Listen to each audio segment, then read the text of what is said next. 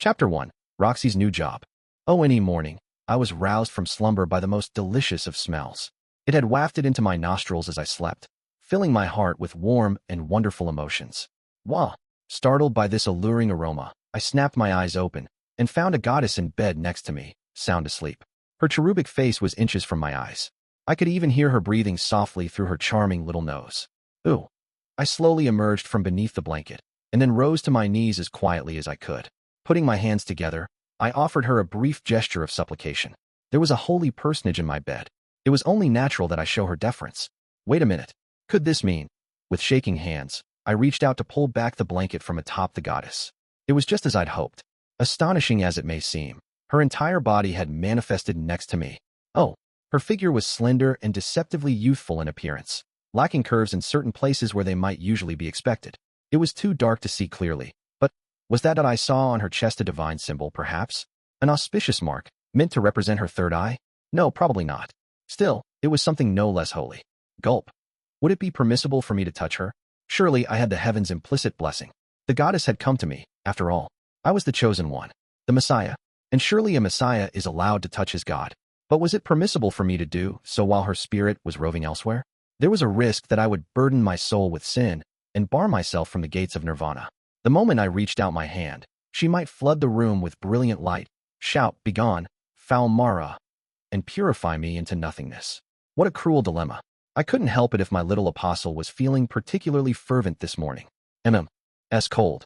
The goddess grabbed blindly for the blanket, pulled it back over her, and then turned on her other side. Oh, how truly wondrous. I could see the white nape of her neck peeking from beneath her blue hair. I could see the hickeys I'd left there yesterday. Truly splendid. Surely I was the luckiest man in the world to be offered such spectacular sights the very moment I awakened. Oh right, we don't have that much time in the morning, do we? Better get her up. Roxy, wake up. It's morning. My goddess opened her eyes and slowly sat up. The blanket slipped away as she did so, revealing her lovely, naked back. This was the dawn of a new age. Good morning. Sluggishly, she turned around to face me, eyes fogged with sleep.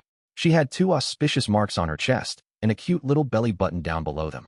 And then there were her panties, which hid further spiritual delights. My stupa was accumulating karma at a dangerous rate of speed. At this rate, I was going to reach enlightenment before too long. Oh, perhaps noticing this state of affairs, she grabbed the blanket and pulled it up to hide her body. The goddess had abandoned me. All light faded from the world. A new dark age was upon us. Is there a reason you look so dejected? She inquired dryly. Oh, it's nothing. I just wanted to take a nice long look at your body in the daylight, teacher. I don't think it's much to look at anyway. Don't be absurd. Come on, pull back that blanket. Let me bask in your radiance. Good Lord, you're certainly energetic this morning. Well, whatever. I suppose there isn't any reason to be bashful at this point. Slowly, Roxy pulled the blanket aside. Just like that, the light came flooding back into my world. Yeah, I saw the light, and it was good. I saw the darkness, too. I named it Eros and the light Apollo. Beside the darkness, I saw a belly button and thighs. I named them Cupid and Amor. That seemed like enough work for the first day. All right, I think that's enough. Once again, that accursed blanket hid the glories of creation from my eyes. Another dark age was. Okay, even I was getting sick of this bit. Rudy. Yes, dear. Thank you. For last night. Roxy ducked her head to me in an awkward little bow. Last night had been something of a special one for us. It was something we'd built up to over a couple weeks. We'd agreed that Roxy would officially become my second wife once Sylphie gave birth. That had happened a while ago. But up until yesterday, Roxy and I hadn't actually slept together since our arrival in Sharia.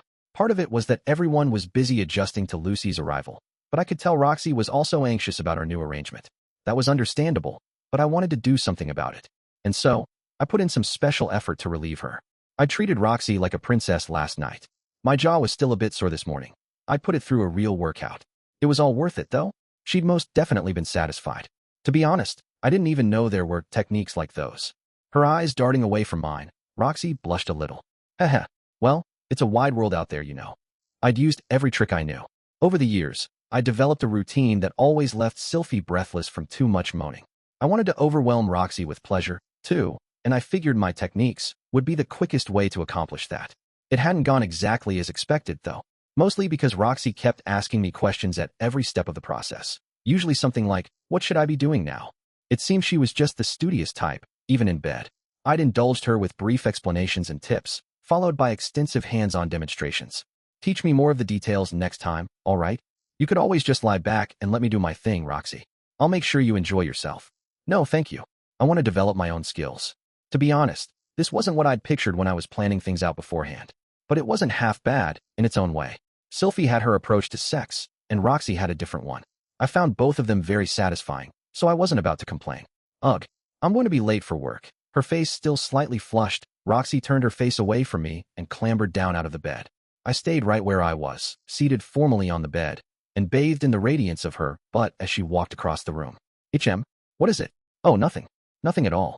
Sensing my gaze, Roxy looked back at me. I turned and pretended like I'd been getting dressed all along. I felt Roxy's eyes on me from behind. I was starting to consider flexing for her amusement when she walked over and touched my back. I'm sorry, Rudy. It looks like I scratched you. Does it hurt? When I craned my head around to get a look, I could just see 4 long, thin welts on one side of my back. They stung a little when I touched them. Roxy had left them on me last night. They were a badge of honor, in other words. Gah. Now she's got me remembering the look on her face when she did that. Down, boy. Down. We don't have time for your antics right now. I'm fine, Roxy. I hope they don't leave a scar or anything. Roxy's face was bright red as she mumbled out those words. The fact that she didn't even think of healing them with magic made me feel like she was busy remembering last night as well. I looked up and met her gaze. I could see my face's reflection in her big blue eyes. After a moment, she closed them, clearly anticipating a kiss. I couldn't take her up on that, though. We'd find ourselves right back in bed 10 seconds later. And so, I restrained myself to stroking her cheek affectionately. I think it's about time we got dressed, Professor. Oh, right. Oh, of course. Roxy hopped back away from me, looking more than a little embarrassed, and started pulling on her underwear. I turned around and started getting dressed as well. Do I look all right, Rudy? Once she'd gotten her robes on, Roxy turned around in front of me so I could look things over for her. Yep. Really? Of course, Roxy. You look great. That was an understatement, in fact. If there was anyone stupid enough to imply that Roxy looked anything less than perfect, I'd ensure they saw the error of their ways. Well, all right. It's my first day on the job, you know? I can't mess this one up. Roxy squeezed her hand into a fist and nodded to herself. As of today, she was going to be commuting to the University of Magic as well, but as a member of the faculty. This would also be my first day as a third-year student there. But before we get into all that, I should probably turn back the clock a little. Let's talk about the day that Roxy got her new job. Several months earlier, about a week had passed since I returned home from my journey. It had been hectic for a while there, but things were finally starting to calm down again. I was relaxing on the sofa in the living room when Roxy walked in. Rudy, I think I'd like to work at the University of Magic. Would that be all right with you? Huh. I wasn't sure what she meant at first. She looked down at me with her usual steady expression, fixing her eyes on mine. I feel like I've got a bit too much time on my hands, so I wanted to see about making myself more useful. So, you're saying you want to become a professor or something? That's the idea, yes. Roxy nodded, her face solemn and serious. It did make sense.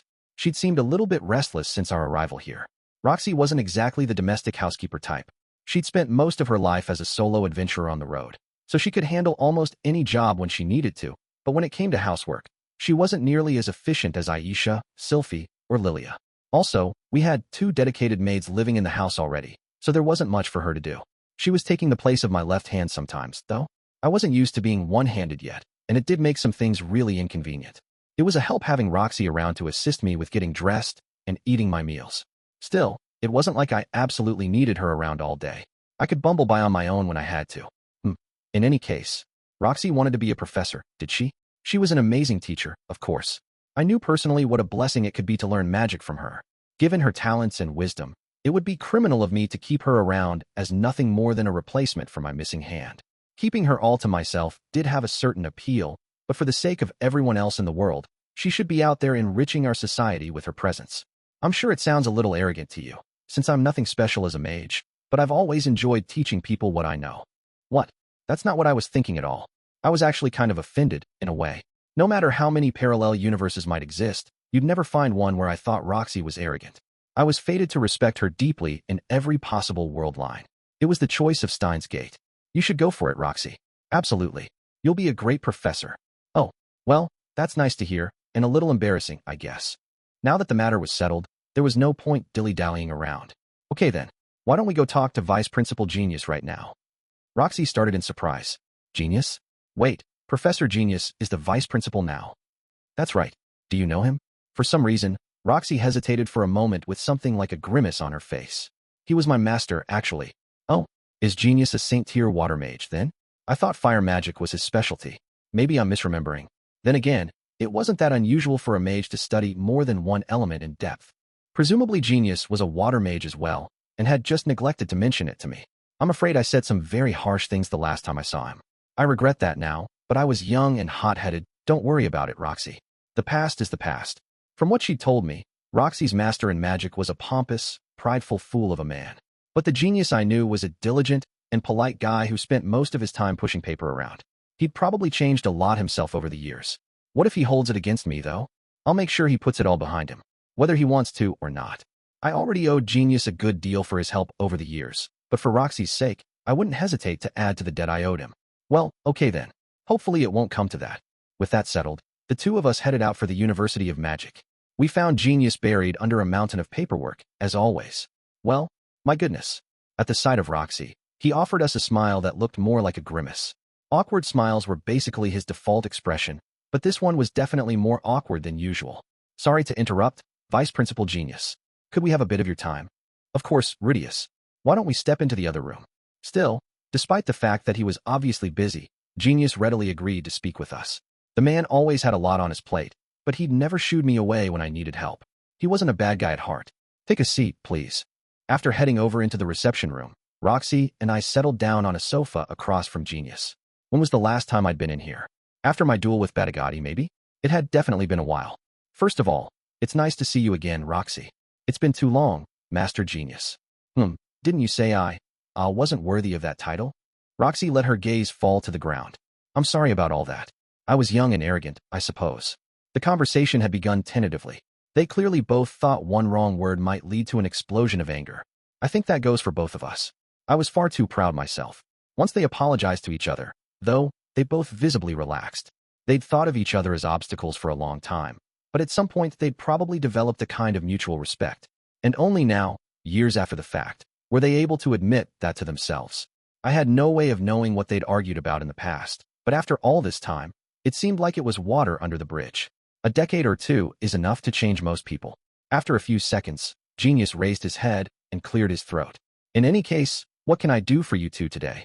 Well, Master Genius, in my travels after leaving the university, I eventually came to understand the joys and rewards of teaching. I was hoping to become an instructor here, if possible. Well, said Genius with a slight grin. Didn't you regard teachers as utterly useless at one point? You certainly have changed, Roxy. Was he going to give us trouble about this? Feeling a little nervous, I shot a look over at Roxy, only to find she was smiling slightly as well. Maybe they'd both found something humorous about the situation. I found myself feeling a little bit left out. If Genius had rejected the idea, I'd been planning to get pretty pushy on Roxy's behalf, but it didn't look like that was going to be necessary. In fact, my presence here was probably unhelpful. Teacher, would it be all right if I left you two to work out the details? Huh? I'm okay. I don't mind if you stay around, though. Well, I was thinking I'd drop in on a friend of mine. Roxy and Genius were old acquaintances. They probably had a lot of catching up to do. And somehow, I felt like Roxy might be reluctant to let me hear too many embarrassing stories from her younger days. That made me just a little sad, but it seemed best for me to leave the room. I headed straight over to Zenoba's laboratory. I told him I might be gone for 2 years, and I'd made it back in a mere 6 months. He'd probably be surprised to see me. The outcome of my trip hadn't been especially positive, of course, but there was no need for me to get him depressed as well. I'd have to try and act as cheerfully as possible. Okay. I knocked on the door, then stepped inside without waiting for a reply. Breaking news, Zenoba? I'm back. Wah. Inside, I found my friend straddling a life-sized mannequin with an ecstatic expression on his face. The two of us stared at each other in silence for a few seconds. What was Zenoba feeling right now, in this instant? What emotions were swirling through his mind? I knew, of course. I knew all too well. Averting my eyes, I closed the door without a word. Immediately, there was a great deal of clattering from inside the room. I waited about 10 minutes until the sounds finally stopped, and a small voice called, I'm ready. I threw open the door vigorously for the second time. Breaking news, Zenoba? I'm back. Oh, how splendid. If it isn't my beloved master, Rudeus. The two of us rejoiced in our reunion and embraced each other as if nothing at all had happened. There was no reason for either of us to feel awkward. The two of us were best friends. I didn't see anything. Nothing even happened. You certainly have returned to us quickly, master. I thought you were going to be gone for 2 years. Well, it's a long story, but we ended up coming back early. Ah, so you accomplished a 2-year quest in less than half the time. You never ceased to amaze me. I took a look around the room. It was full of dolls and statues, many of which seemed to be folk art of some kind. I'd been in this room many times before, of course, but it felt almost nostalgic to be back. He'd certainly accumulated a lot of new toys while I was gone, though. In particular, Julie's desk was virtually covered in clay dolls and figurines. She'd obviously been working hard in my absence. Where are Ginger and Julie? The two of them are out shopping at present. Some of the things I asked them for won't be available until evening, so they won't be back for some time. I see. So that's why he'd felt it safe to engage in a date with his beloved doll friend. This was probably an uncommon opportunity for him. I almost felt bad about having interrupted. Oh, Master, your hand. At this point, Zenoba finally noticed that I'd come back without a left hand. He was staring at the stump of my wrist with a troubled look on his face. Yeah, it's gone. I got a little careless out there. What opponent could be fearsome enough to harm you so grievously? It was a Hydra with an immunity to magic. A Hydra? I see. That's no small threat. When I looked back on that battle, it was obvious we were lacking in the physical attack department. If Zenoba had been along with us, maybe we could have taken the Hydra down more easily. Maybe we really should have turned back temporarily and recruited him, or someone else, to help us out. There wasn't much point speculating about it now, though. If the beast was resistant to magic, I can see why even you would have struggled to defeat it. Yeah. Oh, and even when we managed to cut off one of its heads, they grew right back. It was no picnic, that's for sure. It was capable of regeneration as well. How did you manage to slay it then? Our swordsman chopped off its heads, and then I seared the stumps with fire. Ah, now I see. The flesh itself was vulnerable, even if its hide was not. I presume you thought up this strategy yourself, Master? I just remembered hearing someone say that was the way to do it. Thinking about that battle wasn't doing wonders for my mood. I'd gone in knowing the way to kill that monster, but Paul still ended up dead. The more Zenoba complimented our victory, the more depressed it made me feel. I must say, Master, you look rather gloomy. Well, we did win, but it came at a heavy price. Ah, I see. Glancing down at my hand, Zenoba nodded to himself. On that note, I think I have an idea. With a smile, he trotted over to his own work desk and started rooting around through the bottom drawer. After a few moments, he pulled out a scale model of a hand. Maybe that wasn't the right way to describe it. It was a bit clunky looking for a hand. Maybe it was a prototype of some kind of glove. Take a look at this, please. What is that thing, Zenoba? Haha, it is the fruit of some 6 months' labors. Oh, indeed, said Zenoba proudly, a meaningful smile on his face. I wasn't just sitting around in your absence, Master. True enough. You've also been making love to inanimate objects. Whoops. No, I didn't see that. I didn't see anything. Okay then. So what is it exactly? Observe. His face full of confidence, Zenoba balled his free hand into a fist, then plunged it inside the model glove. At this point, he shouted something that sounded like an incantation. Earth, be thou my hand. All of a sudden, the model began to move. It had been fixed in the shape of a fist, but now its clay-like fingers slowly extended. It clenched again, then unclenched, and then folded down its fingers one by one. All of these movements were startlingly smooth and natural-looking. It's a magical implement in the shape of a hand. It moves exactly as its bearer wills. I followed your advice, Master, and continued my study of that mysterious doll with Cliff's assistance. This is my first practical implementation of my findings. Master? Master. Oh yeah? Sorry about that. I'd actually been speechless with surprise for a moment there. I did remember telling Zenoba to focus on studying the hands and arms of that doll, but I certainly hadn't expected him to make something this impressive in a matter of months. That's incredible, Zenoba. I'm honestly impressed. Ha ha ha. Oh, but I haven't even gotten to the best part yet. By using this device, I'm able to control my fearsome strength. Wait, really? Indeed. Zenoba nodded with a smile of genuine joy on his face. His happiness was obvious and infectious. If Zenoba could control his strength, that meant he could make figurines himself. He'd finally found a way that he could create the things he loved most. It was hard for me to even imagine how much that meant to him. My hand returned to earth. With Zenoba's second incantation, the hand stopped moving. Apparently, you could turn it on and off at will. Now then, pulling his hand out of the magical implement, Zenoba offered it to me. Please do give it a try yourself, Master. Simply command it with the words, Earth, be thou my hand, and it will become a part of you. When you wish to remove it, speak the words my hand, return to earth. All right. Accepting the hand from Zenoba, I pushed it against my left wrist. The thing was made to have room for a balled-up hand inside it. Of course, since I was missing a hand, it felt like it might fall off at any moment. I'm not sure if this thing's going to stay on, though. It won't be a problem. Go ahead, try the incantation. Okay then, Earth, be thou my hand. The instant I spoke those words, I felt the device draining mana from my arm. It didn't take that much. But of course it wouldn't, if Zenoba could use it. Well, as soon as it absorbed my mana, I felt the device press itself tightly against my stump. The sense that I was wearing something quickly faded away. In its place, I could feel the artificial hand that was now connected to me.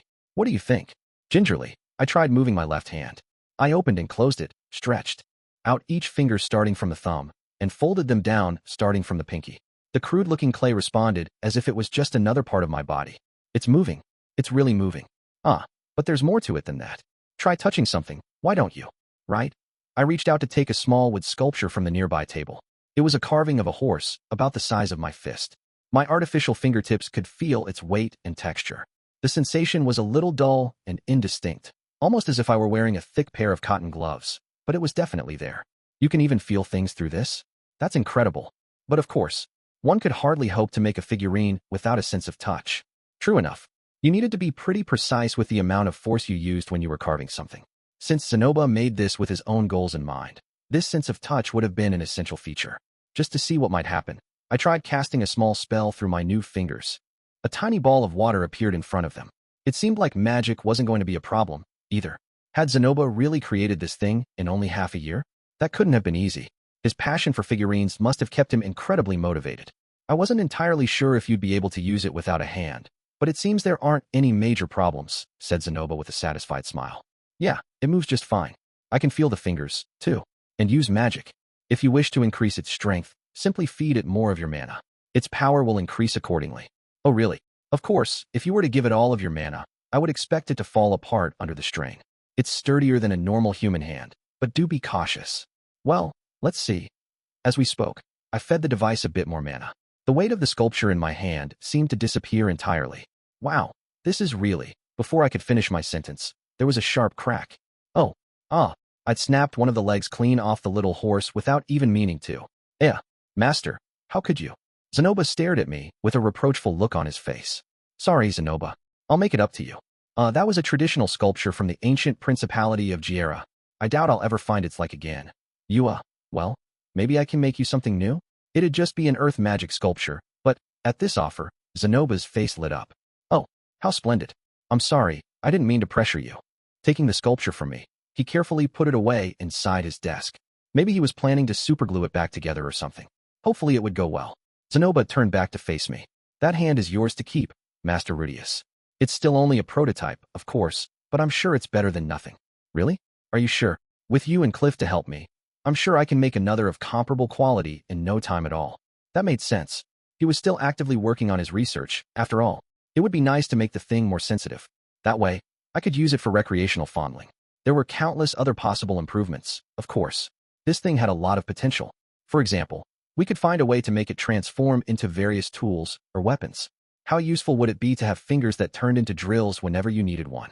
Or a hand that turned into a magic cannon on demand? Zenoba, I think this might be a pretty amazing invention. I quite agree. Not to toot my proverbial horn, but I do think it's a rather splendid little item. As useful as it might be in combat, or in making figurines, there were plenty of other applications. For one thing, it was a brilliant prosthetic. In this world, it was possible to reattach a severed limb if you made your way to a magician with advanced skills in healing. And wounds that would have landed you in a hospital back in my old world could be cured quickly with even elementary spells. On the other hand, having a missing part of your body regenerated was extremely expensive. Unless you were very wealthy, it probably wasn't going to happen. And there weren't many magicians even capable of restoring an entire arm or leg. You could find some in the holy country of Milis, but even there they were very rare. A mere adventurer couldn't expect to employ their services. When a common villager or adventurer lost a part of their body, for the most part they had to make do with crude replacement, something more like Captain Ahab's wooden peg leg. If we started selling magical prosthetics like this at a relatively affordable price, we'd be helping a lot of people, and making plenty of money in the process. The healers of Milis might not be too pleased about that, but fortunately, they were on the other side of the world from us. As long as we got the backing of a larger organization, like the university or the Magic Guild, it would probably work out just fine. Do you have a name for this thing, Zenoba? I hadn't given it one as of yet, no? Neither Cliff nor I have much talent for naming things, I'm afraid. Oh yeah, that wasn't much fun. Surely we could come up with something, right? Would you care to do the honors for us, Master Rudeus? Sure, I guess. I didn't think of myself as especially great at naming things either, but I couldn't turn him down if he wanted my help. Looking down at the thing that was now serving as my left hand, I took a moment to think. When it came to removable, artificial hands, The first words that popped into my head were rocket punch. But it wasn't like I could fire this thing off at my enemies or anything, although I could always throw it at them in a pinch. The second term that came to mind was hand of glory, as in the severed, pickled hand of an executed criminal, which supposedly held magical powers, not the special move of a perverted, bandana-wearing anime character. I didn't feel the need to reuse a name that already existed, though. This thing was a brand new invention, something this world had never seen before. Maybe the inventors deserved to get some credit. Why don't we take a bit from Zenoba and a bit from Cliff and call it a Zalef prosthesis? Shouldn't there be part of your name in there as well, Master? Nah, that's all right. I didn't really contribute to this or anything. I don't believe that's entirely true, but very well. From now on, we'll call that device the Zalef prosthesis, Prototype 1. Zenoba smiled proudly as he spoke. In any case, it seemed I now had a magical replacement for my missing hand.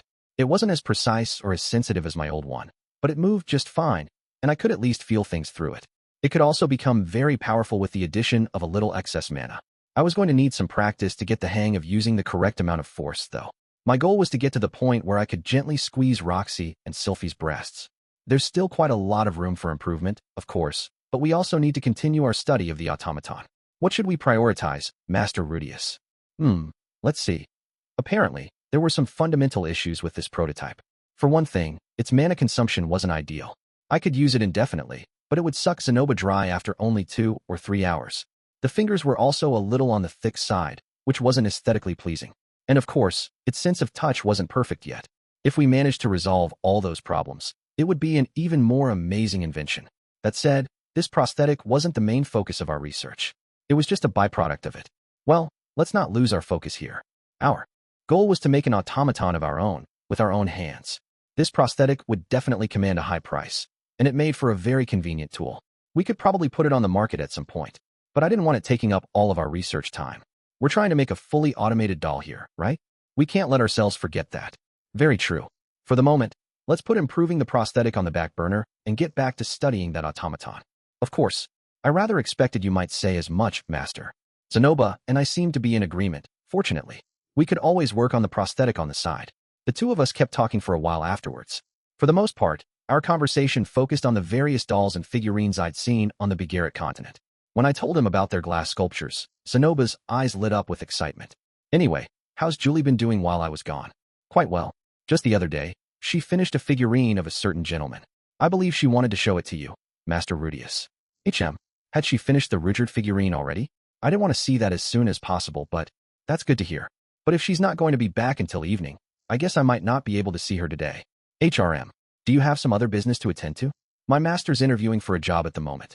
Once she's done, I was planning to go around and say hi to everyone. Your master? With impeccable timing, someone knocked at the door. Rudy, are you in there? This is the place, isn't it? It was Roxy's voice. Apparently she'd finished with the vice principal while Zenoba and I were catching up. Come on in. We were just talking about you, actually. Pardon me. Roxy stepped into the room tentatively. She paused to look around the room for a moment, then gingerly made her way over to my side. This is quite an impressive laboratory. Is it really all right for me to be in here? I feel like there are a few things I shouldn't really be seeing. Don't be silly, Roxy. There's not a single place on this campus that you're not allowed to enter. I don't really think that's up to you, Rudy. Maybe not, but you're welcome here, at least. As the two of us chatted, Zenoba stood frozen in place. After a moment, I noticed that he was trembling slightly. Zenoba, let me introduce you. This is Roxy Greyrat, my master in magic. It's nice to see you again, Prince Zenoba. I'm glad to find you looking so hale and healthy. Roxy bowed her head deeply to Zenoba. Zenoba, for his part, just stared at her and trembled even more visibly than before. Finally, he raised his shaking arms up above his head. All of a sudden, he bellowed out a strange roar of some kind. After leaping up into the air like a frog, he dropped flat to the ground, prostrating himself with his hands stretched out in front of him. Whoa! Roxy flinched in surprise and stepped behind me, partially hiding herself from view. How wonderful to see you again, Lady Roxy. My deepest apologies for how rudely I treated you in the past. I had no idea at the time that you were the master of my master. Please stop groveling. You're the prince of an entire kingdom, and I'm just a magician. What if someone were to see this? Roxy was obviously flustered. Not that I could blame her. This was probably my cue to step in and calm things down a little. Not to worry, teacher. If anyone tried to make an issue of it, I'd silence them myself. Not you too, Rudy. Have you lost your mind? God, she's so cute when she's all worked up. There wasn't really anything to be worried about, though. I think you just need to take a few deep breaths and calm down. Roxy, it's perfectly natural that Zenoba would want to prostrate himself in front of you. Is it? Could you explain? What? Well, Zenoba, it's perfectly natural, isn't it? His face still pressed solidly into the ground. Zenoba nodded respectfully. Indeed, she is the master of my master, after all. See, perfectly reasonable all around. That's not an explanation. I want an actual reason. You don't need a reason to do what comes naturally, right? Just accept the gesture gracefully, why don't you? But, oh, very well then. Zenoba, would you mind standing up? It seemed like we weren't making any progress in this conversation, so I decided to let Zenoba get back on his feet. The man was on the tall side, so once he was standing again, he probably had a clear view of the top of Roxy's adorable head. That struck me as decidedly impudent, but I'd have to let it pass. He couldn't control his own height, after all.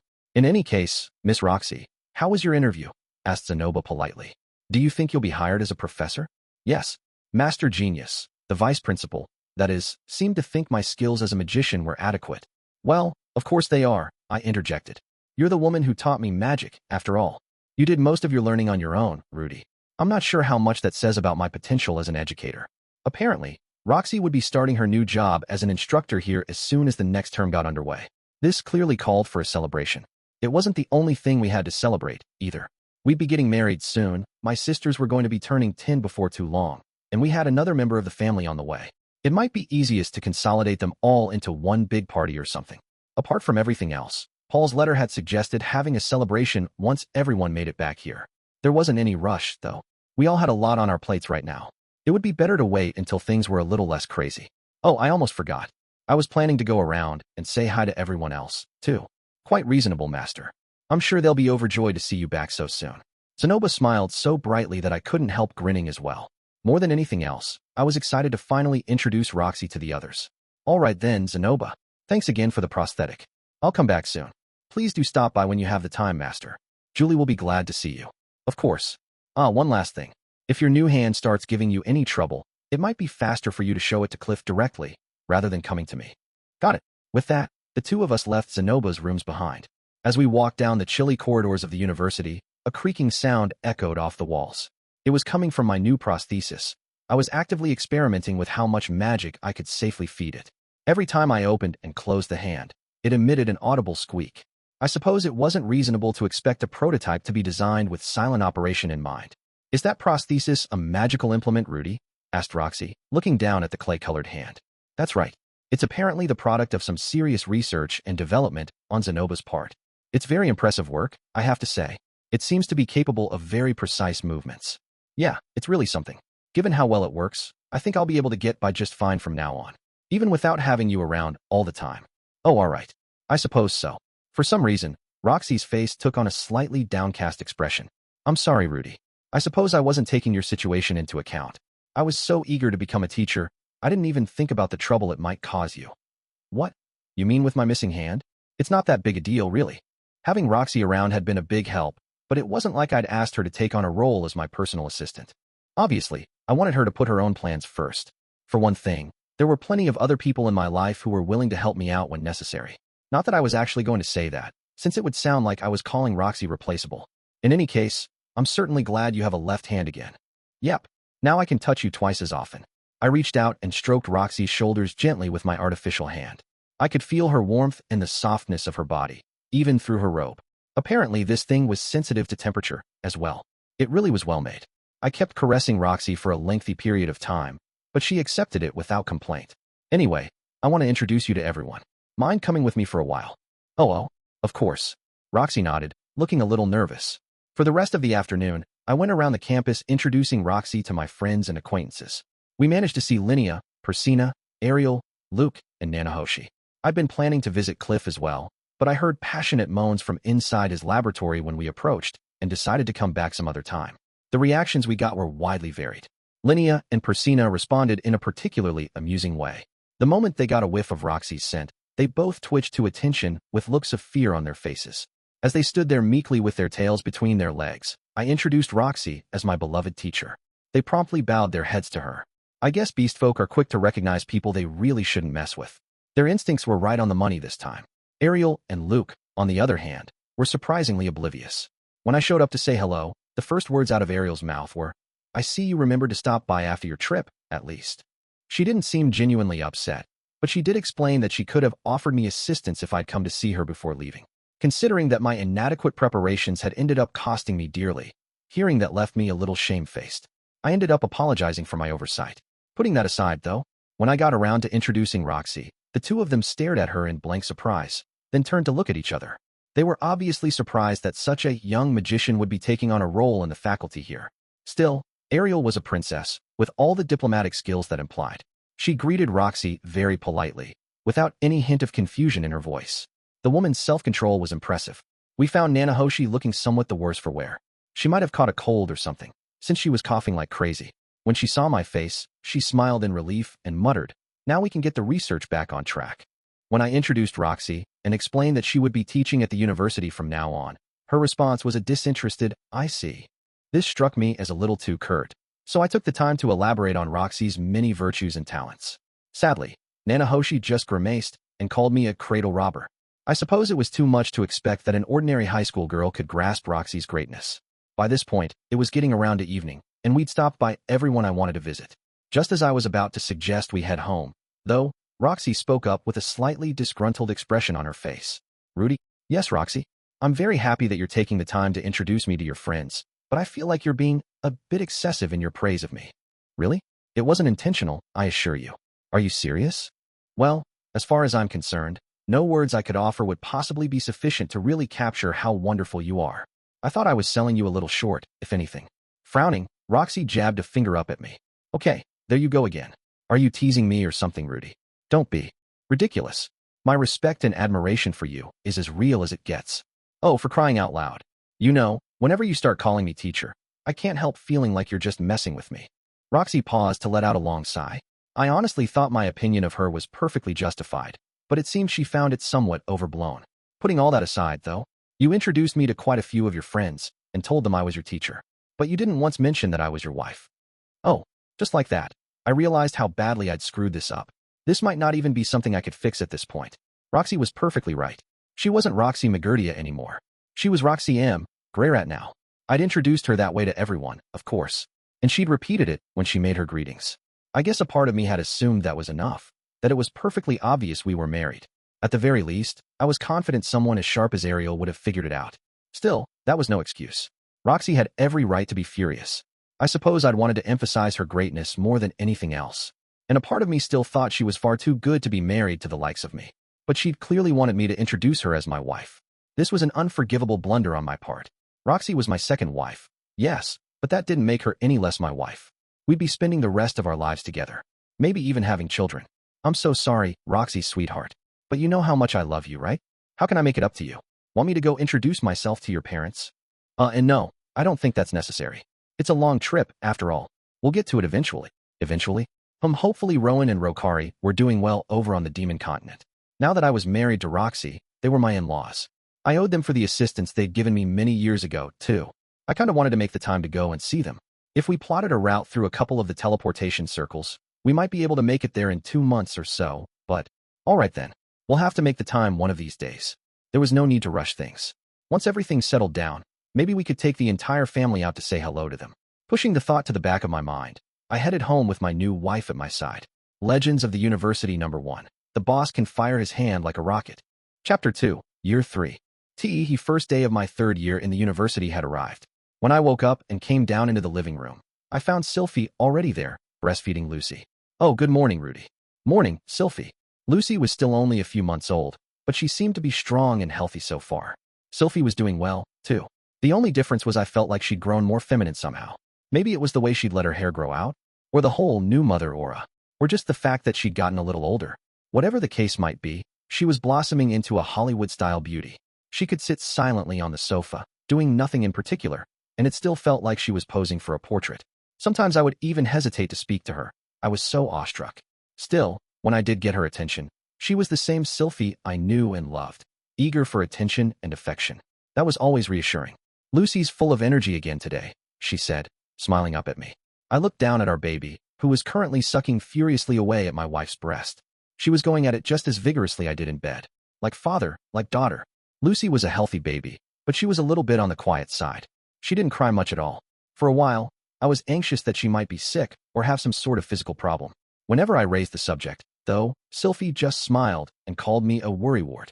I didn't remember being so jumpy back when my siblings were born, but I guess it's different when the baby is your own child. Despite my concerns, Lucy had been growing steadily and staying healthy. She was still on the quiet side for a baby her age, but her body seemed sturdy enough. Once, when Lilia was looking at my calm little daughter, she observed, "She reminds me of you at that age, Master Rudeus." That gave me a start, obviously. The word reincarnation flashed through my mind. I was a pretty crappy person in my previous life, to be honest. The idea made me worried. What if Lucy was the reincarnation of some good-for-nothing moron from Japan? The idea kept gnawing away at me for a while. Ultimately, I resorted to speaking to my baby daughter in Japanese and English to see if she reacted. Anyone who happened to walk by would have seen me muttering to my newborn child things like, "You figured it out by now, right? This is a parallel universe, and you are my sunshine. I am a pen." I'm sure it must have been a comical sight. I remember Aisha snickering at me from the shadows. My methods weren't exactly the best, but I came away thinking that my daughter probably wasn't anyone's reincarnation. When I talked to her, all she'd do was smile and babble incoherently. It was possible she was just hiding her true nature, of course, but I don't know how many grown-ups could keep up a perfect imitation of a baby for this long. And even if that was the case, it was kind of cute in its own way to imagine somebody desperately pretending to be an infant. Yeah, one way or another, Lucy was definitely cute. I could sit next to her cradle all day without ever getting bored of watching her. All in all, I didn't really care if she was somebody's reincarnation. I was going to take good care of her either way. Paul had done the same for me, after all. Our daughter's as adorable as ever, I see. No kidding. Why is she so cute, anyway? Probably takes after her mom. Slipping my arms over Sylphie's shoulders from behind, I hugged her gently to me. I lowered my head, as if to deliver a kiss to the back of her head, but then kept going and buried my face in her hair. She smelled faintly of milk. It was sort of like a natural perfume. Thanks, Rudy. Rubbing her face against my hand, Sylphie smiled shyly. And then, she spotted Roxy standing behind me. Hello there, Roxy. How was Rudy last night? Roxy twitched in surprise. Well, he was very attentive. Really? I know he can get pretty rough at times. He didn't scare you, or anything? No, not really. It was the second time, after all, and he was gentle with. Oh, sorry. Maybe I shouldn't be saying this. You don't have anything to apologize for. I don't. Nope. The two of them were still a little awkward with each other, but at least there wasn't any hostility between them. You could tell they were trying to be respectful and considerate. That told me they wanted to make this work. A three-way relationship like this wasn't as simple as a monogamous one. It was probably going to take some effort on all of our parts. In particular, we would be leaning on Sylphie a lot. Her open-mindedness was the only thing that had even made this arrangement possible. I'd gone back on my word to her and taken on Roxy as a second wife. She would have been justified in slapping me in the face with my divorce papers. Breakfast, time to get some breakfast. At this point, Aisha strode into the living room singing to herself. It was a crappy song, to be honest. Maybe she'd made it up on the spot. I guess even geniuses have their weak points. Good morning, Rudeus. Good morning, Miss Sylphie and Miss Roxy. Today's breakfast is pretty much the same as always. She was carrying white bread, green soup, and warm horse milk. In this regional, it was traditional for new mothers to drink plenty of that. Supposedly, it helped them breastfeed. That won't do, Aisha. Tell everyone what you're serving. Lilia had entered the room behind her daughter. Apparently, she'd been in the kitchen as well. We have a potato and yoko bean soup, served with white bread and highly nutritious horse milk. Aisha rattled off obediently. Of course, we knew this already, since it was what we ate more or less every morning. But I guess there's some value in keeping up the little formalities. Very good, said Lilia, nodding in satisfaction. Please wait just a moment, everyone. With that, she headed up to the second floor. Thank you for your patience. A few moments later, she returned with Zenith in tow. My mother stepped into the living room, paused to stare at me, and then silently headed over to her usual seat at the table. Good morning, Mom. Months had passed at this point, but Zenith's memories hadn't returned to her. However, she was changing in some small but noticeable ways. In particular, she acted very differently when Norn was around. She'd stroke her daughter's head, or try to feed her from her own plate, that sort of thing. Almost like she thought the girl was only 2 or 3 years old. Norn seemed unsettled by this at times, but she accepted Zenith's attentions. I don't know exactly what the girl was thinking. I had to assume she had very mixed feelings about it, though. She was still at the age where it was natural for a girl to be attached to her mother, or getting ready to rebel against her. Either way, it's a period of your life where your relationship with your parents feels very important. Still, Norn understood Zenith's condition, and she was clearly trying to put her mother's feelings before her own. I never would have expected that kind of maturity from her a few years ago, but I guess people do change. It was hard to know what any of it really meant on Zenith's end, though. Did she just feel a connection to her daughter, on some instinctive level? Or was she slowly starting to regain pieces of her memory? For the moment, it seemed best to just wait and see what happened. Okay, everyone, let's eat. We all ate our breakfast together. Sylphie was seated on my right, and Roxy on my left. On the other side of the table were Aisha, Lilia, and Zenith, in that order. Norn would have been sitting next to her mother, but she wasn't here today. I didn't remember anyone actively working it out, but we'd somehow arrived at this seating arrangement anyway. I'm sure you remember, but I'll be back at the university. Starting today, take good care of Lucy for me, okay? Of course, Miss Sylphiette. Leave everything to us. Sylphie and I would be returning to our classes as students starting today. Lilia and Aisha would be taking care of our child while we were away from the house. Lucy was still an infant, though. She couldn't survive without access to her mommy's breasts. Wait, did that make me an infant, too? When putting that aside for the moment, we'd decided to hire a wet nurse. It was a lady named Suzanne who lived in the neighborhood, a former adventurer and a mother of two. She was an old acquaintance of mine, but no need to get into that right now. Thanks for the food. It was time for me to get my third year at the university started. Yo, mornin', sir. Good to see you back at it. The moment we set foot inside the campus, students I didn't recognize started coming up to say their hellos to me. They were rough-looking types, but they were all oddly respectful. Maybe I was projecting an aura of authority these days. I guess I was a father and the head of a household now, come to think of it. Not that I felt any different. Hey, boss. As I was reflecting on all this, the most dangerous-looking students of all appeared before us. Good morning, boss. Oh, morning to you too, Fitz and Miss Roxy. It was Linnea and Persina, of course. These two were in their final year as students now, but they hadn't changed much at all. Linnea was still strutting around arrogantly, and Persina was gnawing on something that looked like ham even as she spoke to us. Aren't you a lucky guy, boss? Strutting into school with a girl on either side. Where'd you get off dumping us and then picking up a second wife anyway? Fucking unfair is what it is. We're graduating this year, you know? Guess we gotta grab ourselves someone too. Yeah, it all comes down to this.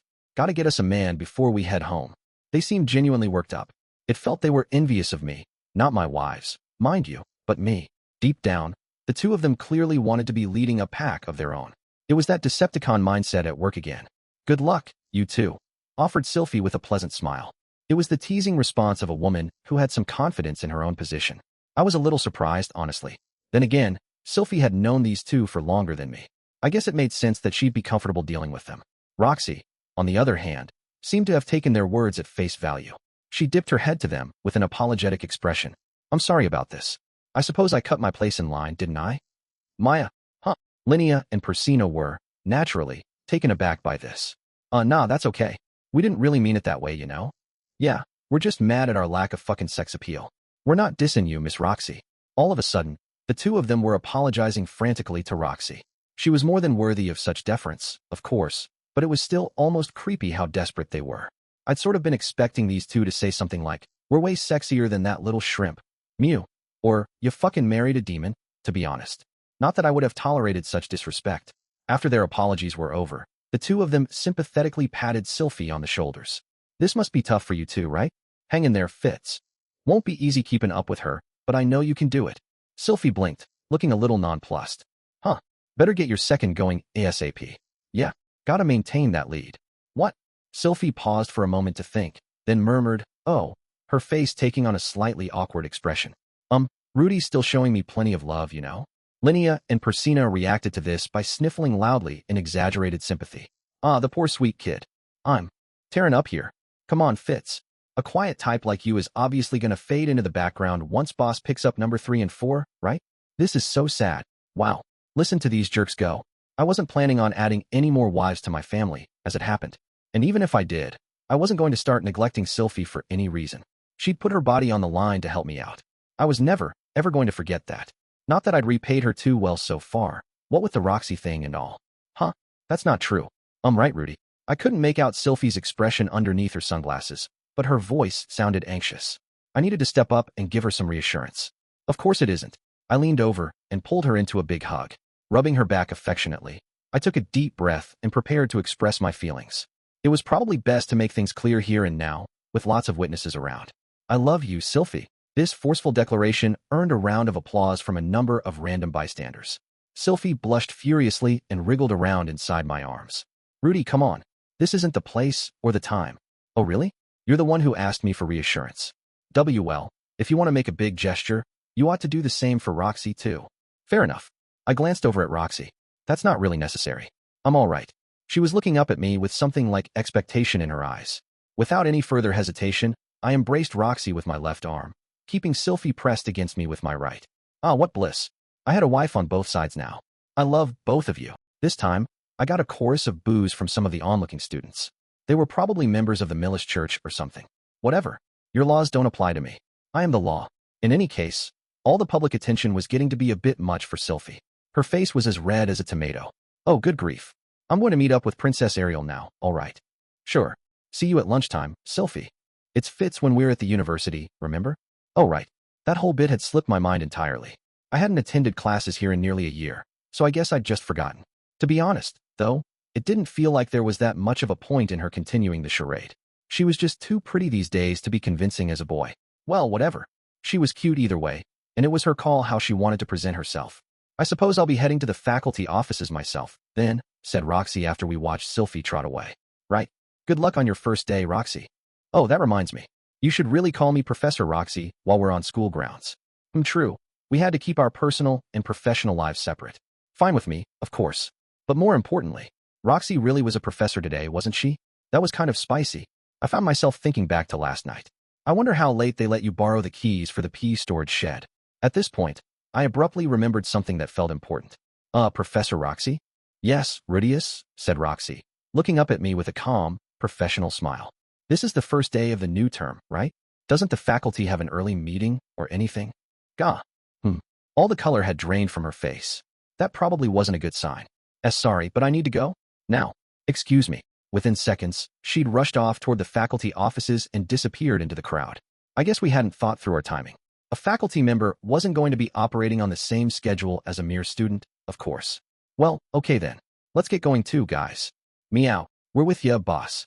For my part, I headed off to the special classroom with my loyal underlings in tow. We had a mandatory homeroom today. Both my wives had disappeared for the day, but somehow I still had two cute girls at my sides.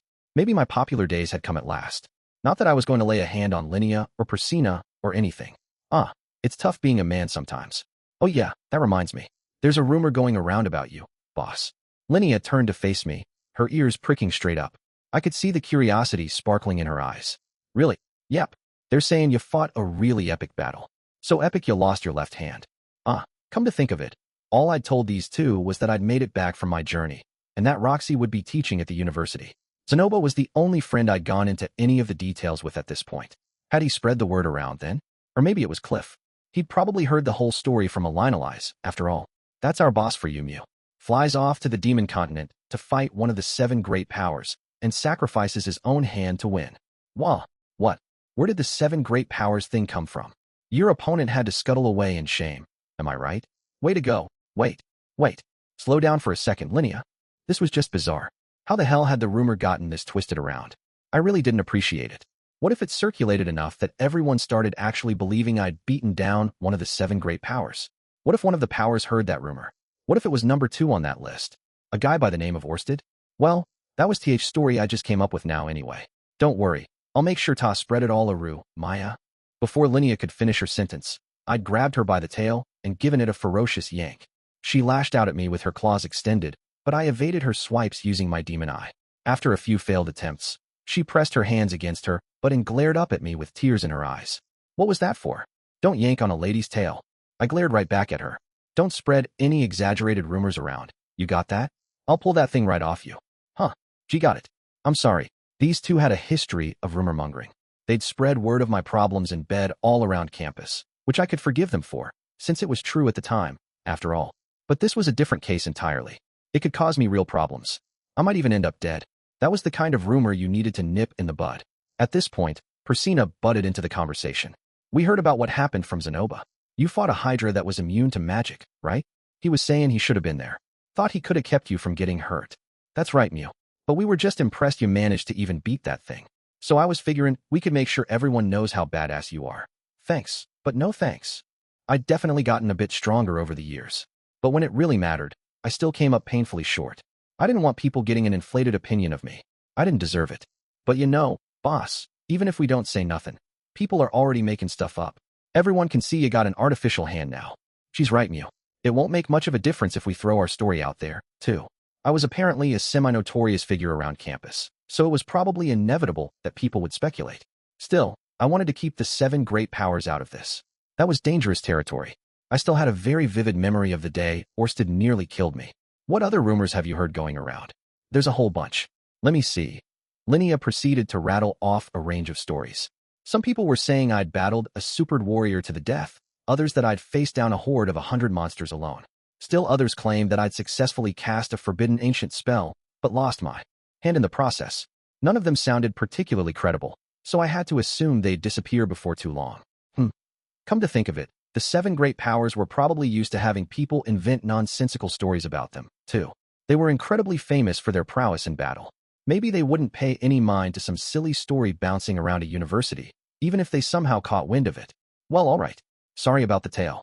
You human folk can't begin to understand how much that friggin' hurts, Mew. It's unforgivable to yank a lady's tail. Fine, fine. I'll buy you some fish one of these days, okay?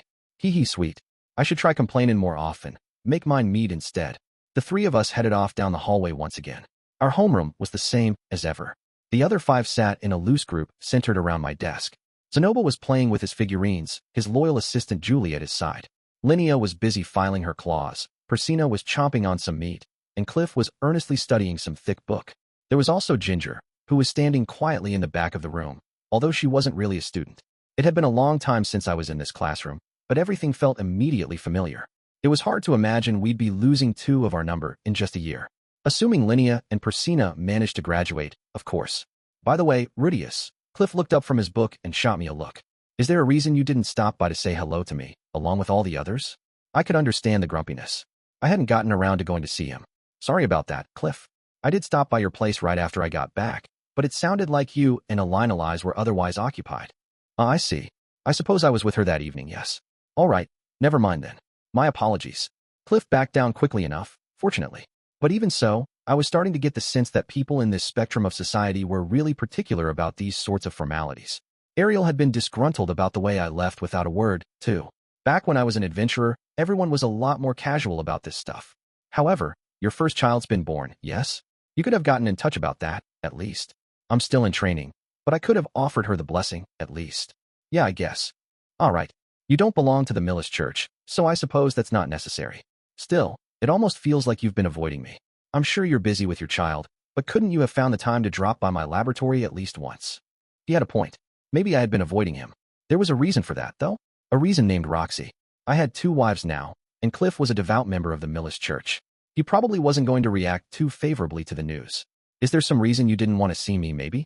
If so, I'd like to hear it from you personally, if you don't mind. He was being weirdly tenacious about this today. I got the feeling Elise had already filled him in.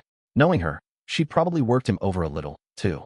I could see her saying something like, I know you're passionate about your faith, Cliff, but if you forgive him for his trespasses, you'll show everyone just how tolerant and kind you are. Of course, I didn't need Cliff's forgiveness or permission to marry Roxy, but that didn't mean I wanted to ruin our friendship, either. I was probably better off playing along here. I could confess the truth, let Cliff forgive me, and then compliment his open-mindedness at length. He'd get his ego stroked, and we'd put the matter behind us. It was a win-win, really. Okay then, I guess I'll dance on your strings, Elise. Actually, Cliff, pardon me. Before I could finish my sentence, though, someone had opened the door to our classroom. 2 people stepped inside. One of them was the professor in charge of our class, who usually ran our homerooms. The other was an adorable young lady in a robe, with sleepy eyes and a serious expression, who looked slightly nervous. The sort of girl who obviously did her very best at all times, and you couldn't help wanting to hug. By which I mean it was Roxy. Hello, everyone. I'd like to introduce you to the assistant professor who will be helping me with the special class. Nice to meet you, said Roxy, talking a step forward and bowing her head slightly. I'm Roxy Greyrat. Zenoba and the others just stared in surprise, but our professor forged right ahead. Professor Roxy may look quite young, but that's simply a trait of her particular people. She's actually over 50 years old. It seems she already has personal connections to some of you, so we decided to place her here. For the moment, she'll be acting as my assistant, but we intend to have her take over the class entirely as of next year. Mew, what's going to happen to you, Professor Samson? The professor nodded at this question. Apparently, his name was Samson? That was news to me. It was almost impressive what a non-entity he was. I'll be heading back to my homeland next year. I no longer have a relative to look after in this class, after all. Oh yeah, Where did Rin go after she graduated, anyway? My little sister's serving as a magic knight back in the Duchy of Eris. It sounds like she's doing quite well for now, but there's no telling what she'll get up to if I'm not around to keep an eye on her. Ooh, gotcha. I would only learn about all this later, but apparently it was common for the special class advisor to be an instructor with some personal connection to one or more of the students. Probably had something to do with how unpredictable they were. You'd want someone who could control them a little, or at least serve as the voice of restraint. Professor Sampson, who'd been in charge of us up until now, was the brother of a student who'd graduated the year before Cliff enrolled here. She was part of the ducal family of Eris, one of the 3 magic nations, and supposedly had a remarkable talent for magic. In any case, Roxy had personal connections to both me and Zenoba. She was essentially the perfect choice for the job. Stepping forward again, Roxy looked around the room and then began to speak. I know I've already been introduced to some of you, but once again, my name is Roxy Greyrat. I'm the second wife of Rudeus Greyrat over there. I'll try not to let that influence my actions as a professor, but I hope you'll be understanding. Cliff was pouting at this point. He probably wanted to hear the second wife thing from me directly. That way, he could have accepted the situation gracefully and earned my gratitude. But now his plans were ruined. Cliff, a second wife, is it? Is the word faithful not part of your vocabulary, Rudeus? When I spoke to him, he immediately jumped into lecture mode. I know. I admit I proved myself lacking in the loyalty department. I blessed your marriage to Sylphiette because you told me you'd love her, and only her. You do remember that, don't you? Of course. And I'm very grateful to you. Well, I suppose I knew from the start that you don't share my faith. I won't press the point any further. For what it's worth, you have my congratulations. I hope you're happy together. Thanks, Cliff. Cliff snorted at that. You know, I've run into your sister Norn in the city several times. She told me that she hoped to have a happy marriage like yours someday. Did she say anything to you when you brought your second wife home, I wonder? She was very upset with me. I would expect so. She'd been praying at church nearly every day for your safe return and your father's. Ordinarily, your homecoming should have been a joyous occasion for her. But in the end, she did forgive me. Well, of course she did. She must have been afraid you'd kick her out of your house if she fought you too stubbornly. I wouldn't do that to her, no matter what. Of course, I know you wouldn't. But put yourself in the shoes of the more vulnerable party here. The girl just lost her father. You're the only person she can depend on now, you see? I think you really ought to try and be more considerate of her feelings as a family. You're right. Also, taking on new partners is only going to make your relationships more complicated. Women aren't objects to be collected, you know. Man, he was hitting me where it hurt here. It felt like I was getting grilled by a stern old priest or something. The man could be intense when he wanted to. Right, Cliff? What is it, Rudeus? Still, there had been one part of this story that was brand new to me, and I owed him some gratitude. You were keeping an eye on Norn while I was away, weren't you? Thanks. I appreciate that. I noticed her in the church one day, so we started talking a little, that's all. Oh, and on that note, you shouldn't be letting a girl that young wander around town so freely. This area is safe enough, but I've heard of kidnappers lurking in the back alleys. You're right. I'll be more careful. Very well then. It seems you're appropriately repentant, so I suppose I'll forgive you for your mistakes. St. Millis taught us to be lenient, after all. Appreciate it, Cliff. Well, I'd been forgiven. Maybe this had been a confession rather than a conversation. Still, the man made a lot of good points. I was definitely feeling bad about how I'd treated Norn now. I'd have to be twice as kind to her from now on. It seems like we're done with our personal discussions, yes? Let's proceed to the notices from the university, then. With Cliff's lecture at an end, Professor Sampson delicately got homeroom underway again. Roxy had been standing at his side the whole time, looking supremely uncomfortable. I blew her a kiss, which earned me a small laugh, followed by a scowl of disapproval. For the next little while, my life proceeded along the old familiar lines. I checked in on Zenoba and Cliff regularly, dropped in to help Nanahoshi with her research, and used my free hours to work on my book or study the magic-absorbing stones I'd brought back from my last trip. As always, I had a lot to occupy my time with. I was kind of nostalgic for the days when I could devote an entire day to a single task, or maybe two. One thing that did change was the way I used my time immediately after classes ended. Previously, I'd been helping Norn with her studies, but now I was training her to use a sword instead. I was a little worried this change might have a negative effect on her academic results, but she'd promised me she'd work hard to stay on track, so I was willing to give her a chance. It felt best to let her pursue the things she was passionate about while she was most motivated. For the moment, I'm not going to get too deeply into any of that. Once I was ready to leave campus, I'd find both Sylphiette and Roxy, and we'd head home together. When Sylphiette had a night shift, it was just me and Roxy. And when Roxy had a faculty meeting in the evening, it was sometimes just me. Now and then, Norn would come along, too. On one particular evening, I found myself heading back with only Sylphiette. We held hands as we strolled along and talked. mainly about recent events at the University of Magic. Apparently, the student council was going to be taking on a new member or two this term. You should really join too, Rudy. Don't think I have the spare time, sorry. It wasn't much of a conversation, but we were enjoying each other's company. Not too blatantly, of course. We were in public. We're home. The moment I stepped inside the door, Aisha jumped forward and threw her arms around me. Welcome back. Rudeus, would you like dinner? Or a bath? Or maybe me? Where did she learn that line? What a cliché. Oh wait, had I taught it to her? No.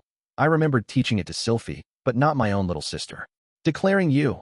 I proceeded to mercilessly tickle Aisha's armpits until she fled, cackling with laughter, and received a chop to the head from Lilia. After this little interlude, I headed straight for the bath.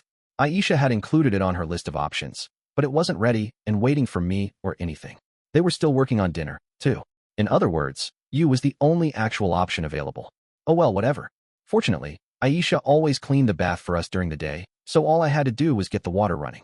I didn't take many baths on my own these days. At some point, we'd started using it two at a time. It was almost an unspoken rule at this point. I'd never really heard of a custom like that before, but whatever. Today, Aisha followed me into the bath. The girl was already 11 years old, but she still seemed to lack any sense of shame. If she ever got into a conversation with a hormonal young boy, the poor kid would probably get the wrong idea within minutes. I keep telling you to cover up with a towel when you're coming into the bath, Aisha. Why? It's just polite. Okay, in this respect, at least, I was starting to wish Aisha could learn from her sister. Still, it was nice having a little sister. She liked to wriggle her way in between my legs and demand that I wash her back or rinse off her head, and it was always very cute.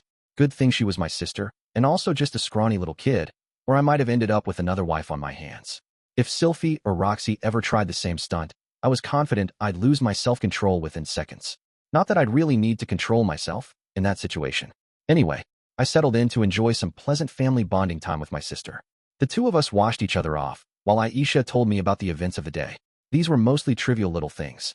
Lucy had done something adorable, Zenith had helped out with the weeding, Lilia had dozed off next to a window, she'd planted something new in our garden, that sort of stuff. Oh, that reminded me. I'd entrusted that seed rice I got my hands on to Aisha, and asked her to see if she could manage to grow it. She'd promised me to give it a shot once the weather got a little warmer. The kid was a genius, so I was feeling optimistic that I'd have my own private supply of rice before too long. I was really looking forward to it. By the time we got out of the bath, Roxy was just getting home, so we moved straight to dinner. Today we had a freshwater fish stew, bread, beans, and potatoes. The same as always, more or less. After the meal, I watched intently as Lucy suckled furiously at Sylphie's breast. Considering how quiet our baby was, she sure had a big appetite. It was hard to imagine Sylphie's daughter growing up too chubby, but I'd have to make sure she got some exercise once she was big enough. For a while after dinner, we relaxed as a family. I taught Aisha a little magic, and Roxy headed up to her room to prepare for tomorrow's classes. Sylphie was busy attending to Lucy, but sometimes she made the time to practice her own magic a little. Dillo, our pet armadillo, wandered over to me, so I gave him some attention. Incidentally, Aisha was responsible for taking care of him. She trained him thoroughly, and he was starting to act more like a loyal guard dog than anything else. All right then, I think it's time we got to bed. Good night, everyone. Lilia and Zenith were usually the first to turn in for the night. Good night. Aisha went to bed early as well, though. Once I was done with her tutoring session, she usually went straight to sleep. Well then, you ready, Sylphie? And after the house fell silent, I invited my wife to our bedroom. Yes, she answered, blushing and lightly gripping the sleeve of my shirt. Naturally, this was more than enough to spur me into action. Picking her up, I carried her princess style up to bed. After that, well, we enjoyed our private time. Mentally and physically fulfilled, I fell into a solid sleep with my wife in my arms. Just a few minutes before that, though, I'd slipped quietly out of bed, careful not to wake Sylphie. I tiptoed my way down to the basement as quietly as I possibly could. Once I was there, I glanced behind me cautiously several times before opening a certain hidden door. Inside, I'd placed a small altar. My holy idols were enshrined there. To the uninitiated, they might have looked like nothing more than small bundles of cloth. But I knew that the divine spirits of Roxy and Sylphie dwelt within them. Tonight, like every other night, I offered up my prayers of gratitude. Legends of the University No. 2. The boss can make his eyes light up. Chapter 3. Training with Norn. Another month had passed. It was still cold out, but the snow was starting to melt, and you could actually see patches of ground here and there. One morning, I got out of bed as silently as possible, trying not to wake Sylphie. She liked to use my arm as a pillow, so it always took some finesse to extract myself. Heading over to a side room, I changed into my training wear, a lined outfit that looked a bit like a sweatsuit. Sylphie had picked it out for me. It was a little light for winter weather, but when you were exercising, that felt just about right. Once I'd gotten dressed, I picked up a stone sword that I'd left lying in a corner of the room. It was a thick, crude-looking thing. I'd made it myself with my earth magic. There was no actual edge to the blade, but it was unusually heavy. That made it a good way to practice with the strength of my new, artificial left hand. I was actually starting to get a little attached to the thing. Maybe I'd give it a name one of these days. Something like tuna or swordfish. Come to think of it, I hadn't eaten anything like sashimi since my arrival in this world. Did nobody here eat fish raw? Or what? Once I was ready, I gently patted my sleeping wife on the head, silently mouthing the words, "See you later." Hee hee. Her eyes still closed, Sylphie smiled happily and rubbed her head against my hand. I guess she was half awake. It was pretty adorable, needless to say. Glancing down, I noticed that the covers were a little tangled, leaving her underwear-clad bottom exposed. I gave that a gentle patting, too. You'd never think this girl was already a mother. But then again, Alinalize still had a good figure, too. Maybe it was genetic. After a moment's hesitation, I pulled the sheets back over Sylphie. We'd been getting back to our normal nighttime activities lately, but it felt a little early to be trying too hard for a second child, so I was trying to be a little more restrained. Even if there was no guarantee, it wouldn't happen anyway. As I left the room, Sylphie called out to me sleepily. "And see why later, be back soon." Next, I headed to Norn's room. These days, she'd been joining me on my morning training. When she was staying at the house, we'd do it in the yard. When she was staying at the dorm, I'd meet her at the courtyard there. Today was one of her days at home. "You ready, Norn?" I knocked at the door, then started to open it. "Ga? Rud, whoops. Pardon me." She was still getting dressed, so I promptly closed it again. Norn's body still hadn't developed much. I liked slim, diminutive girls just fine, of course, but my little sisters just didn't do anything for me. Sometimes I found that slightly regrettable, but it was for the best.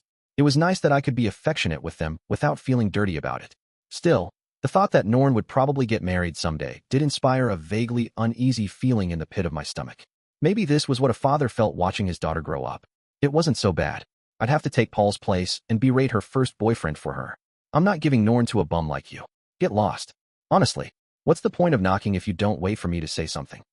As I was reflecting on all this, Norn emerged from her room in her exercise clothes, carrying a wooden sword in one hand. Her outfit was a plain, functional thing, with long sleeves on the top and bottom. It was the standard exercise gear from the university. I'd bought her a couple pairs from the school store. Glancing briefly past Norn into her room, I saw Paul's sword mounted high up on the wall. In my old world, she probably would have set up an altar with a picture of his face, but there weren't any cameras here. It was possible somebody had created a magical tool capable of capturing an image, but if so, it wasn't in widespread use.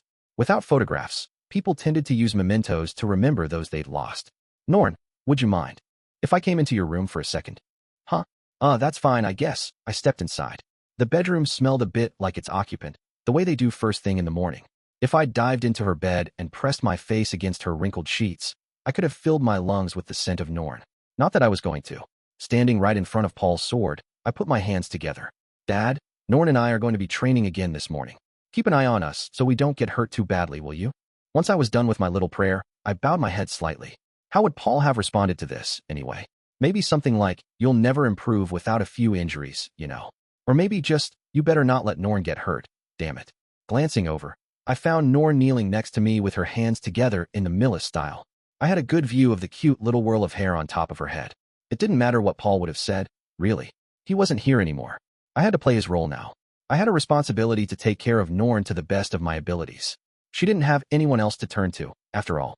Okay then, want to get going? Yes, I'm ready, Rudeus. The two of us headed out to begin another session. The regimen was simple enough: calisthenics, running, and practice swings. I called this sword training, but at the moment, we were really just working on the fundamentals. Over the last few months, I'd been driving Norn hard to build up her basic stamina. When I say hard, though, I don't mean I had her doing the same routine as me.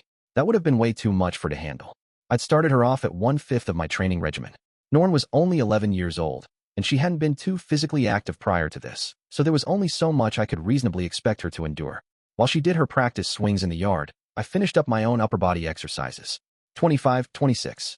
Swinging a sword at nothing in particular is a simple enough exercise, but that's part of the reason it takes some real willpower to keep going with it. Norn never quit halfway, though. I was proud of her for that. She was tougher than she looked. 50.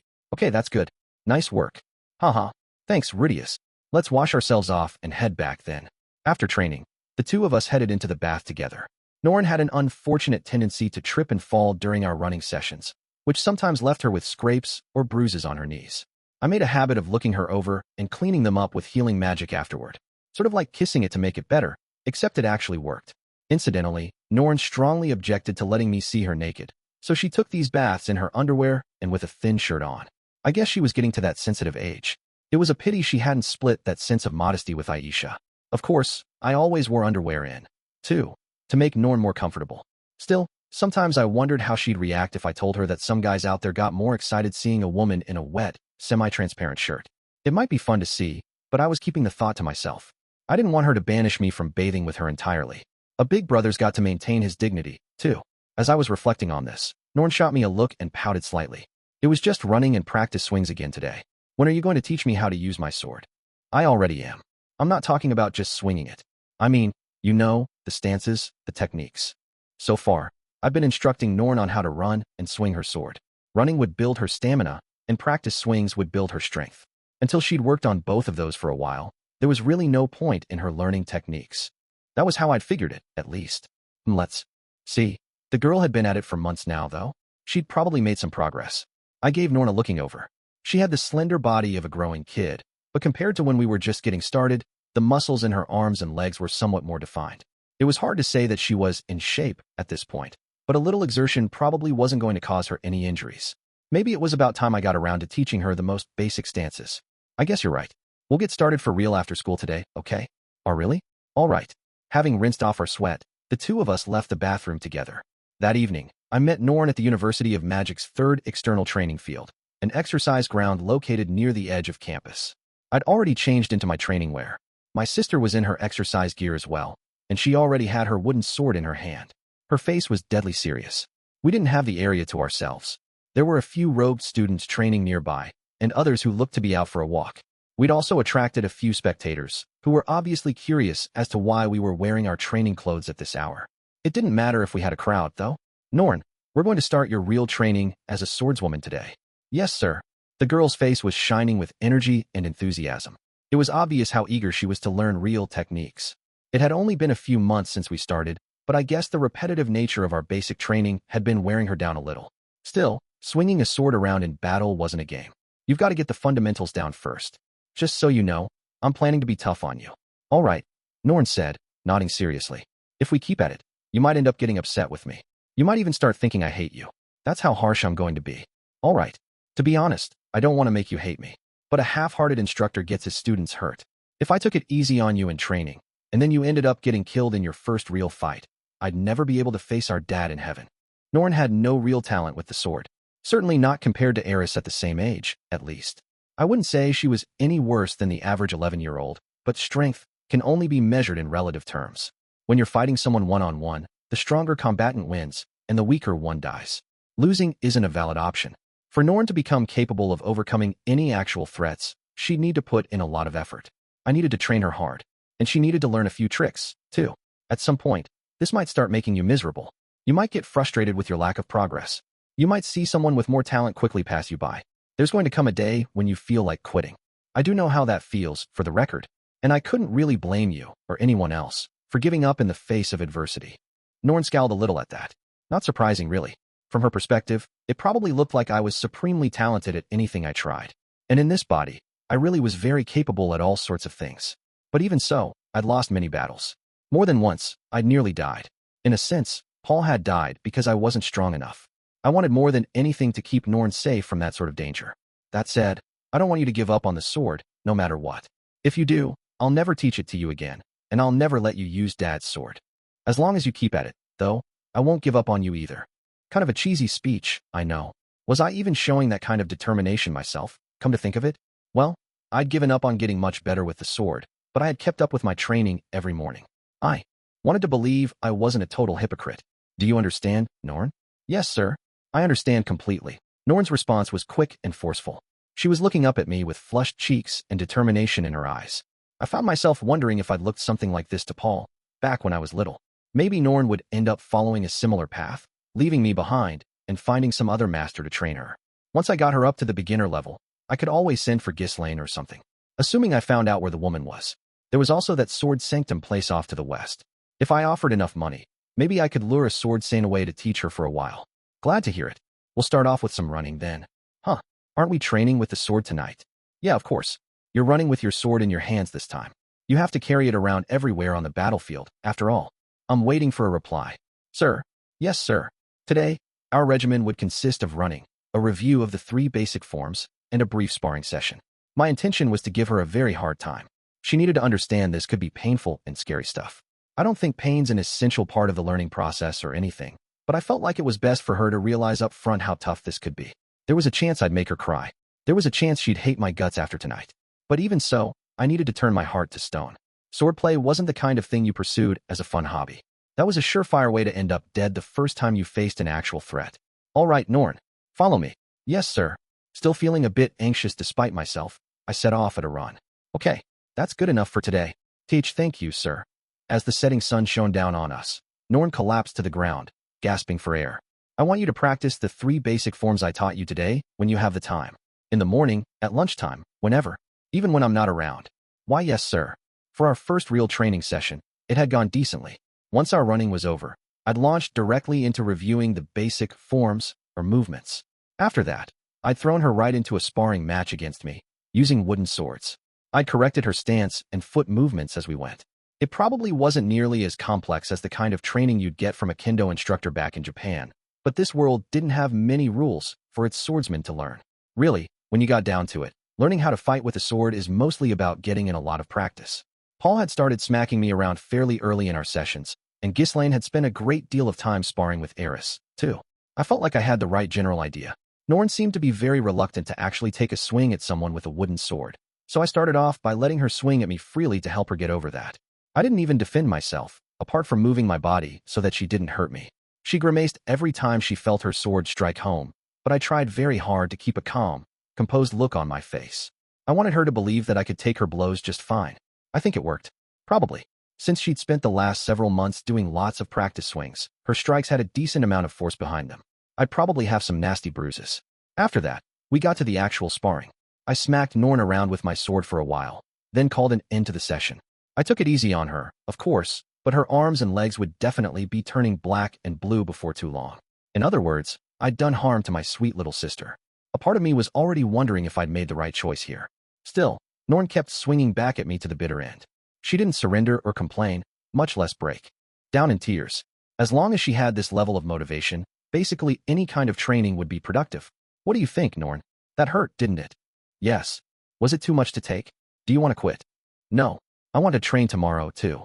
All right. To be honest, I wasn't too confident in my own ability as a teacher. But if magic was comparable to an academic subject, swordsmanship was more like a sport.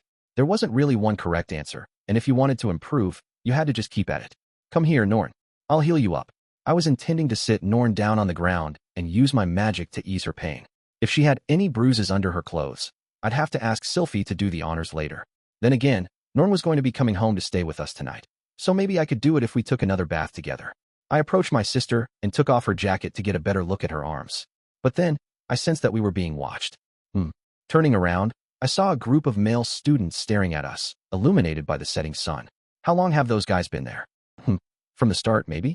I'd assumed they were just curious onlookers, but if they'd stuck around this long, they probably had a reason for their loitering. Maybe they wanted something from me. Norn, get dressed and wait for me, okay? I'll walk home with you today. Huh? All right. Okay, Rudeus. I cast a few quick healing spells on Norn, then bustled her off toward the changing room. Once she was safely inside, I headed over to the group of boys. As I drew closer, I realized there were more than 10 of them. None of them looked like the popular kind of kid. That was good. Maybe we could understand each other. They were staring at me with open hostility in their eyes, though. When I gazed right back at them, a few looked away awkwardly. At this point, I was a normie with 2 wives and a kid. But that didn't mean I felt any scorn for these guys. I wasn't much different from them in my life, after all. Not that that stopped them from feeling intimidated. Do you need something, guys? I asked. They looked at each other for a moment, then started whispering and pushing each other on the back. Eventually, one member of the group stepped forward. The boy looked to be maybe 18 years old. He was about as tall as me, but looked gangly and out of shape. His cheeks were bony, and his eyes were kind of shifty. The classic magician type, I guess. If you put a pair of glasses on his head, he might look a bit like Zenoba. Of course, Zenoba was always full of that bizarre confidence of his. This guy looked more like the self-loathing, resentful type. Why are you bullying Norn? He spat out, glaring at me. Bullying? I could feel my brow furrowing at the sound of that word. The young mage flinched at my reaction, but continued nonetheless. Look, I know Norn's clumsy and messes things up sometimes. Maybe she accidentally ticked you off somehow. But she tries her best at everything she does, okay?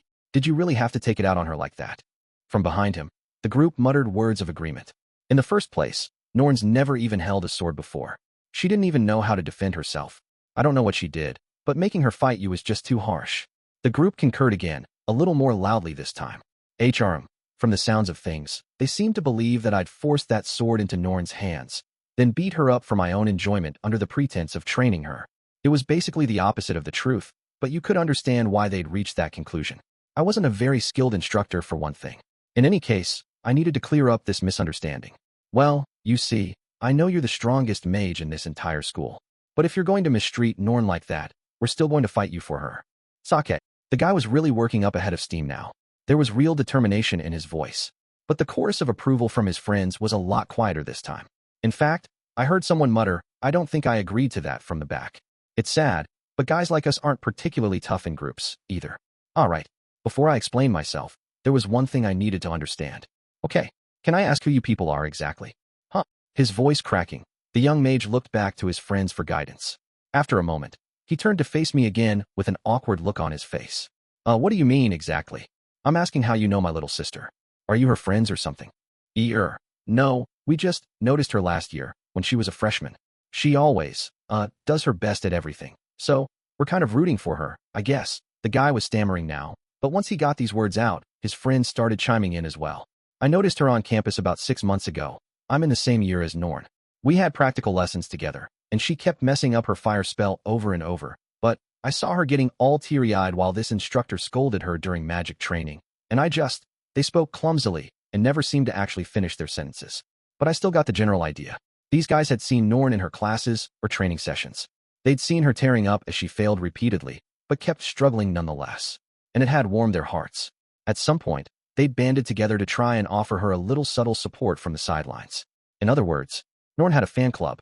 Come to think of it, I felt like Sylphiette had mentioned something about this to me at some point. It was understandable. Norn was adorable, after all. I could see where they were coming from. As Norn's brother, I wanted to encourage their efforts. I think I understand the situation now. Thanks for looking out for Norn, everyone. I'm Rudeus Greyrat, her big brother. When I lowered my head in gratitude, a surprised murmur ran through the little crowd. These guys were on Norn's side. Some of them might be capable of taking things too far, but as a group, they seemed to have nothing but good intentions. It was only right for me to treat them with respect. That said, I did still need to definitively clear up this misunderstanding. As for our training session just now, I know it looked like I was treating her harshly. However, learning the sword isn't a game. It can be a matter of life and death. I proceeded to go over the entire situation in detail. Firstly, I explained that the whole thing was Norn's idea. Secondly, I told them that it was dangerous to learn swordplay unless you took it very seriously. And finally, I emphasized that Norn needed to work much harder at it than most people would.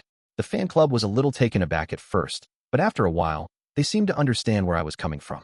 Still, I did hear someone mutter, "Did you really have to hit her that hard, though?" It was a fair question. I wasn't sure that my methods were correct either. All I wanted them to understand was that I wasn't picking on Norn maliciously. I continued my explanation at length, trying to convey my motivations. The faces of the fan club members slowly grew more serious as they listened, and by the end they were nodding reluctantly. These guys were still young, but by the standards of this world they were all adults. They were capable of understanding how deadly serious it was to go into actual battle. Rudeus? Is something the matter? Just as we were reaching an understanding, Norn had returned. She was wearing something like a poncho over her standard school uniform. Oh, it's Norn. Hello, Norn. You look cute today. As always.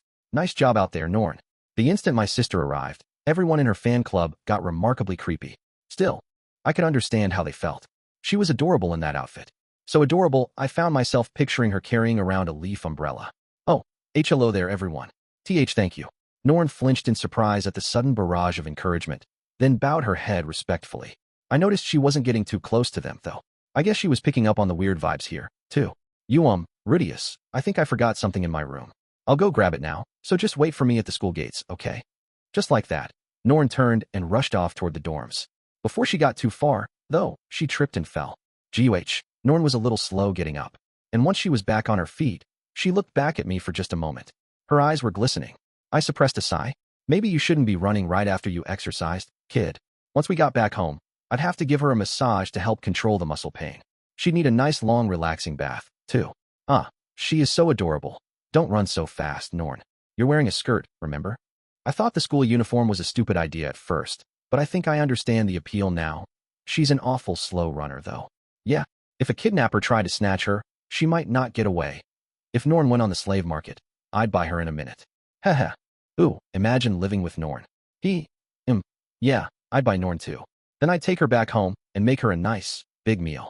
I'd fill her up with good food and insist she clean her plate. Oh, I can just see her struggling to finish it all off. Gah. Wait, no? Norn was my little sister. I wasn't going to let anyone buy her on the damn slave market. If someone dared to kidnap her, I'd hunt them down and murder them painfully. Sound good, Dad? Don't get mad at me. Ahem. Gah.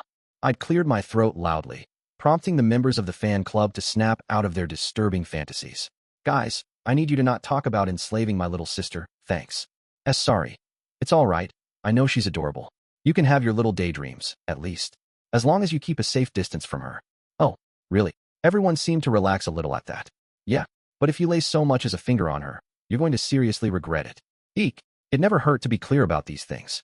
I didn't think anyone here was capable of getting up to real mischief, and groups like this tended to have a moderating effect on their members, but you never know what someone might do on impulse. The last thing I needed was one of them getting overheated and trying to snatch Norn off the street. On another note, what rules has your club agreed on so far? Huh? Our club? Yeah, this is Norn's fan club, right? What's your policy on interacting with her? It was very important to have a clear set of guidelines. Generally, the fans agreed not to approach their idol directly, but I'd heard of some cases where people allowed themselves to ask for handshakes or autographs. The handshake thing was dicey territory, though. Sometimes guys would put weird stuff on their palms first, like gum or sea urchins. I wanted to make sure that sort of thing was officially forbidden. Norn's what? What's a fan club? Huh. To my surprise, though, the guys didn't seem to understand what I was talking about. It was almost like they'd never even heard of these concepts before. How strange. Wait a second, guys. Who's the person in charge of this group? In charge? We don't really have anyone in charge. Seriously? I need you to explain in detail, please. Strangely enough, it turned out that this group hadn't actually been formed by anyone in particular. They'd been drawn together naturally by their shared appreciation for Norn's cuteness. Many of them didn't even know each other's names. I see. This was a very dangerous situation. What we had here was an unorganized mob of uncertain size, united only by an interest in my little sister. In mobs, people are capable of doing things they wouldn't have the guts to try on their own. For example, kidnapping my adorable little sister and blaming her for being too cute to resist. Unacceptable. Outrageous. Scandalous. This isn't good, guys. At this rate, you're going to turn into a bunch of criminals. Criminals? No. Sorry, but I know I'm right about this, I said flatly. One of you is going to cross the line eventually. Not surprisingly, this inspired a storm of denials and protests. Don't be ridiculous. None of us would ever lay a hand on Norn. I mean, we like Norn a lot, but it's more like she's our little sister or something. Say what, punk? She's my little sister, and I'm not sharing. Wait. Let's try to stay on topic. I believe you guys mean well, but I think we need to set some clear rules here. When you wanted to keep a group of people from getting out of control, you had to establish some basic regulations. Once the rules were in place, the members of the group would start keeping an eye on each other. Once you give people a set of rules, even rules as meaningless as wearing the same clothes and the same scarf as you wait to see your idol, the general tendency is to follow them. Rules arise naturally with time. They come into existence when they're needed and fade away when they aren't. This fan club didn't have much of a history yet. There hadn't been enough time for its rules to develop organically. But until they created some, Norn was in danger. I needed to speed up the process artificially. I wasn't going to wait around for them to hurt her first. Somebody needed to make some fundamental decisions right now. Fortunately, the issues themselves were relatively simple and clear-cut. They just needed to promise not to scare Norn or put her at risk. The problem was finding someone to actually propose those rules. It would usually be the leader of the group, but these people didn't have one. The guy who'd stepped forward to challenge me was probably the most strong-willed. Could I appoint him as the boss and let him set the rules? Definitely not. The leader had to understand the responsibility they were taking on and accept it willingly. Randomly dropping power in someone's lap was never a good idea. Who understood the gravity of this situation best, then? Who here cared most deeply about Norn's well-being? Me. Obviously. All right then. Norn was my little sister, too. My own flesh and blood. In other words, I was the lawgiver here. In the year 425 of the Armored Dragon era, a certain organization was founded in the Renoa University of Magic. Its name, the Rudeus Greyrat Official Fan Club. This group, boasting some 30 members in total, would go on to leave an indelible mark on the history of the university. The name of its first president, however, is lost to history. Legends of the University Number 3. The boss can summon 30 flunkies with a single word. Chapter 4. Can I keep him? Let's talk about Aisha for a moment. The girl was doing well. Despite the tragedies that had befallen our family, she seemed as bright and energetic as ever. I never caught her gazing sadly out the windows like her mother sometimes did. She didn't bite her lip when she looked at Paul's sword, the way Norn would. She did her housework cheerfully, as if nothing had changed. During the day, she tended her flowers in the garden and in her room. At night, she threw herself into my magic lessons and cuddled up with me happily. It almost seemed like she was more energetic than before. She was probably the single least melancholy person in our entire house. Sometimes, it almost felt like she wasn't mourning Paul at all. I couldn't help wondering if he hadn't meant that much to her. That said, Norn didn't remember much from our time at Buena Village, so it seemed possible that Aisha didn't have many memories of Paul or Zenith either. Just as Norn had spent many years on the road with Paul, Aisha had spent most of her childhood with Lilia. All things considered, it wasn't fair for me to expect her to act all gloomy. Maybe her joy at Lilia's safe return overweighed her sadness at Paul's death. If so, it was probably for the best. It wasn't like I wanted my sister moping around instead of enjoying life, after all. One day, I had nothing in particular to do. My classes weren't meeting that day, but unfortunately Roxy and Sylphiette both had to work. I was planning to look after Lucy and spend the day relaxing.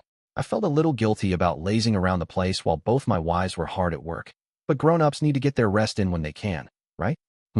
I'm not earning any money at the moment, though. Is that really okay? Considering I've got a baby and all. Well, getting my education is the best way to earn more money later, right? Yeah, it's all good. After seeing off my wives, I checked in on Lucy. She was still sound asleep, so I wandered out into the garden for no particular reason. When we first moved in here, there was nothing out here but a barren, neglected patch of earth. But now, after only a few years, it had been transformed completely. First of all, we now had 3 big evergreen trees back there. One of them flowered in spring, the second in summer, and the third in autumn. Not that I'd seen them blooming for myself yet. When I'd asked Aisha where she got them, she explained that she'd placed a request with the Adventurers Guild and had them brought here from the nearest forest.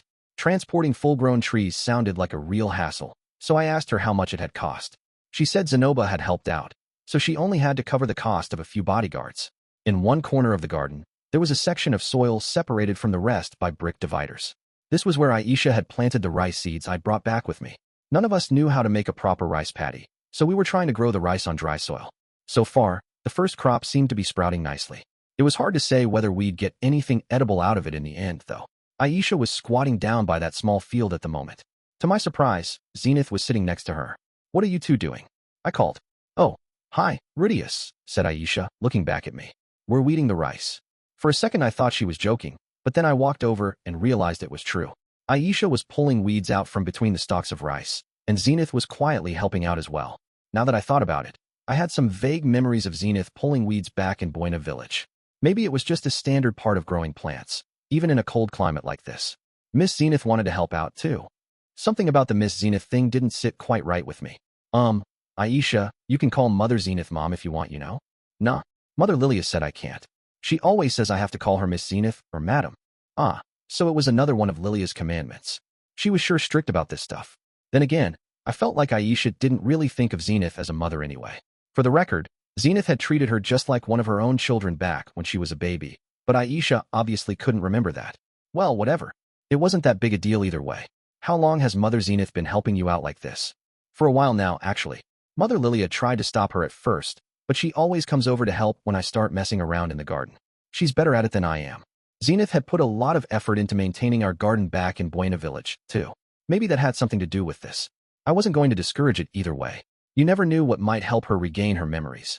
In any case, it was kind of nice seeing her and Aisha sitting side by side like this. They looked content in each other's company. Even if they weren't blood-related, I guess Zenith was still Aisha's mother. Oh right, Rudeus, you're off today, right?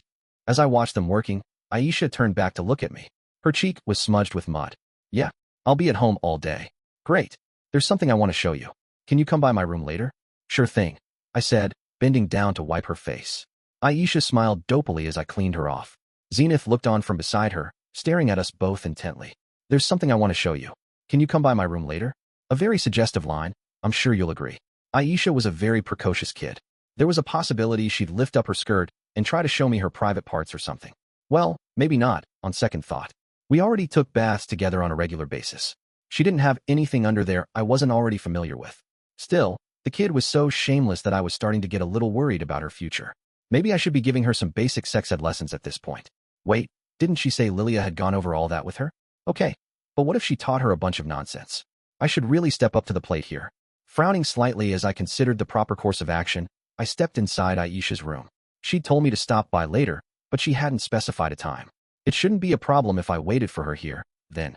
It's not like I just wanted to get a look around a young girl's room or anything. Although I was a little curious, maybe. Well, looks like she keeps the place clean, at least. Aisha's room was impressively tidy.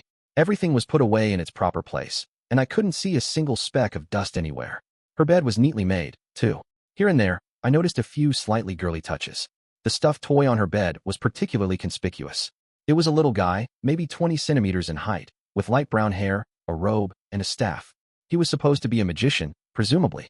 They didn't sell toys like these in this city, as far as I knew. Had she bought it from a traveling peddler or something? I don't even think Zenoba had anything like this in his collection, and that meant it had to be a pretty rare find. Maybe she'd made it herself? Nah, surely not. Aisha also had quite a few potted plants by her windows, everything from tulip-like flowers to aloes and a little cactus.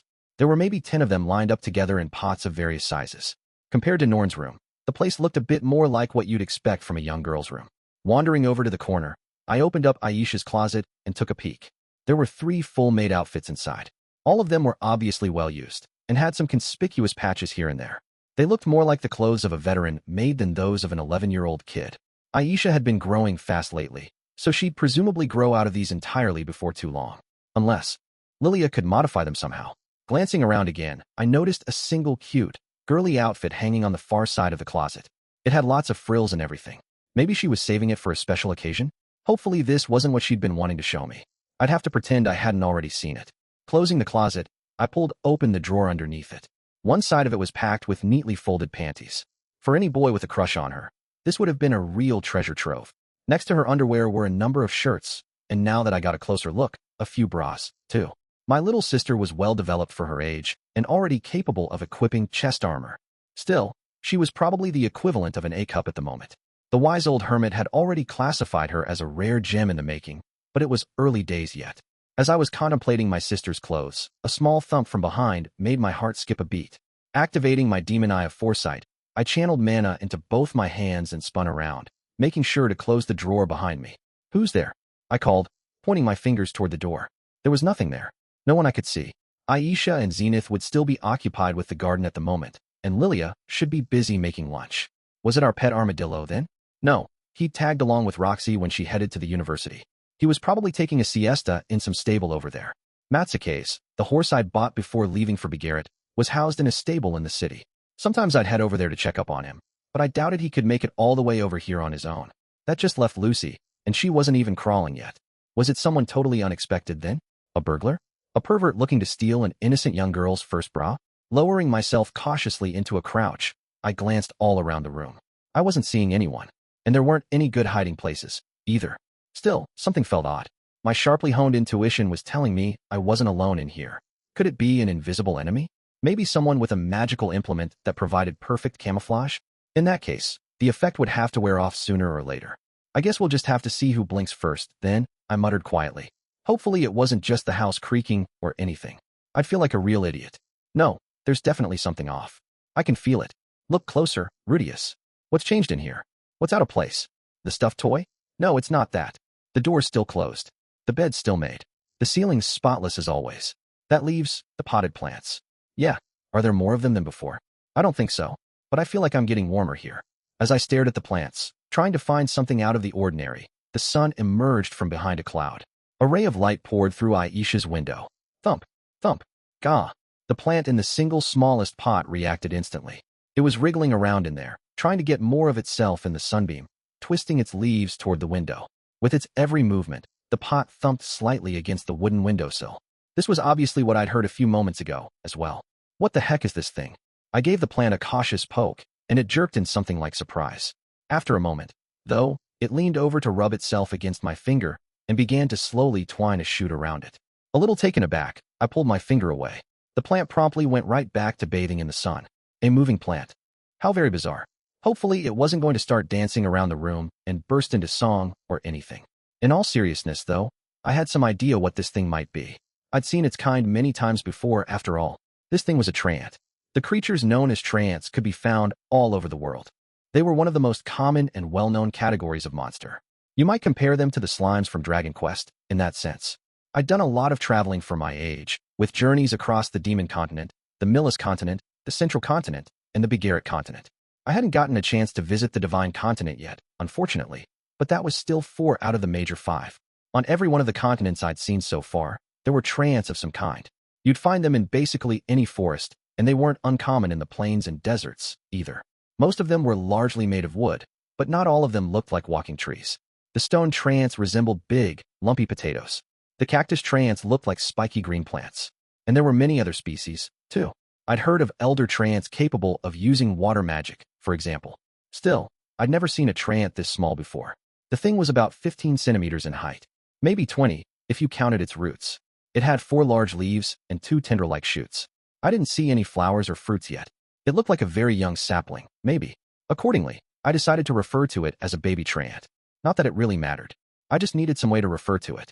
Now then, my main question at the moment was what our baby treant was doing in Aisha's room. Okay, Aisha, what's the deal with this thing? Well, it just started moving all of a sudden. Aisha, who'd come running at my cry of alarm, didn't appear to feel particularly guilty about the situation. When did that happen? Right after you came back from your trip, actually. What do you think? It's pretty cool, right? If anything, she seemed proud of her little pet. Yeah, it's really something. Why didn't you tell me about this, though? I wanted to, but you've been so busy lately, you know? I thought I could wait a while. And now you went and found it on your own. Aisha puffed out her cheeks sulkily. The effect was adorable, needless to say. Now I knew what she'd wanted to show me, at least. Well, anyway, I can't believe one of those seeds I brought back was actually a treant. What are the odds of that? Huh? No. I'm pretty sure it grew from some Vityrus seeds we got back in Azura. Oh, really? Yeah. It's got leaves and tendrils, see? It should get some nice purple flowers before too long. I recognized the name of the plant. Its flowers were the primary ingredient in a powerful aphrodisiac, and it could also be used to make certain perfumes. They cultivated it in certain parts of the kingdom of Azura. That didn't explain why this one had turned into a treant, though. What made it start moving, anyway? Was it like this from the start? Nope, it was just a plant at first. It started moving when I moved it into this pot. Aisha explained that she liked starting off her flowers in the garden outside before moving them into her pots.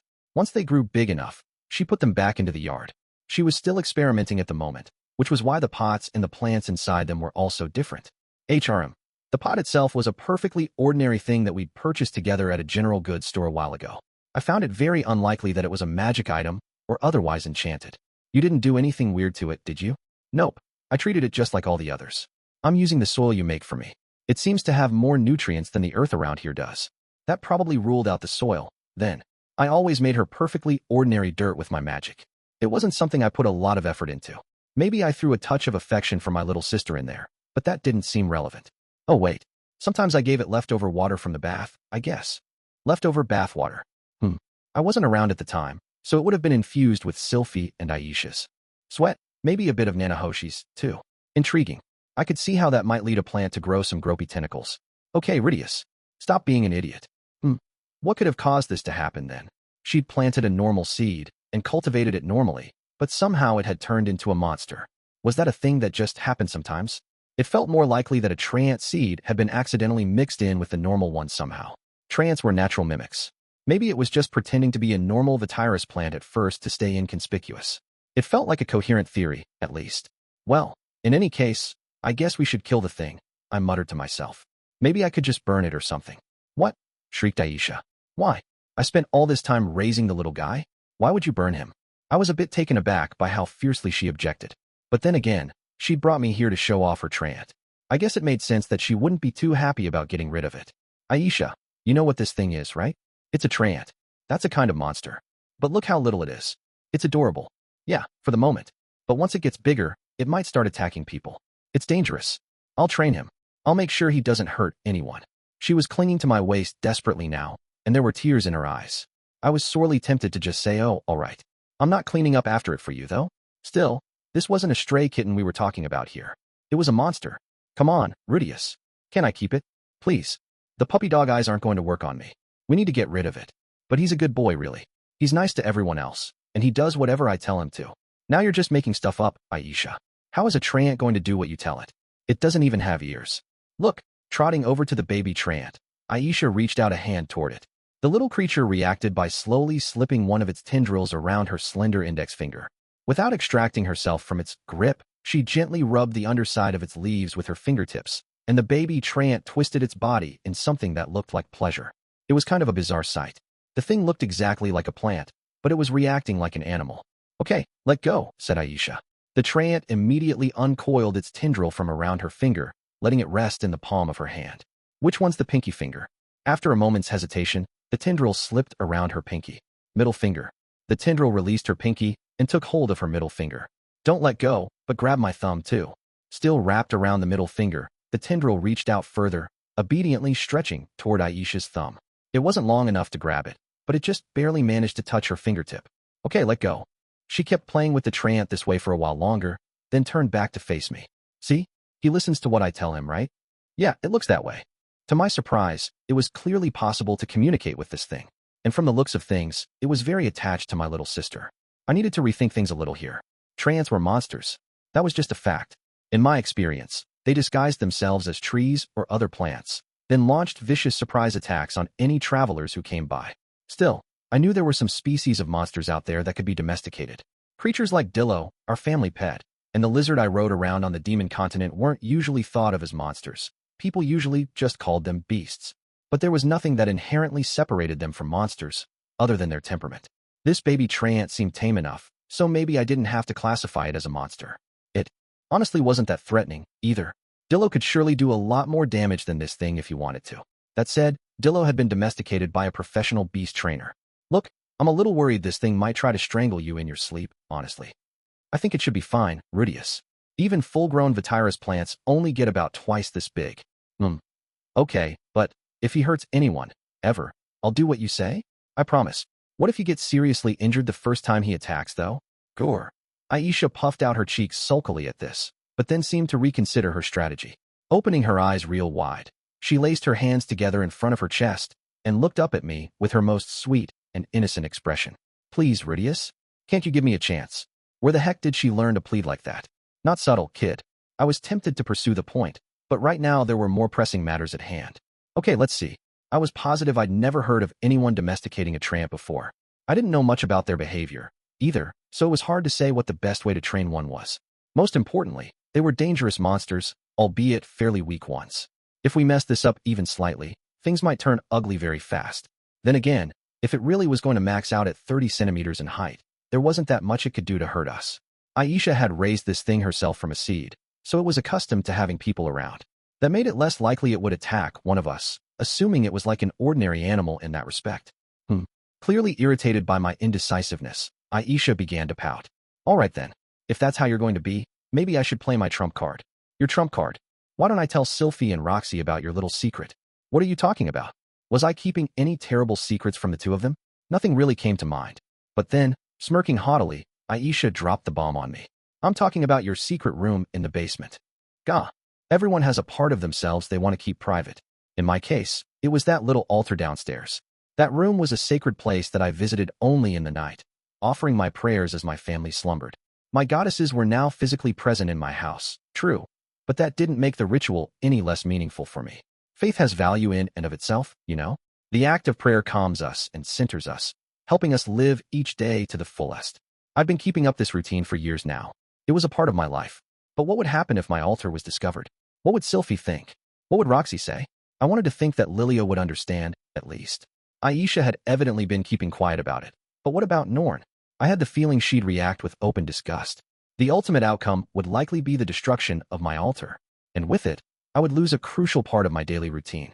Hey Aisha, listen. I'm just worried about your safety, okay? Treants are dangerous monsters, so raising one might put you at risk. I don't care if you're a total pervert, Rudeus, but I wonder how Sylphie and Roxy will feel about it. Especially Roxy. You've been worshipping her panties for a long time now, haven't you? This girl is ruthless. I was just trying to watch out for her, and now she's blackmailing me. Damn it, what am I supposed to do? What's the least bad option here? As I racked my brains for an answer, the door to Aisha's bedroom suddenly swung open behind us. I think I heard my name just now. Did you need something? Gah. Guh. Aisha and I spun around to find Roxy standing in the doorway, looking a bit nonplussed. What are you doing here, Roxy? I sputtered. Didn't you just leave a little while ago? I came back to get something I forgot. Fortunately, I don't have a class at the moment. Classic Roxy. The forgetful little professor. How cute. Wait, let's try to stay focused here. Well, Roxy, Rudeus and I were just talking about his seeker, MMPH. Now I'd gone and covered up my little sister's mouth mid-sentence. What now? An awkward silence ensued. The only sounds were the soft thumps of the baby Treant wriggling on the windowsill. Roxy's eyes jumped over to it and opened wide with surprise. Okay, maybe I can turn to this to my advantage. Roxy should take my side on this, right? I'm sure she knows how dangerous Treants are. That's a Treant, isn't it? Asked Roxy curiously. Right, yeah. I said. Aisha just told me she wants to raise that thing as a pet. But Treants are monsters, you know? It could be dangerous. Can you help me convince her to get rid of it? Aisha grabbed at my hand, which was muffling her cries of protest, and tried to pry it away. Foolish girl. You can't beat me in a contest of strength. Bite my fingers if you want. I won't let go. Wait. Don't lick them. Stop. That's fighting dirty. I don't know, Rudy. I think it should be fine. Huh. She's taking Aisha's side. Treants are loyal creatures if you raise them properly, Roxy continued. And this one's rather small, too. There shouldn't be much danger to speak of. Wait, really? You can domesticate them? Sure. It doesn't seem to be very common on this continent, but the Migurd tribe used Treants to scare birds away from their fields. Did they really? Maybe. My memories of that visit were a little fuzzy at this point. Oh, right. They had those things that looked like piranha plants out in the fields. I hadn't realized they were Treants, though. In any case, it sounded like Aisha was right after all, so I released her from my clutches. Sorry, Aisha. Sounds like I was wrong about this one. She looked at me dubiously for a moment, but eventually smiled in relief. That's okay, Rudeus. You were just worried about me, right? Yeah, of course. You have to admit, raising a monster sounds like it could be dangerous. Okay then. I guess I'll keep quiet after all. Thanks, Aisha. Remind me to buy you a nice meal one of these days. Will do. Spinning away from me, Aisha promptly ran over to Roxy and threw her arms around her. Thanks, big sis. I love you. You're welcome, I suppose. Roxy accepted the hug, but looked as perplexed as ever. From that forth, Aisha's baby, Treant, joined the household as our second pet. Naturally, I laid down some rules and conditions beforehand. First, and most importantly, if it ever hurt someone, we'd get rid of it immediately. Second, Aisha needed to thoroughly train it not to attack anyone. Third, she had to explain to everyone exactly what kind of a plant it was. Fourth, she wasn't going to let it near any babies, just to be on the safe side. And so on, and so forth. I delivered these rules to Aisha in the form of a strict lecture, but she nodded in agreement to every one of them without so much as a scowl. The girl kept her promises, fortunately, so this would probably work out fine. Incidentally, I gave our little friend the name BYT, picking out a few letters from the words Bob IT Rent.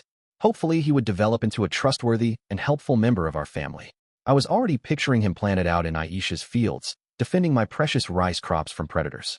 How the hell had the girl found my secret altar, though? You really had to keep an eye on these maids. Legends of the University No. 4. The boss has tamed monsters living in his house. Chapter 5. Paternal Dignity. Before I knew it, 3 more months had slipped past. It was summer now. The snow had melted completely, and we'd landed in the middle of a hot, dry stretch. So far, I'd spent most of this year mooning over Lucy. Whenever I had a little spare time, I'd use it looking at her. She was my first and only child, after all. It was only natural for me to adore her. On this day, like many other days, I was hanging around in her bedroom, watching her quietly. Whenever I gazed down on that angelic, chubby-cheeked little face, it put a big, goofy grin on mine. However, I was technically the head of this household now. I didn't exactly exude authority, but I did want to act in a relatively dignified fashion around my wives and sisters. If I spent too much time cooing over my baby like an idiot, their opinion of me would surely be affected. For this reason, I intended to be a stern father. You know, tough but fair. That sort of thing. If I knew Paul, he'd probably had similar thoughts looking down on me as a baby. A father should inspire awe in his children. He should be an example to them, and a goal for them to reach. At one point, I'd thought of Paul as pitiful, or even pathetic. But by now I knew better. He'd been a magnificent father. He had his flaws, and plenty of them, but he was wonderful nonetheless. To be sure, he wasn't the most faithful husband out there, but I didn't have much right to criticize him on that point. It was better to focus on the positives. At this point, I could say with confidence that I wanted to follow in my father's. Oh, she's fussing again. I didn't have Sylphy to rely on today, so I had to step up to the plate myself. Here we go, Lucy. It's your daddy. Abla blah blah. Aha. Hiya ha ha. Oh Lord, she is so cute. Is there anything in the world as adorable as this baby's smile? My wife somehow gave birth to a literal angel by mistake. There's no other explanation for this. I got a little sidetracked there for a moment. Let's get back to this stern and dignified thing. The way I saw it, the ideal father was close enough to his children to be caring, but distant enough to guide them forward. Normally, he should be kind and gentle with his kids. When necessary, however, he shouldn't hesitate to give them a firm scolding. And when they really needed his support, he should always step up to the plate for them. That was the ideal father, as I saw it. It sort of sounded like I was just describing my impressions of Paul. Was he my idea of a perfect dad then? I didn't want my children thinking of me as pathetic, to be honest. But then again, it was partially Paul's weaknesses that endeared me to him. There were lots of lessons I could learn from his example. Also, though he might have looked pitiful to me sometimes, he had always been a wonderful dad to Norn. That much was obvious, considered how much she'd adored him. In that case, maybe love and compassion was the most imp. Baba. Oh no, she's getting worked up again. Whoa, Lucy. Daddy's back. I'm gonna pick you up, okay? Here we go. Hiya-ha. Hiya-ha. As soon as I picked Lucy up out of her cradle and began to rock her back and forth, she started cackling loudly. Judging from the cherubic smile on her face, she liked being cradled in my big, strong arms. My heart couldn't take much more of this cuteness. Rudeus, yes, Suzanne. As I comforted Lucy, her wet nurse, Suzanne, had spoken up from across the room. Suzanne was a retired adventurer and an old friend of mine. I don't mind soothing the little lady when she fusses, you know? It's part of the job. Appreciate the offer, but I'd like to keep these blissful moments to myself. Thank you very much. The two of us had gotten to know each other back when I was just starting off as a solo adventurer. We'd fallen out of contact for about 4 years, but then she'd seen my posting for the wet nurse job. It had been a real shock. Seeing her again. Well, if you really want to do it yourself, feel free. Is there any man in the world who doesn't want to soothe their newborn daughter? Can't say my husband's too eager to deal with it. How shameful. It sounds like he needs an education in the joys of fatherhood. I remembered the time I spent with Suzanne very clearly. I'd been only 12 years old, newly dumped by Eris, and making my way to the Northern Territories alone, feeling extremely sorry for myself. Words cannot describe how miserable it made me to have to dissolve our old party, dead end, at the guild in Basharant. As a way of distracting myself from my feelings, I immediately tried to take on an extremely difficult and dangerous task all by myself. That was when Suzanne and her party had stepped in. Their group had 2 warriors, 1 archer, 1 healer, and 1 mage. They were a B-rank party, but all of them were experienced veterans. Suzanne was one of the frontline warriors. To be honest, she wasn't that impressive a swordswoman or anything. In terms of combat skill, she was closer to the bottom of rank B than the top. However, she had a reputation for kindness, and she knew how to keep a party running smoothly. When she noticed me trying to take a suicide mission, she'd walked right over and said something like, "How about we do that job together?" I protested that I was trying to make a name for myself as a solo adventurer, but she argued that I needed to work with people to build a reputation. In the end, I let her talk me into working together. At the time, Suzanne was alarmed by just how rough I looked. My eyes were dull and lifeless, and she could tell I wasn't sleeping much at all. When I spoke to her in a carefully polite tone, she'd found it creepy rather than reassuring. Nonetheless, she took me in and helped me out. Until the day I left that first city behind, her party took me along on all sorts of quests. They even invited me to join them on a permanent basis. I ended up rejecting that offer, but they were always friendly to me when we bumped into each other. Sometimes they'd even pull me into a tavern for a meal. Looking back on it now, it was obvious they were looking out for me in all sorts of ways. I was grateful to all of them. After we went our separate ways, Suzanne had married Timothy, the mage and leader of their party. They'd moved back here together, since Sharia happened to be Timothy's hometown. They had 2 kids together. Unfortunately, their third had been born prematurely and died soon after. Suzanne's body was still producing milk, despite the death of her child, so she decided to sell her services as a wet nurse. She'd been looking through the job postings when she happened to see my name. Incidentally, I'd stopped by to say hello to Timothy just a few days earlier. The man hadn't changed a bit. Gotta say, though, you sure have changed. Have I? Yeah. Back in the old days, you never would have insulted a woman's husband in front of her. This was true. When I first met Suzanne, I was terrified of upsetting people. I still didn't want to offend anyone if I could possibly avoid it, but I guess I wasn't walking on eggshells these days. A lot of things had happened since then. Sorry, Suzanne. Did I upset you? Nah. A little teasing never hurt anyone, you know? As long as you're saying it to my face, it's all good. Makes me more comfortable, if anything. It probably had something to do with the friends I'd made at the university. I had more people I could talk to casually these days. Zenoba and Cliff both preferred it that way, and it was easier for me as well. Hell, you could stand to be a little more casual around me in general, Suzanne continued. You're technically my employer, you know? I suppose so, but that's no reason to treat you impolitely. Suzanne rolled her eyes at that. Whatever you say, kid. I owed Suzanne a lot. At the end of the day, she was the one who taught me the ropes of adventuring in the Northern Territories. I couldn't bring myself to be too casual with her. Well, I guess it's all good with me as long as I get my paycheck. Of course, I'll tip handsomely, I assure you. The woman talked like it was all about the money, but she'd been wonderful so far. I'd been a little nervous at first, since I remembered some horror stories about sadistic babysitters from my previous life. But Suzanne was so tender with Lucy that you'd never have known she wasn't her mother. Of course, we did have Lilia and Aisha hanging around the house to keep an eye on things. And I knew from the start she wasn't the kind of person who'd mistreat a child. How are your sons doing, by the way? The boys are a real handful, as always. They're running Grandma and Grandpa ragged. Suzanne and Timothy were living with Timothy's parents at the moment. It was the only reason she was able to work full-time as a wet nurse with 2 toddlers running around the house. She regularly complained to Lilia about how tough it was to be living under the same roof as her mother-in-law. Lilia was probably more inclined to identify with the mother-in-law, but I guess she was about Suzanne's age. It seemed like they got along. I saw them drinking tea together every once in a while. I've been wondering, did you want a boy first, too? Not really. Why would I? Well, you know, everybody wants an heir, right? Sure. I'd had a few discussions like this after my daughter was born. Zenoba and Ariel had both brought it up as well. It was obviously an important issue to royal families and noble houses. Back in Azura, I'd even heard stories of newborn boys being whisked away from distant relatives for adoption by the main Boreas family. The thing is, though, I'm not really a noble or a wealthy businessman. It doesn't really bother me either way. I just want to see my kid grow up happy. If anything, I was pleased to have received the cuter option. I was seriously outnumbered in this house, true, but I can't say I minded being surrounded by adorable girls and charming women. It wasn't like they were bullying me, either. They were almost too nice. Hey, that's the spirit. Wish my husband would take a page out of your book. The moment I got pregnant, he was talking about all the stuff he wanted to do if it turned out to be a boy. Didn't spare a minute's thought for the alternative. Well, you got your boys in the end, so I guess it turned out all right. Yeah, I guess. I've got some mixed feelings about it, though. The third one was a girl, you know? Right, sorry. That was a dumb thing to say. For an instant, I found myself wondering how I would have felt if Lucy had been stillborn. Just the thought of it was horrible enough. It's fine.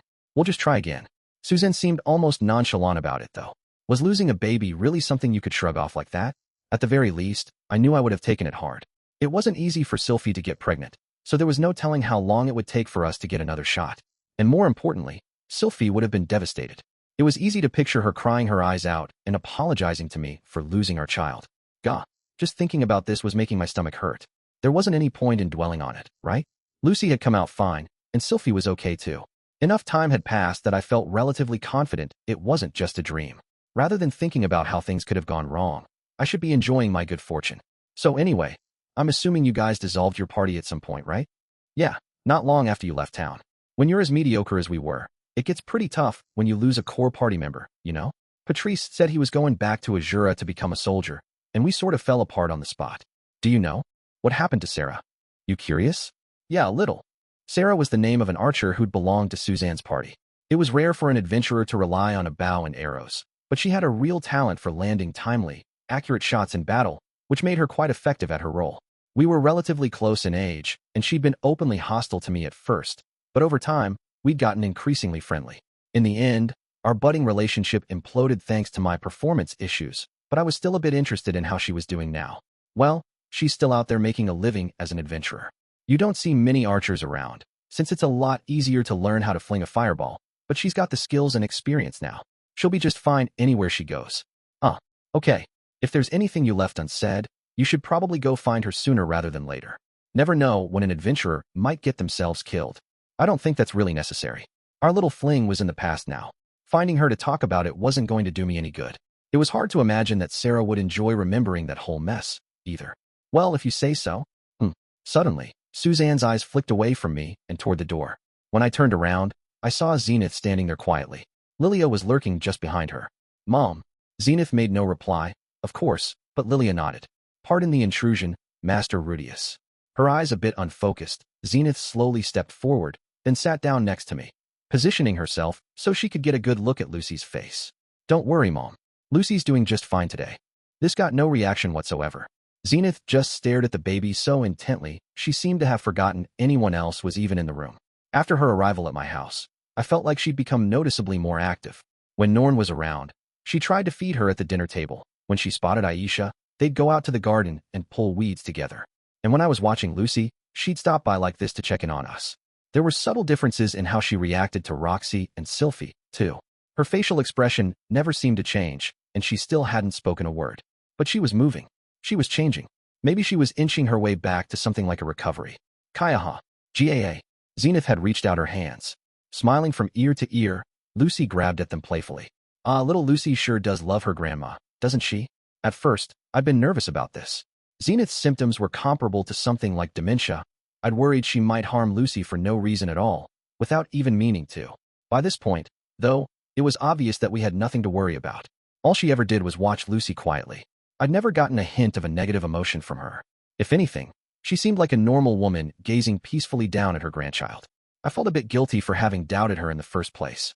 It wasn't like she'd ever gotten violent with anyone before. Jayaha. On some level, it seemed like Lucy understood that she meant well, too. The kid was all smiles whenever Zenith visited. It was honestly pretty heartwarming. But of course, there was a lot we didn't know about Zenith's condition and how it might develop. It was hard to imagine anything bad coming of these visits. But given how much was still uncertain, it was probably best for them to stay supervised. After all, accidents can happen, even when your intentions are good. Suddenly, Zenith looked up at me. It almost looked like she was trying to send me a message with her eyes, not that I had any idea what it might mean. Wah, wah. Seconds later, Lucy started fussing loudly. Pardon me, Miss Zenith. Lilia reached down and gently took Lucy away from me and Zenith. Suzanne came over and received the baby. She started soothing her while simultaneously checking her diaper and looking for rashes. After a moment, though, she nodded. Looks like somebody's hungry. Was it that time already? Sylphie had breastfed her before leaving, but somehow a couple hours must have slipped by since then.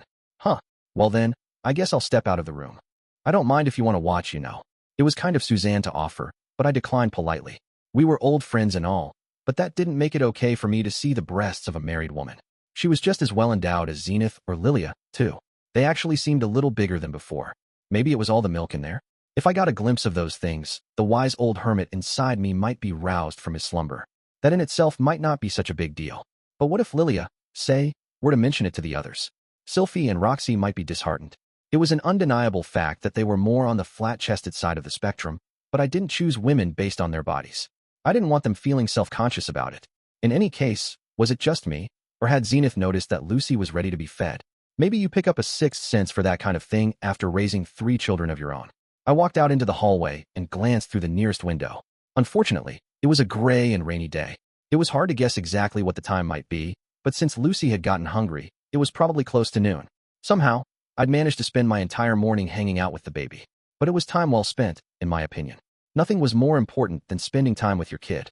For the moment, though, I headed to my study, a small room on the first floor that I'd reserved for my research. The desk inside was covered in handwritten reports and a few magic stones.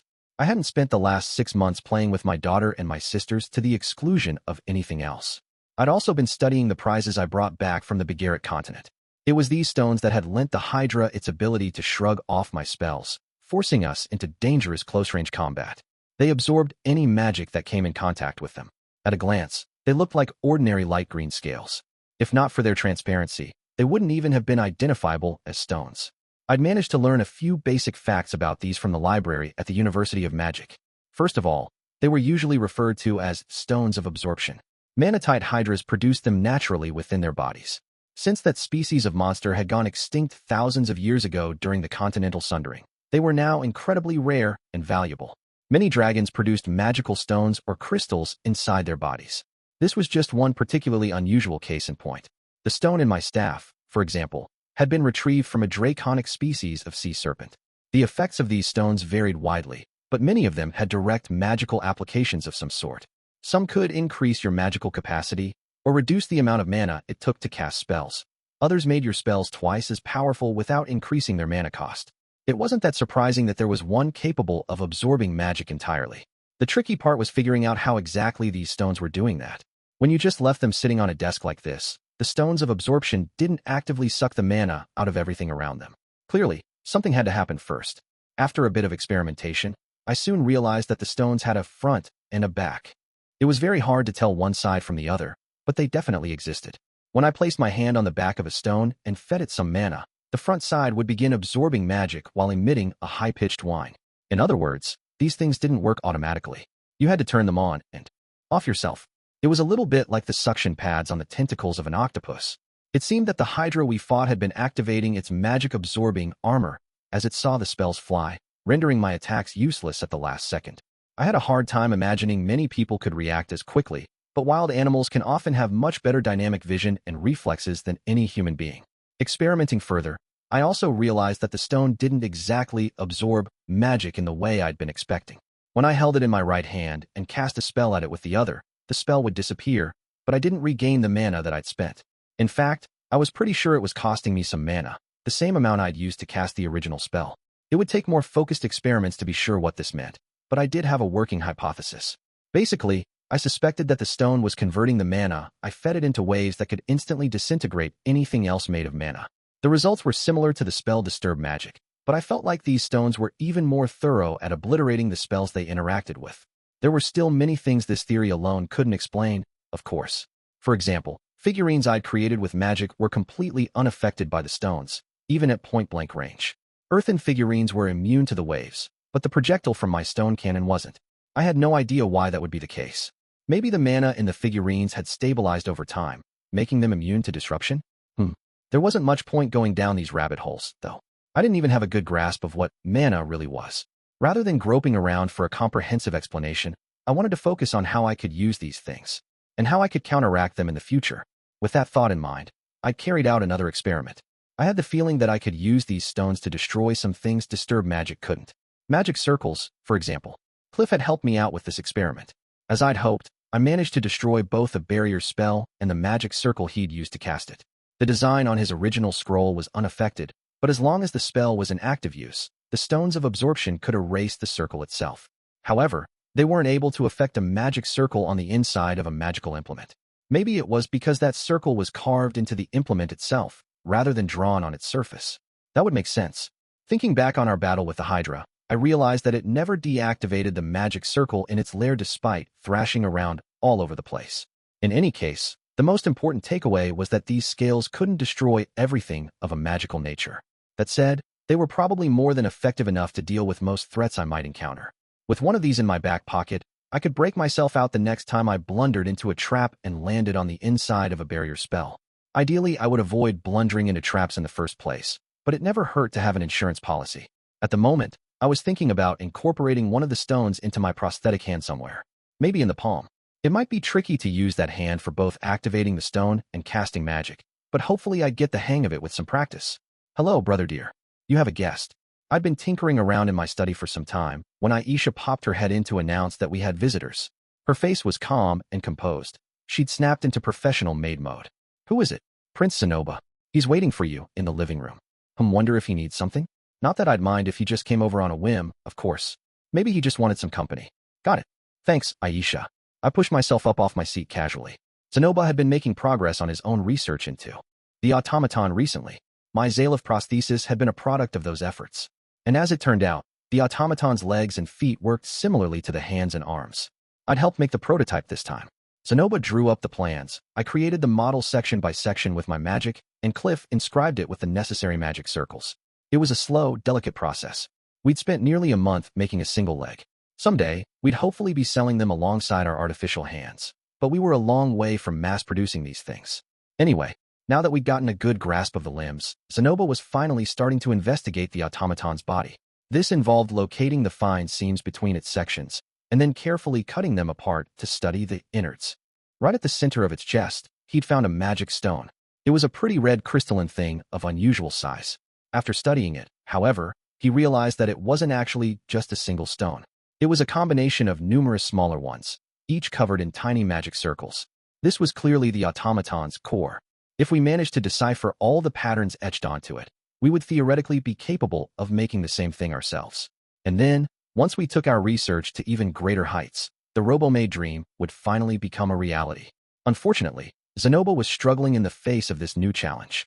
The circles on the core were unbelievably strange and complex. What's more, the patterns were full of snatches of ancient writing, notes, warnings, passages from obscure books, and preliminary, scratched-out designs.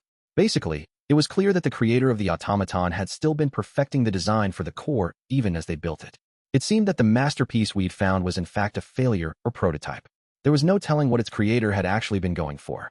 Making sense of all this was going to be much harder than any challenge we'd faced so far. But Zenoba was undaunted.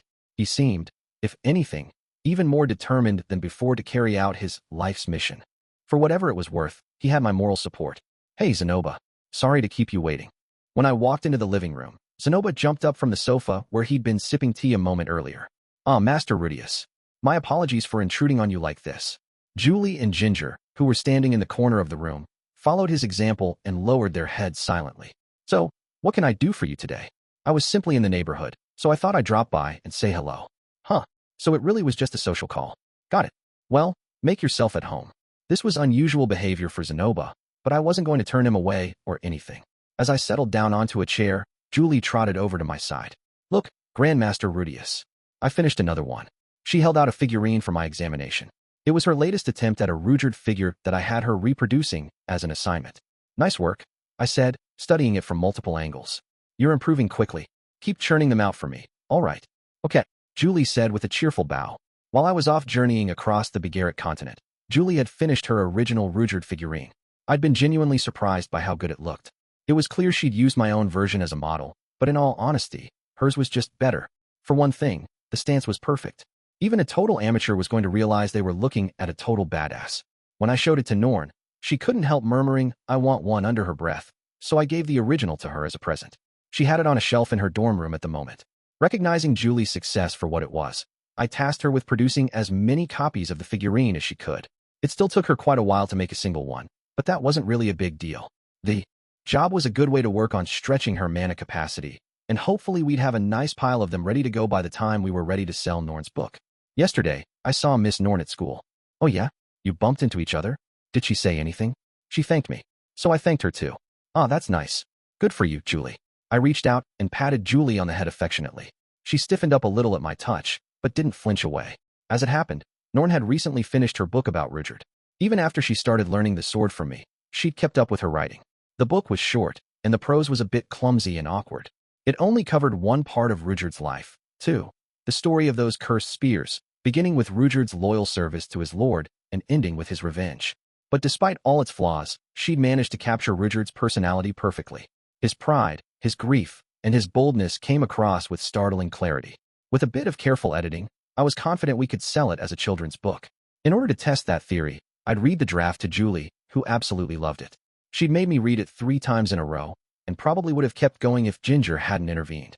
From the sound of things, nobody had ever read Julie's stories like that when she was little. Perhaps it was a cultural thing. The dwarves apparently had traditional fairy tales of some kind, but maybe they didn't write books for children. Or maybe her parents were just too busy to spend much time entertaining her. Not that it really mattered either way. Anyway, since Julie had enjoyed the book so much, I'd been planning to introduce her to Norn one of these days. But it seemed they'd beat me to the punch. Norn had probably been a little embarrassed to learn she had a fan already.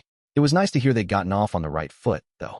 Recognizing each other's talents is a good first step toward building a good working relationship. All of this meant we were making excellent progress on the preparations for our super PR campaign. I was keeping up with my research and my training, too. Overall, I felt good about how I was using my time. If I pushed myself to take on anything more than I was already handling, I'd probably be overloading myself. Maybe it would have been optimal to focus on a single specific area in which to specialize, but my feeling was that I'd never be the best at anything I tried. That was true in my first try at life, and it was probably true in this one too. There's always going to be someone better than you out there. Maybe I was the best mage at the university right now, but the world was full of unbelievably powerful people. There's such a thing as genuine talent, the kind of talent you can't compete with, no matter how hard you try. I didn't feel any need to push myself to be the very best at any one thing, though. My goal was to be flexible enough to compete on multiple fronts. If I couldn't beat someone in a one-on-one fight, I'd just find a way to slip around them. It sounded good in theory. But of course, sometimes you might find yourself staring down a manatite hydra. I wanted to become powerful enough to defend my family, if nothing else. Fighting wasn't really my specialty, but I'd have to find ways to get stronger. Oh right, you want to take a look at Lucy, Zenoba? Ooh, you're willing to show me your daughter. Are you sure? I mean, yeah. Is there some reason why I wouldn't? I suppose not. However, I believe there are certain countries where it's traditional to wait until a child turns 5 before letting anyone outside the family see them. Really? Huh. I'd rather show her off to everyone I can, personally. In any case, there was no reason to think too hard about all this right now. I just had to keep moving slowly, steadily forward. I was keeping up with my daily training and magic exercises, chipping away at my research projects, and making lots of interesting friends. Compared to my last try at life, I've been putting in a lot more effort and getting a lot more out of every day. It was fair to say I was doing a good job so far, by my standards, at least. In other words, there was no need to rush things. If I pushed myself too hard, I'd eventually break down physically or mentally. My haste might make me careless, too. I didn't want to blunder into another disaster, like I had with that Hydra. So for now, I was going to keep moving at my own pace. One step at a time. I wanted to make my efforts at self-improvement a part of my daily routine. Hopefully, that effort would pay off the next time I found myself facing a real challenge. What was the next step I should take at this point, though? I'd replaced my hand with a prosthetic. My research was coming along nicely. My relationships with my wives were excellent, my sisters and daughter were doing well, and our family had a solid financial safety net. Maybe it was about time I had Roxy teach me some king-tier water magic. Legends of the University No. 5. The boss has a soft spot for little kids. Chapter 6. A Water King is Born. In a normally quiet corner of the University of Magic, a suggestive conversation was taking place. No. I said no. The place. A small building known to certain students as the Pea Storage Shed. In front of its door, a young man had seized a blue-haired girl by the arm. Come on, what's the big deal? I'm begging you here. Teach. No means no. The girl's attitude was one of curt rejection. Her face was turned to one side, and she was pouting in displeasure. But the young man wasn't backing down. Just this one time? Please. I've already given you my answer. Let go of me, please. Lunch is ending soon. Hey, don't be like that. It was clear he had no intention of releasing her. The girl looked around the area, her expression troubled. This was a quiet corner of the campus, but that didn't mean it was deserted. There were several people in the area, but when the girl shot them pleading glances, everyone simply looked away. There was a simple reason for this. They were afraid of the young man harassing her. He was the most infamous delinquent in this entire city. It wasn't that they didn't want to help the girl, but they all knew that any attempt at intervention would likely be pointless and might well cost them dearly. None were brave enough to risk it. Think it over for a minute, okay? This is a win-win arrangement we're talking about. You might not like the idea right now, but in the long run, we're both going to benefit. Well, I suppose, yes. Hey, how about this? If you do this for me, I'll do anything you want in return. Ugh. Look, as the girl's resolve faltered, the young man pressed his advantage ruthlessly. He moved in closer, nearly pressing his mouth to her ear, as he whispered honeyed words. The girl's face was growing redder by the moment. Fiddling with her long, braided hair, she looked down at the ground in embarrassment. Hey, it's the student council. But at that very moment, the most handsome man in the university arrived on the scene. A conspicuous white-haired girl in sunglasses followed close behind him. Oh, it's Sir Luke. Silent Fitz is here too. The relieved onlookers recognized these new arrivals immediately. They were Luke and Fitz of the student council. Sir Luke is so dashing. What perfect timing. Take me now, Luke. Is it just me, or has Fitz gotten a lot cuter lately? Man, I never would have guessed she was a girl. Ignoring the shrill cries of their audience, the two of them strode up to the young man and the girl. Well, Rudeus, we're here because someone reported you were assaulting a female student, but Luke trailed off mid-sentence to heave a heavy sigh. He knew both of the participants in this little farce, Rudeus Greyrat and his second wife, Roxy. The girl wasn't a student, in other words, and Rudeus hadn't been assaulting her. Having confirmed these facts, Luke turned around and started walking back the way he'd came. Fitz, you deal with this, please. Scratching at her ears awkwardly, Fitz nodded.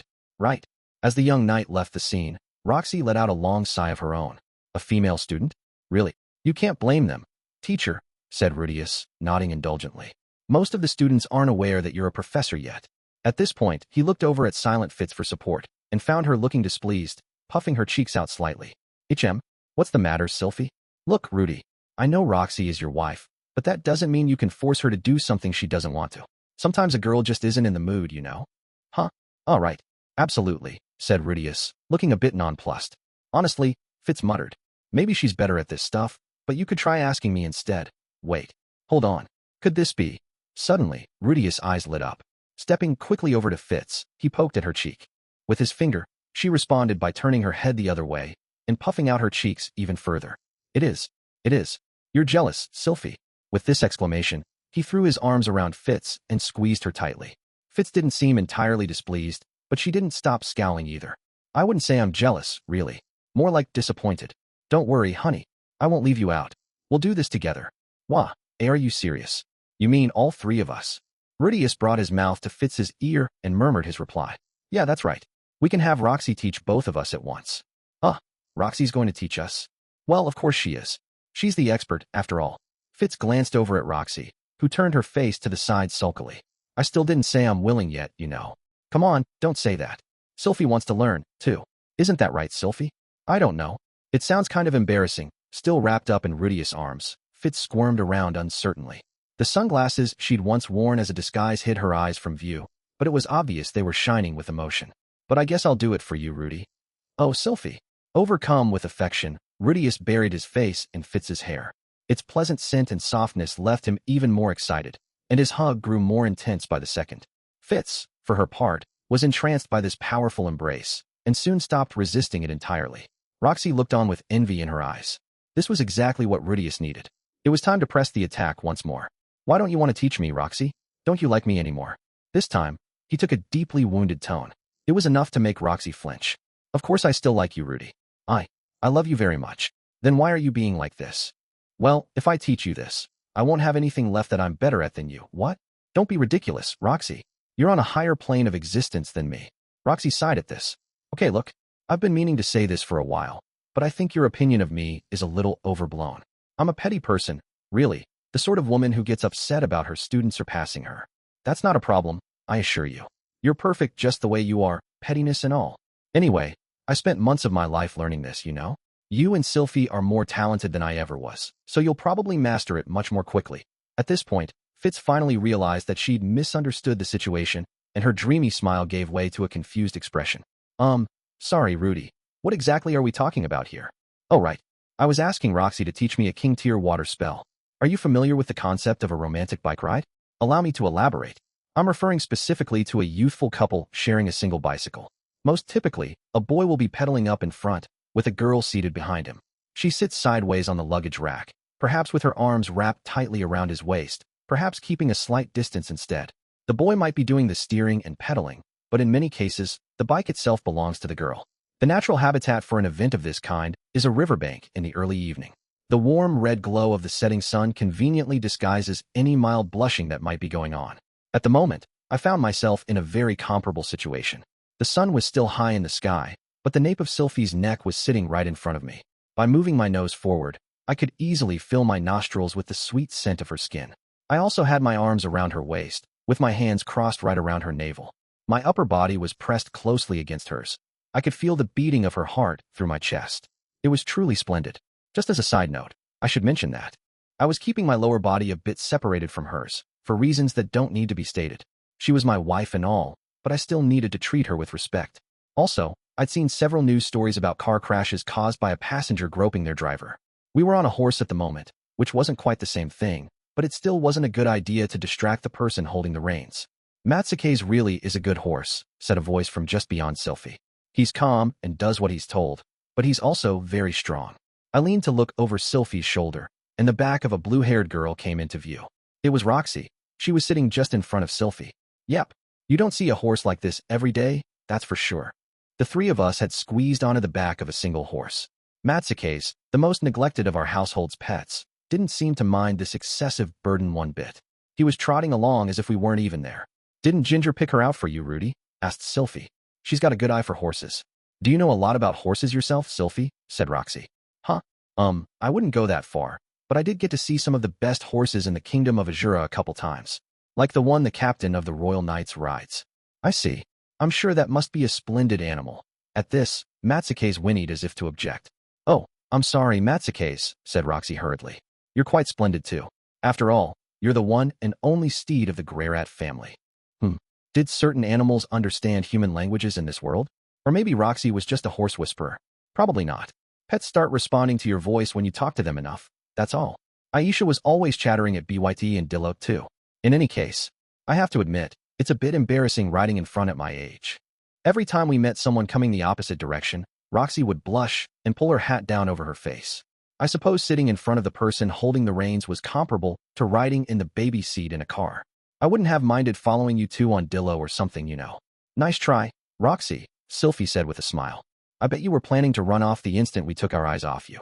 I'm not a child. I wasn't going to run away. Enjoying the sound of my wives chatting, I took some time to gaze at the scenery around us. At the moment, we were on the outskirts of the city. There was a small, beautiful stream running to our right. On our left, There was a large plain with a forest in the distance. The northern territories weren't the most fertile part of the world, but at this time of the year there was lots of green. Up until a few minutes ago, we'd been passing fields of wheat and potatoes, but now we were surrounded by empty, undeveloped country. I wasn't entirely sure how many hours we'd been riding now, but we'd clearly come far enough to get some privacy. Watching the water on our right, I caught glimpses of fish as the sunlight reflected off their scales. This was one of several smaller streams that fed into the river which ran past the city of Sharia. It might be nice to come out of the city to fish on a sunny day, even if I didn't travel this far. Not that I'd ever fished before. I told you too I was going to teach you, and I intend to do a proper job of it. The reason we'd come all the way out here was simple enough. Roxy had folded. My repeated pleas and badgering had finally worn her down. I'll teach you the only king-tier water spell I've mastered, Lightning Storm. Roxy still sounded disappointed about this turn of events, so I reached past Sylphie's side and stroked her shoulders affectionately. In any case, Lightning Storm, huh? Just based on the name, it sounded like a standard electricity-based spell. Now that I thought about it, though, lightning wasn't one of the standard magical disciplines in this world. I'd never even seen anyone use an electric-type spell before. And on top of that, this was a king-tier spell. I had to assume it was going to be dramatic. All right. I think we've come far enough. After a bit more time on the road, Roxy called us to a halt and hopped down off Matsuke's. She proceeded to tie him to a small tree about as thick as her leg. Hey, teacher, do you remember Caravaggio? Oh yes, that was the name of Paul's horse, wasn't it? That really brings me back. Roxy smiled, looking a bit nostalgic. It had been 12 years since she helped me become a water saint. I'd picked up a bunch of other skills in the meantime, but only now was I finally moving up to king tier. It felt like I'd taken a lot of detours on the road to this moment. But on the topic of the horse, poor Caravaggio had very nearly died back then. Roxy had just managed to save his life, but he could have been killed instantly. It was possible she'd forgotten about that after all this time, so I felt the need to bring it up. Is there any risk of another accident like the one we had back then? I don't think so, no. But we wouldn't want Matsuke's catching cold in the rain, so you should make an earth fortress to shelter him. Got it. I promptly turned and enclosed our horse in an earthen igloo of sorts. He accepted this with admirable aplomb. Should I be waiting at a distance or anything? Said Sylphie, pulling on her rain jacket. No, that won't be necessary, replied Roxy, doing the same. Even a saint-tier spell was enough to leave you drenched, so I'd propose that we bring these along as a precautionary measure. I pulled mine on as well. Is everyone ready? Yep. Whenever you are. Roxy nodded and pointed at a tree far off in the distance. It was an enormous thing. Even from far away, I could tell that its trunk was incredibly thick. I'll be using that tree as my target. I can only use this once today, so watch very carefully. Got it. With another small nod at my reply, Roxy closed her eyes and began breathing deeply. Her hands clutched her staff tightly as she focused intently on the task at hand. This went on for longer than I'd expected. She could fire off a saint-tier spell quickly, but apparently this wasn't so easy for her. Although I didn't have an eye of magical power or anything, I felt pretty confident that she was using this time to gather up a huge amount of mana for the spell. After a few long minutes, Roxy's eyes snapped open, and she murmured, "All right then. Let's begin." With those words, she stabbed her staff down into the ground. With her left hand, she held it steady. With her right, she clutched the magic stone on top of it. And finally, she began to chant, slowly and carefully, as if reviewing every word before she spoke it. "Oh, spirits of the magnificent waters, I beseech the Prince of Thunder. Grant me my wish. Bless me with thy savagery, and reveal to this insignificant servant a glimpse of thy power. Let fear strike the heart of man as thy divine hammer strikes its anvil and cover the land with water." A few sentences in, I recognized the words and blinked in confusion. "Come, O rain, and wash everything away in thy flood of destruction." Black clouds rapidly filled the sky above us. Simultaneously, a harsh and pelting rain began to fall. Wind whipped across the plain, driving the water up and under my coat. My robe was soaked instantly. Lightning flickered up above us, threatening to strike the ground at any moment. It was all very impressive, but I'd seen it before. This was just the saint-tier spell Cumulonimbus. I call upon you, mighty spirit of light, shining lord of the heavens. But when I expected the chant to end, Roxy kept right on going. Do you see the impudent foe towering before us? Do you see your sworn enemy in all his arrogance?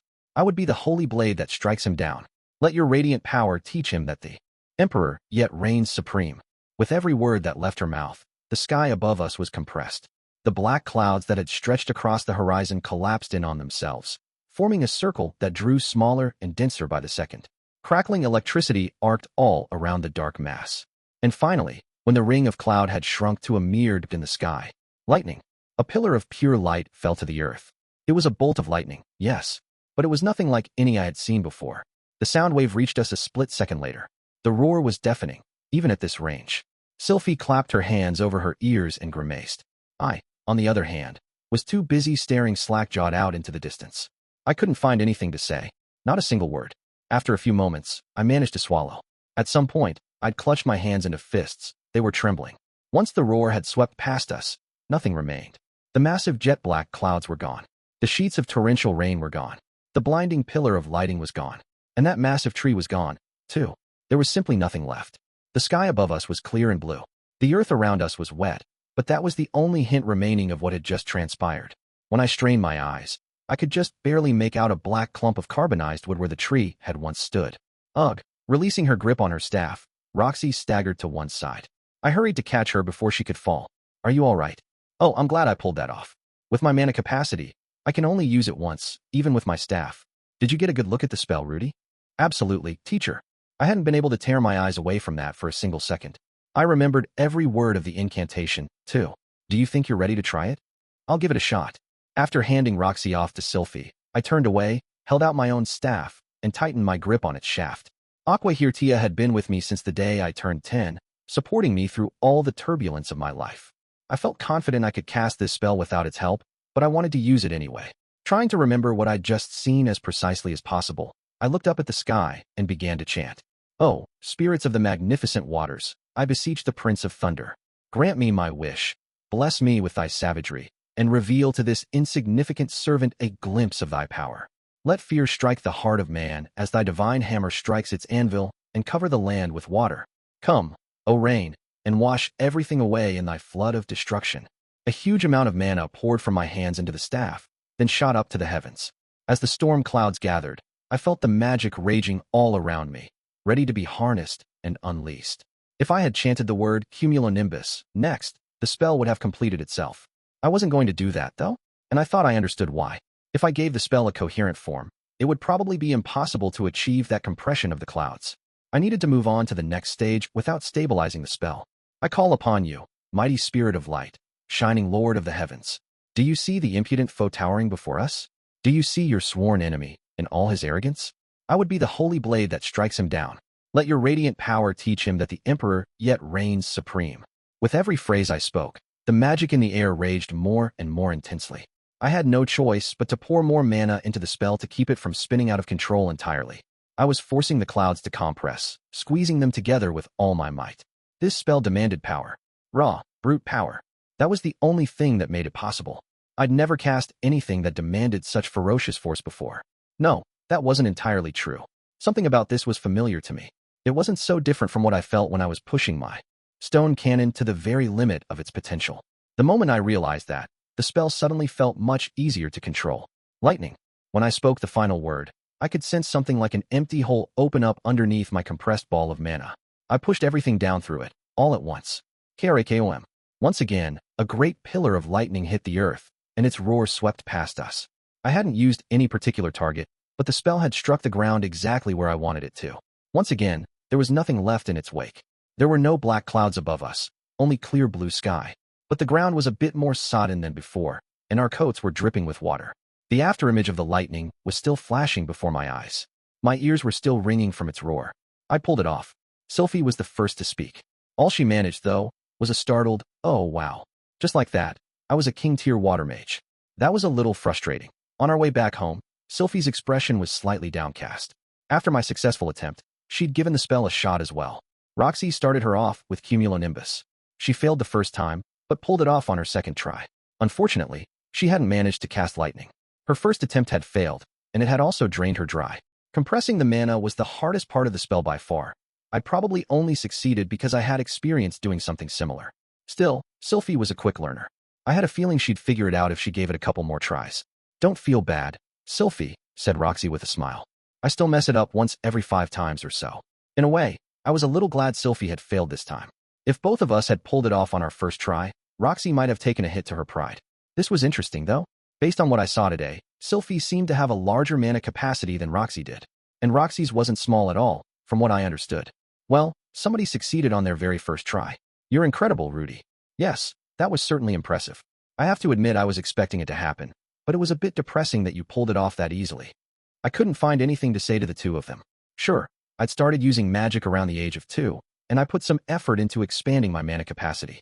But given how much I ended up with, I'd probably been born with an unnaturally large supply in the first place. I'd put in the effort, but I'd also just gotten lucky. That made it tricky to say much of anything about my abilities as a mage. In any case, I needed to stay focused for now. We weren't home yet, and my wives were exhausted. Once we were safely back, I'd have to give them both shoulder massages. We'd be skipping the nocturnal activities tonight. Also, we were all worn out. "Oh, look, Rudy," called Sylphie. "Isn't that a pretty sunset?" I looked over to the west, where the sun was starting to sink below the horizon. The sky all around it was a brilliant shade of crimson. Nature was just as beautiful here as it was back in my old world. That was one thing that hadn't changed. "Yeah, it's gorgeous." Was I supposed to tack on, "but not as gorgeous as you there?" With a small sigh, Sylphie leaned against me slightly. She looked just about ready to doze off on the spot.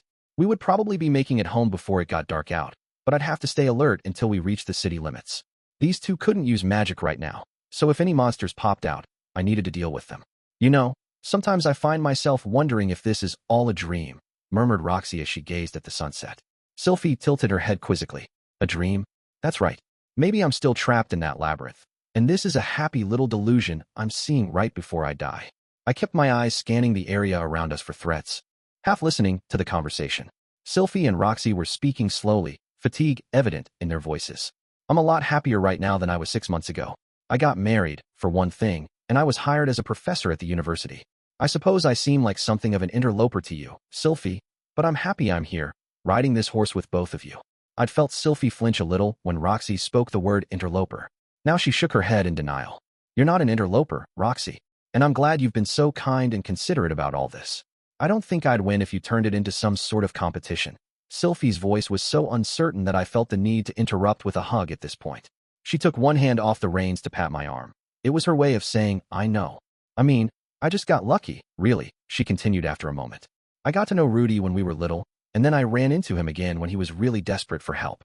I never would have caught his attention otherwise." "I think you're being a bit too modest," said Roxy, her voice slightly troubled.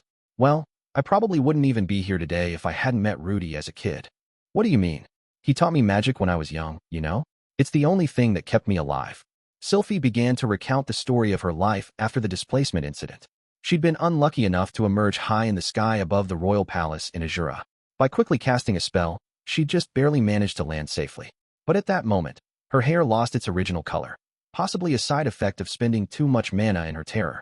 Princess Ariel had taken a personal liking to her, but it was her rare ability to cast spells silently that had earned her a place in the royal court. And when Ariel was outmaneuvered by her political rivals, that same ability had allowed Sylphie to fight off dozens of assassins as they fled. In the picture she painted, my magic was the only thing that had kept her alive through all of this. Back when I was working as Princess Ariel's guardian mage, this one thought kept popping into my head. If I didn't know how to use magic, I'd probably be a slave right now. As she spoke, I found myself wondering how different my own life would have been if I hadn't met Roxy or Sylphie when I was young. If not for Roxy, I wouldn't have found the courage to leave that house for years. I was confident of that much. If I'd never taken a step outside, never met Sylphie, could I have survived the displacement incident? Could I have made my way across the demon continent? Well, if I'd never met Sylphie, I wouldn't have ended up getting sent to the city of Roa, which meant I wouldn't have met Eris or Gislang. Maybe my parents would have shipped me off to school eventually. I would have hit a wall with my magic at some point, so I might have ended up asking them to send me to the Renoa University of Magic anyway. Under different circumstances, Paul might have approved instead of telling me to wait until I was 12. But of course, I wouldn't have found Sylphie waiting for me in Renoa. She wouldn't have followed me up here, either. Maybe I would have ended up in the same class as Linnea and Persina and fallen in love with one of them. When we graduated, I'd head back to the Great Forest and live among the beast folk. Well, no. The displacement incident would have taken place eventually, so I probably would have rushed back home to Azura. In any case, my life would have looked completely different. Still, I couldn't help feeling like I would have run into Sylphie somewhere and fallen in love with her, of course. Yes, surely that was predestined by the laws of causality. Or just fate, if you prefer. Whatever. My life changed completely the day I met Rudy. Sylphie concluded, with her story at an end. I mean, I did put in a lot of effort, too, but I think I was lucky more than anything else. So when I see someone like you, who changed Rudy's life for the better, and I know you both love each other, well, I don't really want him to lose that just because I'm around, I guess. I probably don't have the right to object, when I just got here first.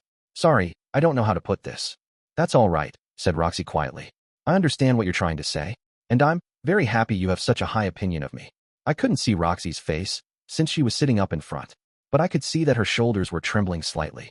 I stretched my arms out and pulled both her and Sylphie into a hug. Rudy, back in my old world, choosing Roxy would have meant losing Sylphie, and it could have worked out that way here, if not for Sylphie's decision to forgive me. The only lucky person here was me. Given my less-than-ideal track record as a husband, promising that I'd cherish them forever would probably ring hollow. I'd just have to speak with my actions instead.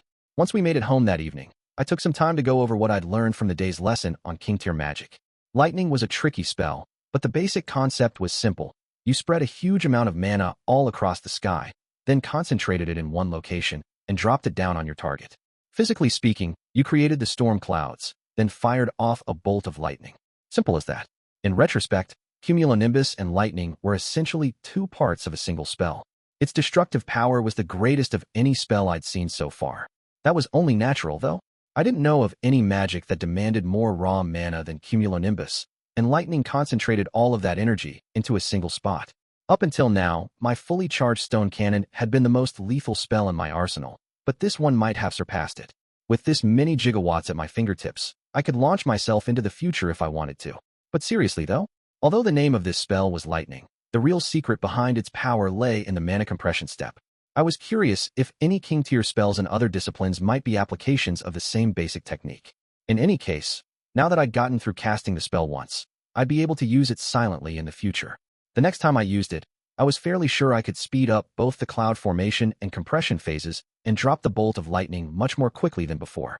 But although I was planning to practice with it, I wasn't sure I'd get many chances to put this spell to practical use. After all, if I was up against a single target, my stone cannon was usually more than enough. Lightning was kind of an overkill spell on the whole. It would be more useful if I could find a way to reduce its power. With this thought in mind, I started playing around a little on a much smaller scale. And after several failed experiments, I stumbled across a way to generate a strong electric current. The method involved silently casting a tiny cumulonimbus spell, compressing it, and firing off a lightning spell in the direction of my target. This resulted in a small, crackling bolt of electricity that could be directed with considerable accuracy. Its voltage seemed to be fairly low, too, so the damage it did wasn't too excessive. I wasn't sure exactly how this worked, but it seemed like it might come in handy. It probably wasn't suitable for extremely close-range combat. You'd end up shocking yourself along with your target. On the bright side, it wasn't going to do any lasting damage. At worst, you'd be incapacitated for a time. But there were lots of other attack magic spells that didn't run the risk of hurting their own caster. Still, it felt worth trying to refine this. I could use a spell designed to stun someone instead of killing them.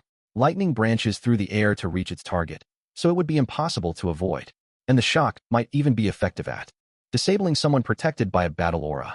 I didn't have anyone to test that on at the moment, but if Batagati came back, I could ask him to be my guinea pig.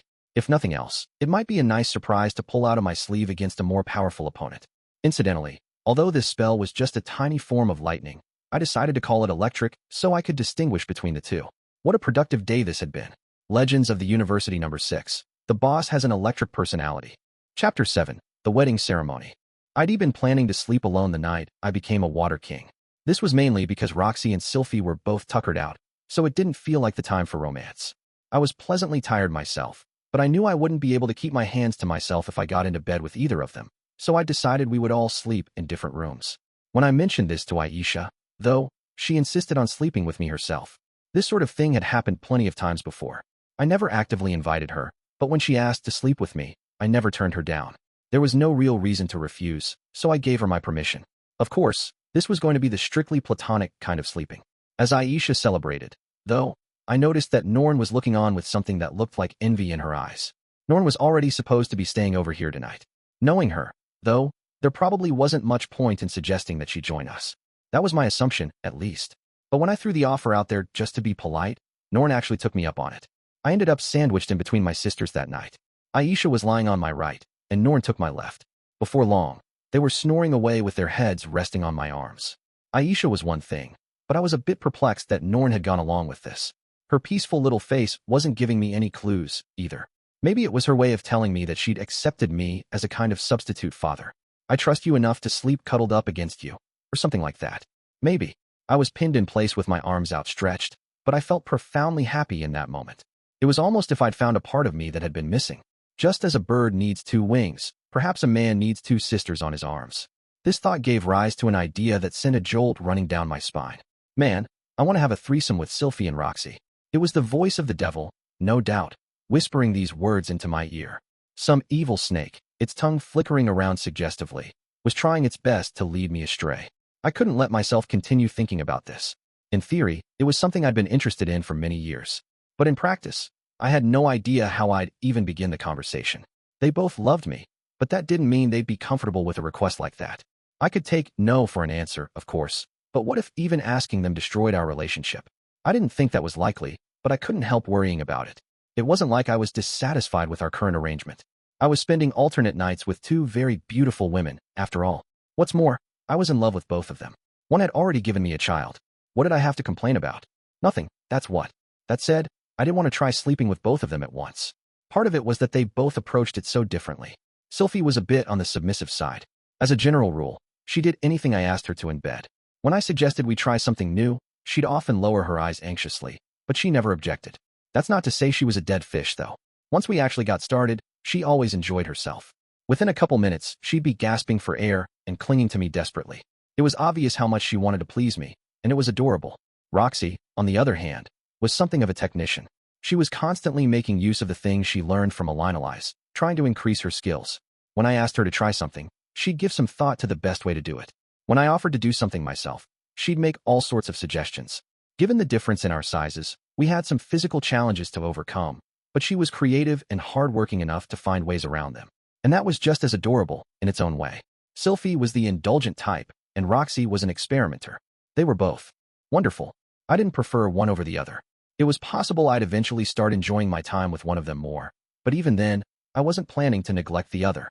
My intention was to treat them as equally as I possibly could. Right. I loved both of them equally. So was it really that wrong to think about sleeping with both of them at once? Surely the answer was no. Any red-blooded man has some interest in such things. It's simply in our nature. However, that didn't mean I was going to voice these thoughts. Sometimes it's wisest to keep your more extreme desires to yourself if you want to maintain healthy relationships. This was the very reason I'd never let myself bring this up before. As of this moment, at least, I was confident that wasn't going to change. The next morning, I headed over to Cliff's laboratory. Cliff's research was focused on the development of magical implements, specifically, ones capable of counteracting curses. He'd insisted that I was welcome to drop in on him at any time, but whenever I dropped by, I made sure to listen carefully at the door. Depending on the noises I heard from inside, I sometimes had to turn around and leave. Today, there didn't seem to be anything problematic going on in there, so I knocked on the door. "Come in." "The door's open," called a voice from within. I stepped into the laboratory to find Alinalize sitting by the far window. She was resting her cheek on her hand and gazing out at the street, her long curly hair glimmering in the sun. The woman sure was picturesque when she wasn't talking, but I knew her too well to be impressed. She was probably thinking unspeakably dirty thoughts. "Are you the only one home, Alinalize?" "That's right." Cliff was very busy these days, and hadn't been making much progress on his research. We'd been talking for months about finding the time to improve his existing prototypes using the stones of absorption, but it still hadn't happened yet. Cliff's off working on the wedding preparations again. That right there was one of the major reasons. Cliff and Alinalize were getting married soon. "I keep offering to help out," she continued, "but he's determined to do it all himself. Try not to hold it against him. Men can be prideful about these things, you know." Before we left for the Begarit continent, Cliff had promised Alinalize he'd marry her when we returned. When we made it back, though, he hadn't even begun to prepare yet. That wasn't his fault by any means. We told him we might be gone for 2 years, but we ended up making it back in 6 months. It would have been odd to find him ready and waiting. However, Cliff was the kind of guy who took his promises seriously. With remarkable focus and stubbornness, he'd gotten everything arranged over the last few months. First and foremost, he'd found them a place to live, bought the furniture, and planned out everything they needed to move in. For the most part, he handled all of this on his own, although I'd helped out a bit with the real estate hunt. Unlike me, he wasn't interested in buying a house. He'd eventually settled on renting an apartment in the student district. If it ever got too cramped for them, he figured they could just move to a bigger place. I was a bit surprised by that attitude, considering Cliff was something of a show-off by nature. But on the other hand, he wasn't swimming in cash at the moment, so it was perfectly reasonable. He couldn't have purchased a pricey home. Not without financial help from Alinalize, at least. I knew she was pretty well off. Oh, and on that note, congratulations, Alinalize. They were in the final stages now. The wedding was scheduled for next month. Something about Alinalize wearing a pure white dress felt slightly out of character, But as long as the two of them were happy, that was all that really mattered. You mind if I wait around until Cliff comes back? Not at all. Elise was keeping up her side of the conversation, but she hadn't even looked in my direction yet. And now, still gazing out the window, she let out a long, deep sigh. It was the kind of sigh that came with its own subtitles. I'm so very troubled. Won't anyone ask me what's wrong? Are you having second thoughts about the marriage or anything? I ventured. Oh, of course not. Cliff's so sweet and devoted that I almost feel like I don't deserve him. I couldn't be happier that we're getting married. Fair enough. I was only a spectator here, but as fair as I could tell, Cliff was nothing but loving and loyal to Elise. That's not to say that he was a perfect person. He had plenty of flaws. But he was still a young man, not even 20 years old yet. In fact, when you took his potential for future growth into consideration, the guy was a real catch. So why do you keep sighing then? Isn't it obvious? I see. That meant it was a sex thing, presumably. Cliff's been so busy that he only sleeps with me twice a week. Yeah, figured as much. That's too bad, but what can you do? He's doing it all for you, Elise. Yes, I understand all that, believe me. And once you finally move into your love nest, you probably won't emerge for a solid week, right? I was speaking from experience. The moment we got back from the Greyrat continent, Elise and Cliff had shut themselves up in here for days. It was enough to make you wonder if all they really cared about was the sex. Not that I had any right to say so, given my own healthy libido. Sigh. I can't help being jealous of you, Rudeus. Why?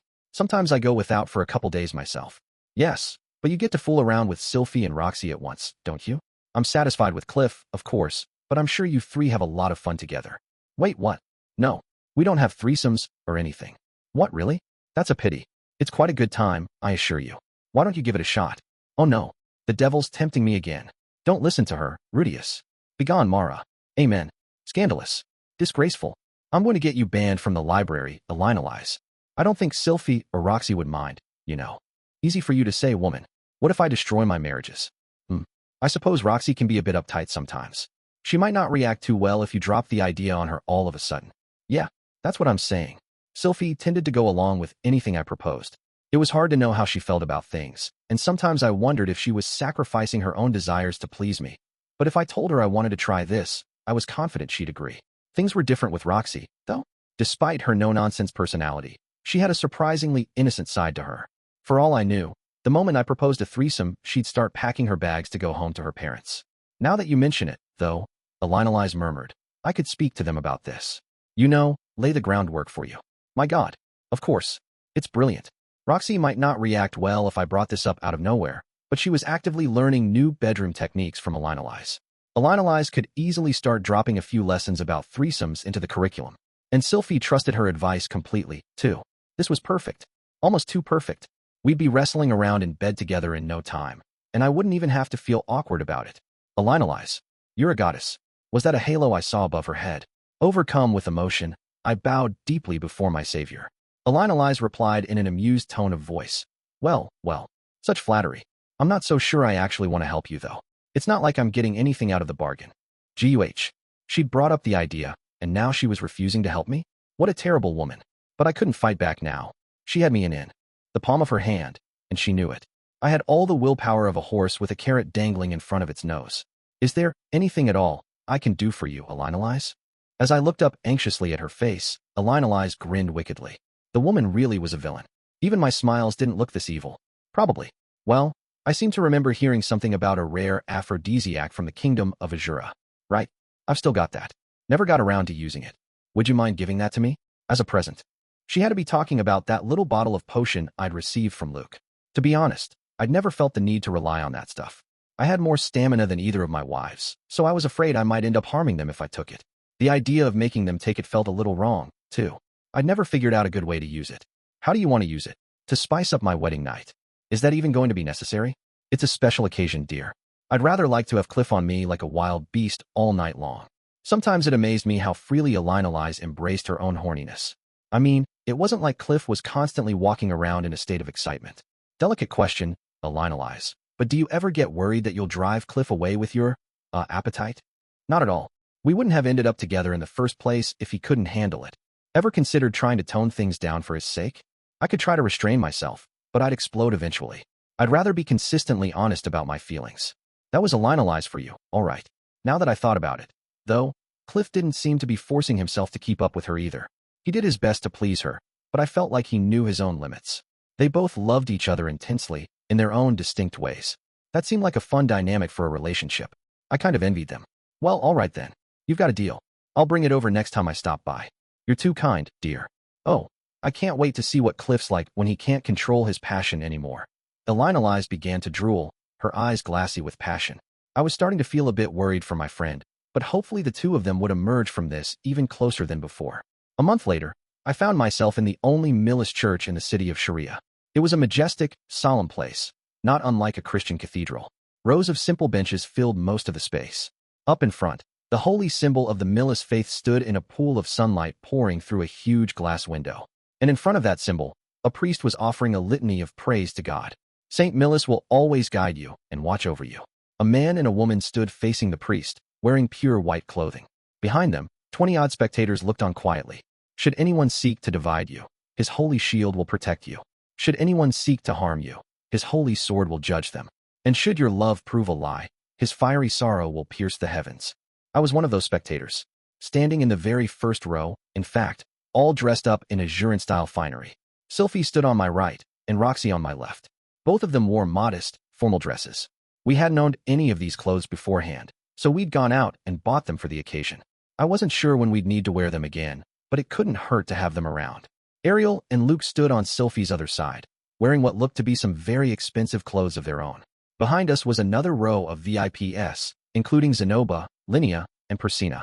And behind them, there was a row of miscellaneous guests, Ginger, Julie, and two girls who were apparently Ariel's attendants, among others. I couldn't see them from where I stood, but Norn and Aisha were somewhere back there, too. They were both wearing nice dresses today, too, but I'd opted to rent those. They were both growing girls, so it felt premature to buy anything. They hadn't been too pleased about that, of course. There were some guests I didn't recognize as well. But unsurprisingly, Nana Hoshi hadn't shown. In Millis church weddings, the rows of guests were apparently divided by rank. The very front row was reserved for the highest-ranking spectators, as well as the closest family members of the bride and groom. Princess Ariel's presence in the very front was only natural, in other words, and Sylphiette was Elina's only relative in the room, which earned her a spot. On the other hand, I was only up here because I was Sylphie's husband. That made me feel slightly out of place. Roxy had it worse than me, though. She was up here as my second wife, and the Millis church didn't think too highly of bigamy. I think she found the situation a little awkward, since she'd been standing stiffly in place since the ceremony began. Luke had said there was no need to be self-conscious, since many Azuran nobles took multiple wives despite the doctrines of their church. I didn't think Roxy had anything to feel guilty about either, for the record. As the ceremony moved steadily along, one exchange caught my attention. Cliff Grimer, do you swear to love Elina's Dragon Road, and only her, so long as you both do live? I swear to love her until my death. Apparently, the Millis church had marriage vows, too, and Cliff's choice of words struck me as really heavy.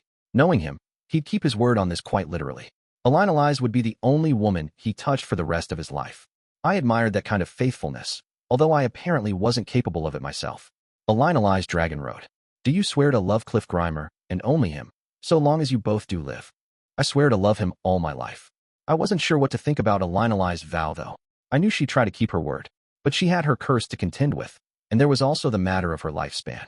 Cliff was probably going to die before her, and I felt like she'd eventually go looking for someone new to love. And no one could blame her for it, surely.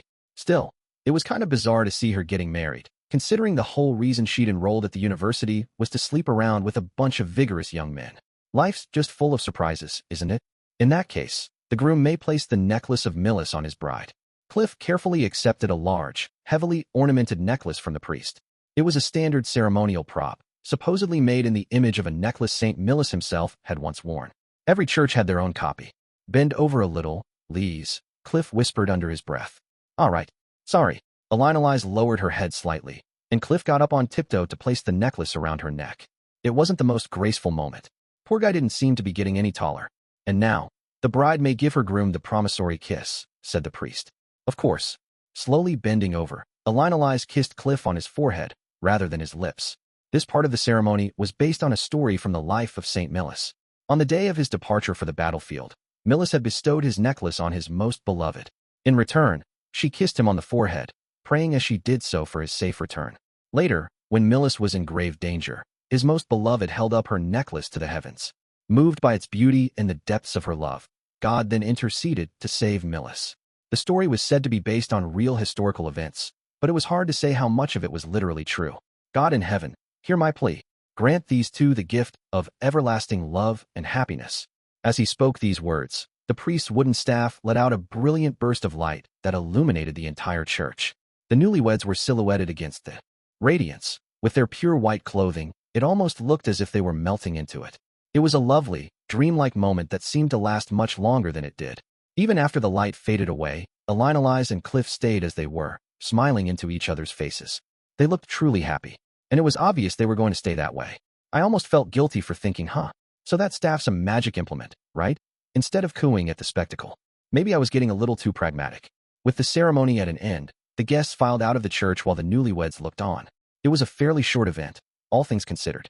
Its purpose was solely to prove their mutual love to God, with us serving as witnesses. There wasn't a reception afterward or anything. Members of the nobility would probably take the opportunity for an after-party, but unfortunately Cliff was just a student. Still, if Batagati had been here, I had a feeling he would have loudly demanded that we throw a feast. And I was kind of in the mood to celebrate myself for once.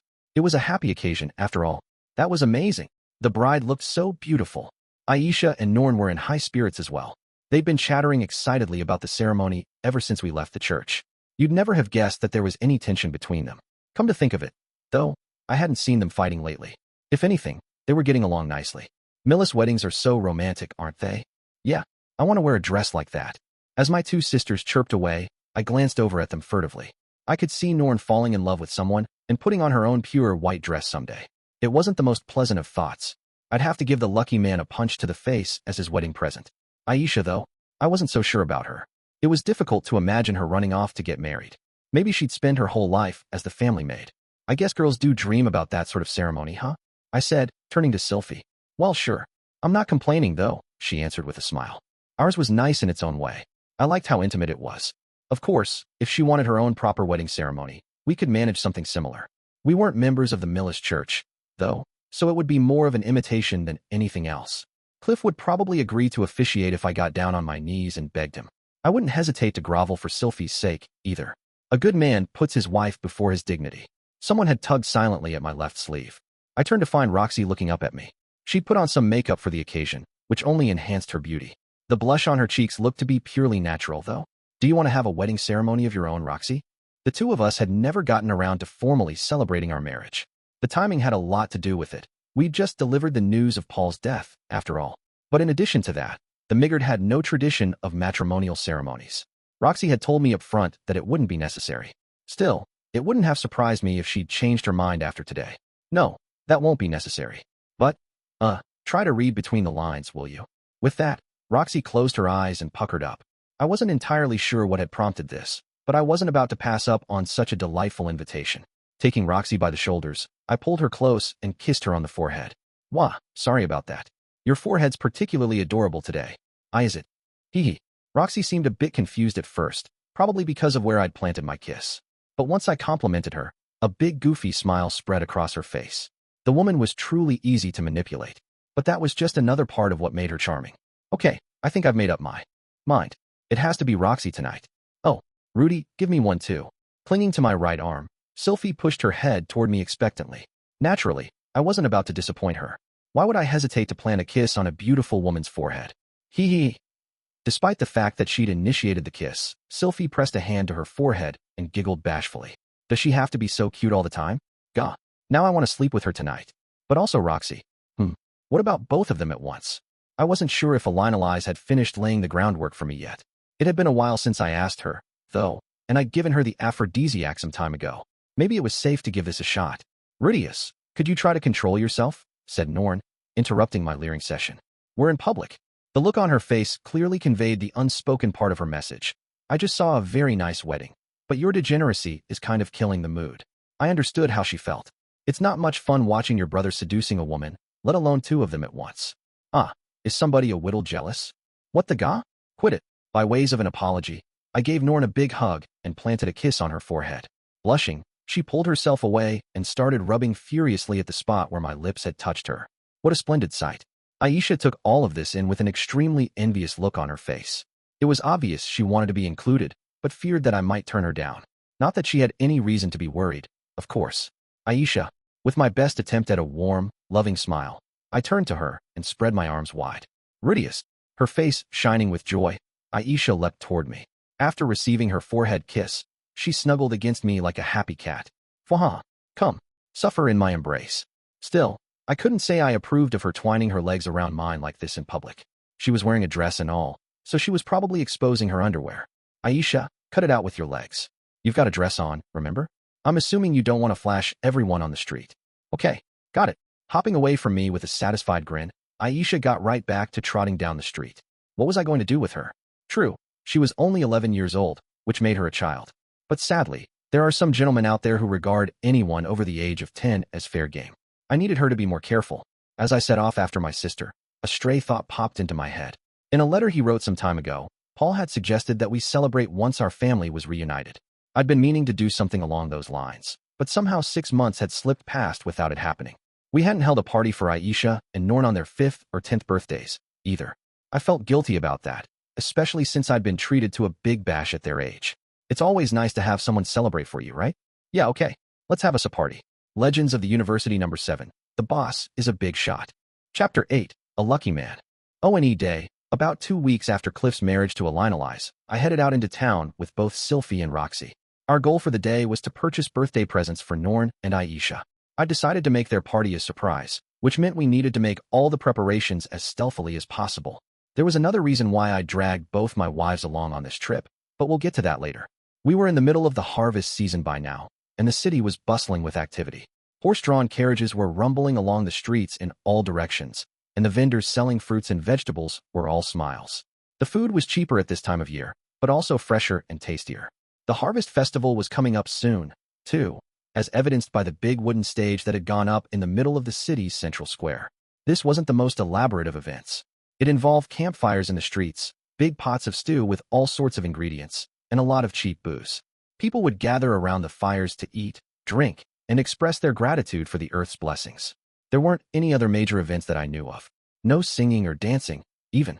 Still, as long as you brought your own pot, you could get a big helping of the stew for free. Aisha had apparently taken advantage of this last year, while I was away. She hadn't been too impressed, though. They sort of threw things in there at random, so the flavor wasn't anything to write home about. Hopefully I'd get the chance to try it for myself this year. If it was gross, that might be interesting in its own way. It's certainly lively these days, said Roxy, looking around curiously. Yeah, it always is, said Sylphie. Lots of people come into town this time of year. Apart from the merchants moving in all directions, there were plenty of students out on the streets, peering into the booths and stalls. Sometimes we passed farmers pushing wheelbarrows full of vegetables, or adventurers squabbling about who'd bumped whose shoulder. Sharia was the largest city in this region, but it was only this noisy around this time of year. Also, I was noticing an unusual number of beast folk out in the streets. Most of them were tough-looking guys carrying broad, machete-like swords. They had a festival of their own going on at the moment, as it happened. Linnea and Persina were both going into heat around the same time, so their bravest young fighters had traveled here from all around the world to compete for them. This year, Linnea and Persina were going to be facing them head-on. I guess they thought it was about time to find themselves husbands. In a break with beast folk traditions, however, they declared that they would be choosing their mates personally from among those who bested them. At a bare minimum, they wanted a sword saint, advanced tier mage, or A-rank adventurer. Furthermore, his fur needed to be glossy, his ears erect, and his tail straight. Oh, and he had to be both a savage warrior and a considerate gentleman. Their standards seemed a little unrealistic to me, to be perfectly honest. Hopefully they'd find someone nice, just like me. On my right, I had Sylphie. On my left, I had Roxy. A woman on both sides, every man's dream. Hey there, Miss Sylphiette, Miss Roxy. I've got a proposal for you. And what would that be, Mr. Rudeus? Go right ahead. How about we walk arm in arm? The idea had popped into my head suddenly, but it was sort of an extension of my previous thought. The real dream was to strut around with 2 women clinging to your arms, showing off how popular you were. I'd seen a few men like that in my previous life, and it always made me want to puke. But deep down inside, I wanted to be one of them. I wanted to do what they could do. Okay, sure. Sylphie immediately grabbed my right arm. Roxy hesitated slightly, then took my left. The day had come at last. I was risen. Now it was my turn to endure the people's jealous gazes. And how wonderful it felt. Looking around the area, though, I realized that the merchants were busy with their own affairs, and the beast folk warriors were hurrying off to the university. Some of the students in the crowd were looking our way, but they averted their eyes quickly. I might have gotten a few jeers from the local adventurers if we were in a tavern or something, but even they didn't seem bored enough to harass me on the street. Overall, I was getting much less attention than I'd anticipated. Still, I was deeply satisfied by the experience. Why, you might ask? Well, my right arm was currently experiencing some pleasant sensations. Sylphie was pressing a certain something against it, in a way she wasn't capable of before. No need to be coy, right? I'm referring to her chest. I, Rudeus Greyrat, was walking through the town with a woman's breasts pushed up against my arm. This simple fact was enough to fill me with joy. The once barren soil of my heart, bleached dry by a miserable adolescence, was blooming with life. I couldn't stay in this oasis forever. Soon enough, these pillowy clouds of pleasure would return to their rightful and more modest size. But that didn't make them any less real. They were the legendary treasure islands, and I had found them. And it wasn't just Sylphie offering me this joy. Roxy, on my left, was also pressing her meager chest against me. Her breasts were small, but they did exist. I could feel their distinct softness against the muscles of my arm. They were meek enough to inherit the earth. This was truly splendid. I said a few silent words of thanks to the muscles of my own arms. If not for their hardness, I couldn't have appreciated this softness so fully. Ha ha, don't be jealous, Heracles the bicep. You're truly wonderful as well. No ha ha. I hadn't meant to laugh like that, but it had happened anyway. As I've already mentioned, the purpose of our outing today was to choose presents for my dear little sisters. However, that wasn't my only goal. Just the other day, Elinalise had finally delivered the news I'd been waiting to hear. I've softened them both up for you, Rudeus. You just take them both out on a date, get a nice mood going, and then take them to a classy inn. That's right, my friends. Today was the day. I was going to sleep with both my wives at once. I was boiling with anticipation. Would I be able to satisfy them both? I couldn't wait to try. Rudy? Rudy. Sylphie's voice snapped me back to reality. Whoops. Guess I was zoning out a bit there. You're drooling, said Roxy, wiping at my face with a handkerchief. Are you ready to eat already? I clearly needed to be a bit more attentive. I was hoping today would end with a threesome, yes, but I wasn't going to get sloppy about the date itself. We'd pick out Norn and Aisha's presents carefully, and after that, I was going to make sure they both enjoyed their day out. All of this was equally important. Sorry about that, I said with a smile, renewing my focus on the tasks at hand. I guess I was just lost in thought. Picking the presents was our main activity for the day. We decided to look all around the city and take our time with the decision. Our search got underway in the workshop district. You could find all sorts of magical tools and implements in this area of the city. Of course, there were plenty of enchanted objects for sale in the commerce district as well, but those were largely tested, refined products that commanded very high prices. In the workshop district, you got a more eclectic mix, including prototypes and experiments produced by fledgling creators. For the most part, their effects weren't too remarkable. They were more like toys than anything else. But sometimes you'd dig through a pile of junk and find a masterpiece from an inventor who'd soon be famous. Or so Roxy told me, at least. One of her old classmates from the university had joined a workshop here as an apprentice, so she knew a few things about the area. Unfortunately, they'd moved to a different city at some point. Roxy didn't seem too optimistic about our mission. To be honest, I don't think we'll find anything those two would like here, she'd said. But she was browsing through the magical implements on display with great interest. Naturally, I wasn't expecting to find a suitable present for Norn or Aisha either. The reason I'd brought us here was to find a gift for Roxy. Although we were formally married, I'd never really celebrated that with her. She wasn't interested in a wedding ceremony, but we could still have a belated party. My plan was to combine that event with Aisha and Norn's birthday celebration. Roxy didn't know about that part, of course. It was also a surprise. She thought she was in on the game, but I was playing 5-dimensional chess here. If she expressed interest in anything on sale here, I planned to sneak back out and buy it a few days later. Of course, magical implements could get very expensive. Right now, our family's funding was coming from 4 main sources: Sylphie and Roxy's salaries, the royalties from that scroll Nanahoshi gave me, and the money we'd earned from that labyrinth. In particular, the labyrinth money, my inheritance from Paul, in a sense, could have kept me comfortable for a solid 30 years or so all on its own. It wasn't enough to let me lounge around for the rest of my life, but it was a very nice cushion. There was no telling when we might need to spend a whole lot of money all at once, so I was doing my best not to spend our cash carelessly. For a wedding present, though, I was more than willing to dip into my savings. Hell, if Roxy muttered, "I want to drive a Porsche," I'd get her one. There didn't seem to be any luxury car dealers in the magic city of Sharia, though, so I might have to settle for drawing their logo on Dillo's forehead. This pot that freezes its contents when you feed it mana seems handy. Maybe Aisha would appreciate it. I get the feeling Aisha prefers cute things, honestly. Oh, you're right. I guess we shouldn't give her something she'd use at work. I watched Roxy like a hawk as she chatted with Sylphie. So far, I hadn't noticed her yearning for anything in particular. She seemed totally focused on picking a present for my sisters, rather than finding something for herself. What do you think, Rudy? I think it would be delightful to lick your face like a dog, Roxy. Can you try to take this seriously? You're the one who suggested the trip, you know. Of course, I was thinking about Aisha and Norn's presence as well. But the stuff for sale around here just wasn't their style. After a while, we moved to the Commerce District. Our destination was Sylphie's favorite clothing store. I'd bought my current robe here, and it was my go-to place for finding presents. Also, wow, you shop at some very fancy stores, I see. Roxy hesitated a little outside the shop, then looked down at her own robe with an uncertain expression. Should I be telling her there wasn't a dress code, maybe? Huh, said Sylphie. Is it really that fancy? She seemed genuinely nonplussed. As a general rule, she only bought her clothes at fairly expensive establishments. It wasn't like Sylphie was careless with her money or anything. She'd just spent many years accompanying Ariel. You tend to pick up the shopping habits of your closest friends, I guess. I was sure she understood this place was expensive in some sense. It probably just seemed like the best option among the stores she was familiar with. Fancy is a relative term, after all. Well, no. I suppose the Greyrat family can afford to shop here. It's just, I don't usually visit stores this nice myself, personally. Oh, huh. I guess it is kind of fancy, then, Sylphie said in a crestfallen tone, her ears drooping slightly. Rudy? I'm not spending too much money, am I? Don't worry, Sylphie. You're fine. Apart from anything else, she paid for the clothes she bought out of her own salary. I didn't have any right to complain about how she spent her money. I really wasn't trying to imply that, said Roxy. I shopped at stores like this myself, back when I was a royal magician in Chiron. And it seems like a perfect place to find something special for a birthday present. Oh yeah? Right. It is a special occasion, so, yeah, that's my teacher for you. She knows when to switch to the offensive. Better follow that up. You know, I don't think there's anything wrong with buying yourself some pricey clothes. Really, I said with a smile. Sylphie pouted at this. So you do think they're pricey after all? Slip of the tongue. I meant stylish. Stylish clothes. Ugh. Should we go somewhere else after all?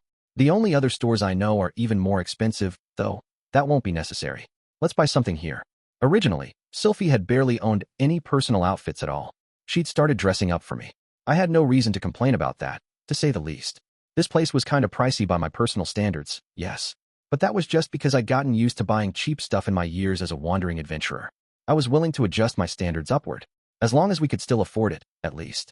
The moment we stepped inside the store, an employee trotted over to greet us. I guess they made a habit of remembering their regulars in places like this. Well, if it isn't the Greyrats. It's so very nice to have you back in our establishment. What can we do for you today? Oh, we're just browsing, I said. Looking to buy presents for 2 children, both about 10 years old. I see. Why don't you come this way then? Instantly, the clerk led us to a section of the store totally occupied by children's clothing. They trained their employees well here, from the looks of things. The kids section wasn't any less fancy than the rest of the place. They had a wide range of outfits on display, including everything from casual wear to robes and dresses. Your 10th birthday was considered a very big deal, so people probably bought a lot of formal wear for kids around that age. My goodness, there are a lot of different styles. I'm not even sure how to start. Well, it's going to be winter soon, right? Maybe something warm would be good. Roxy and Sylphie started looking through the outfits immediately. It sounded like they were enjoying themselves. Quite a contrast with a certain redhead whose entire attitude toward clothing was, ugh, anything's fine. What do you think, Rudy? Asked Sylphie, turning back to me. Well, Norn's winter coat's getting a little small on her. She might be looking for a new one, I offered. The two of them nodded thoughtfully. Okay, maybe a coat for her then. But what should we do for Aisha? Oh, she was complaining the other day that her shoes are getting tight, said Roxy. New shoes. That sounds good. Let's see what we can find. Having narrowed our focus down considerably, we started browsing through the goods in earnest. Thanks to all the different options on offer, it didn't take long to find gifts that fit my sister's personal styles. For Norn, we settled on a brightly colored coat. For Aisha, we picked out a pair of boots with a nicely stitched flower pattern. They were both sized a bit large, but it didn't seem like a problem. My sisters were both growing girls, after all. With our main job accomplished, we took some time to wander aimlessly around the store. It wasn't like we had to limit ourselves to a single present. And more importantly, I was still looking for a perfect gift for Roxy. Although I kept that part to myself, of course. These cloth corsages are nice. I wonder if Aisha would like them, I said, studying a basket of intricate little bouquets. Maybe. She does love flowers, said Sylphie. Yeah, I'm not sure if a kid would appreciate that sort of thing though. Come to think of it, I don't really know what sort of things Norn likes. Good question. She doesn't talk about her tastes that often. Not around me, at least. Norn has somewhat boyish tastes, I think, said Roxy. She likes swords, armor, horses, that sort of thing. Wait, really? How do you know that? Well, I've been trying to get to know her better, so... Roxy abruptly stopped in her tracks, trailing off mid-sentence. Her eyes were fixed on a certain outfit. It was a magician's robe, complete with hat, displayed prominently on a nearby stand. The robe was in an adult male size, so there was no chance it would fit her. Still, she stared intently at it. More specifically, at the hat. After a moment, she took off her own hat and began to study it with a conflicted expression. It was clearly an old hat at this point. I had a feeling it was the very same one she'd worn as my tutor back in Buena Village. It wasn't exactly falling apart at the seams, and its black coloring hid some of the wear and tear, but you could tell it had been through its share of battles. After putting her hat back on, Roxy gingerly stretched up to her full height and took the other one from its stand. She spun it around, found a price tag, and grimaced. An instant later, she'd put it right back where it came from.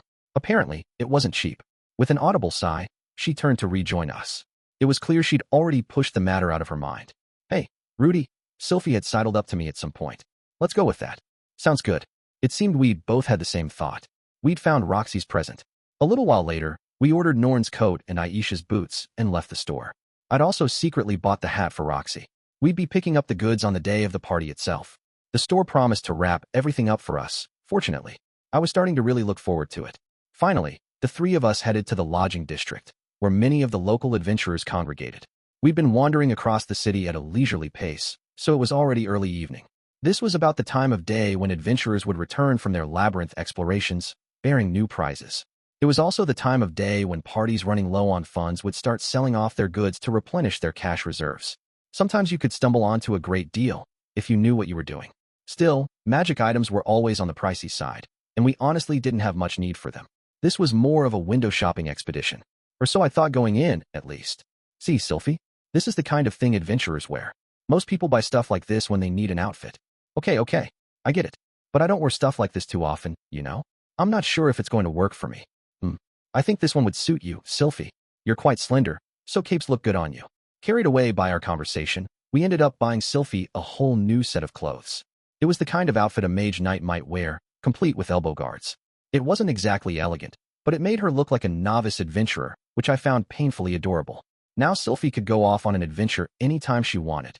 Not that she really needed to. Or could, given her job. When she was working, Sylphie usually wore a set of powerful magic items. She probably wouldn't get many chances to wear this. Hee. Thanks, guys. Still, she looked very pleased with the gift. By the time we were finished with our purchases, the stores in the area were starting to close. Shops didn't stay open all night, as a general rule. We spontaneously headed toward the nearest taverns and restaurants. Well, it felt spontaneous to Sylphie and Roxy, at least. This was all going according to plan. I'd actually made reservations in advance, anticipating this situation. We'd be eating at an inn targeted at S-rank adventurers. Elinalise had recommended it to me as the perfect place to finish off a date. The food was good, the atmosphere was nice, the beds were big, and the rooms were nearly soundproof. Oh, I know this place. Grandma told me to take you here if we ever needed to make up after a fight. You too, Sylphie? She said the same thing to me. To my surprise, both of my wives recognized the name of the place. At the end of the day, it seemed we were all just pawns in a Elinalise game. Well, whatever. It's no big deal if they've heard of it. Elinalise mentioned something else to me, actually, continued Roxy. She said Rudy might take both of us here at some point. With the intention of, well, you know. Yeah, she said that to me too. So that's what this is all about. Honestly, what are we going to do with you, Rudy? Sylphie and Roxy looked over at me with narrowed eyes. However, I didn't see any real disgust or shock on their faces. Elinalise had done her job well. They seemed receptive to my plan. I owed that woman big time. Thank you, Elinalise. You're the best, Elinalise. Still, you didn't mention we'd be spending the night. I'm a little worried about Lucy.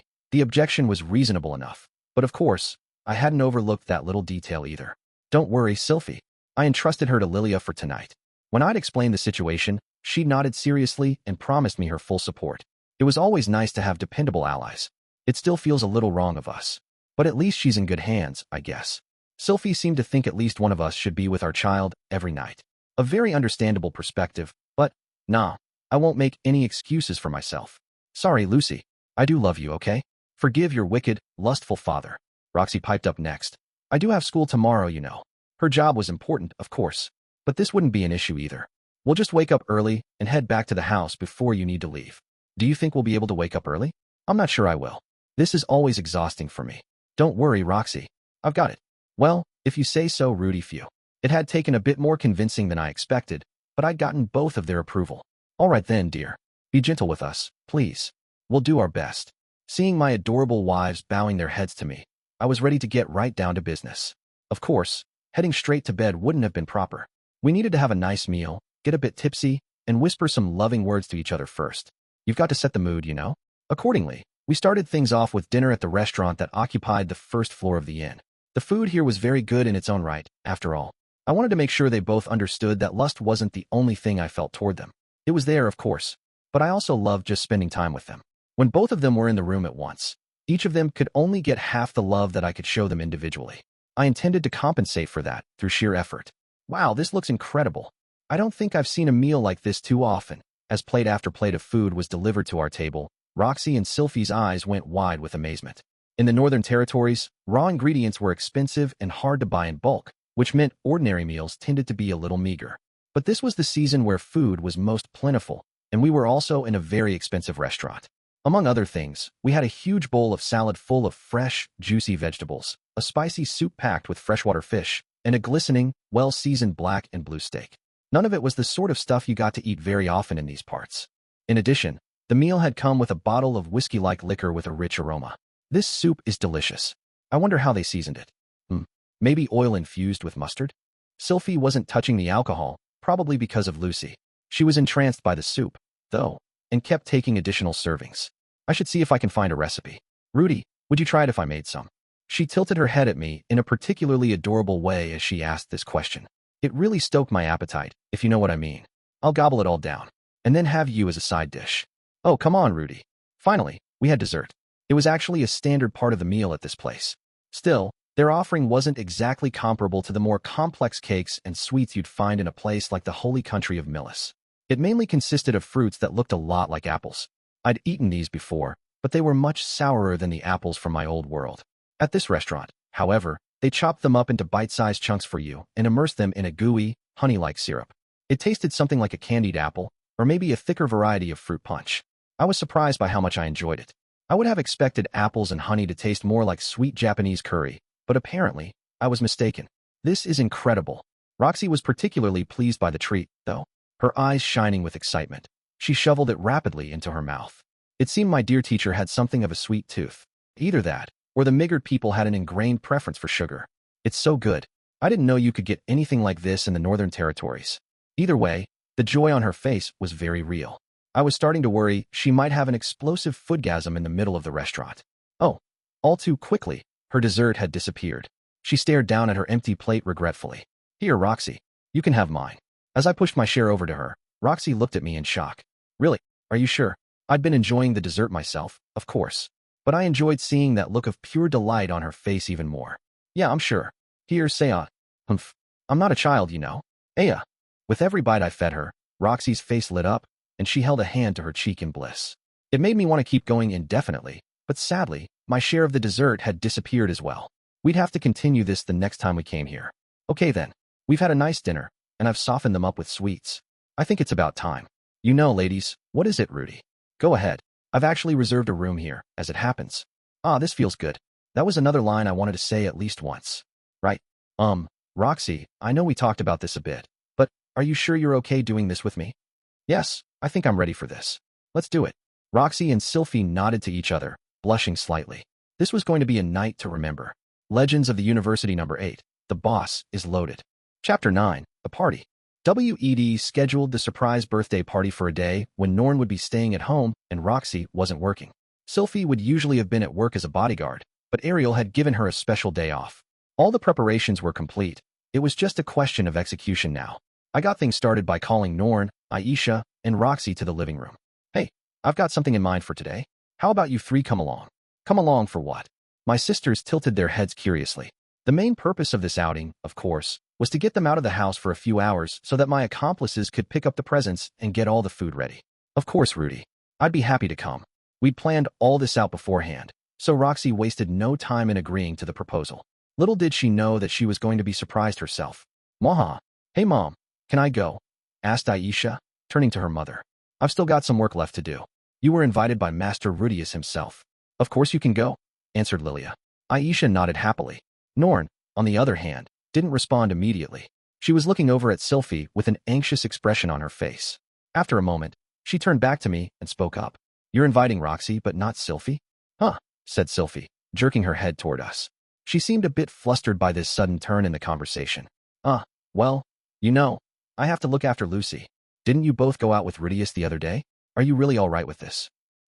Sylphie glanced over to me uncertainly. But then she looked over at Roxy and seemed to hit on an idea of some kind. Actually, this whole thing was my idea. Huh? What do you mean? Well, Norn, you haven't really warmed up to Roxy yet, right? I guess not, no. Yeah, and it's not much fun having that sort of tension in the house. I thought it might help if you spent some time together, you know? It can't hurt to get to know each other better. Oh, I see now. All right then. Norn seemed convinced by this, but Aisha looked a little dubious. After all, she already got along with Roxy. I'd seen her bringing Roxy tea and snacks when she was up late preparing for the next day's classes. After a few moments, though, Aisha seemed to decide these details weren't too important. She shrugged her shoulders slightly and then smirked to herself. Please don't tell me she's figured it out already. So that's that, said Sylphie with a satisfied smile. You guys go have fun, okay? Okay, chorused my sisters. I appreciate your thoughtfulness, added Roxy. It had been a bit of a close call, but we'd gotten over the first hurdle. The preparations for this party were going to take some time.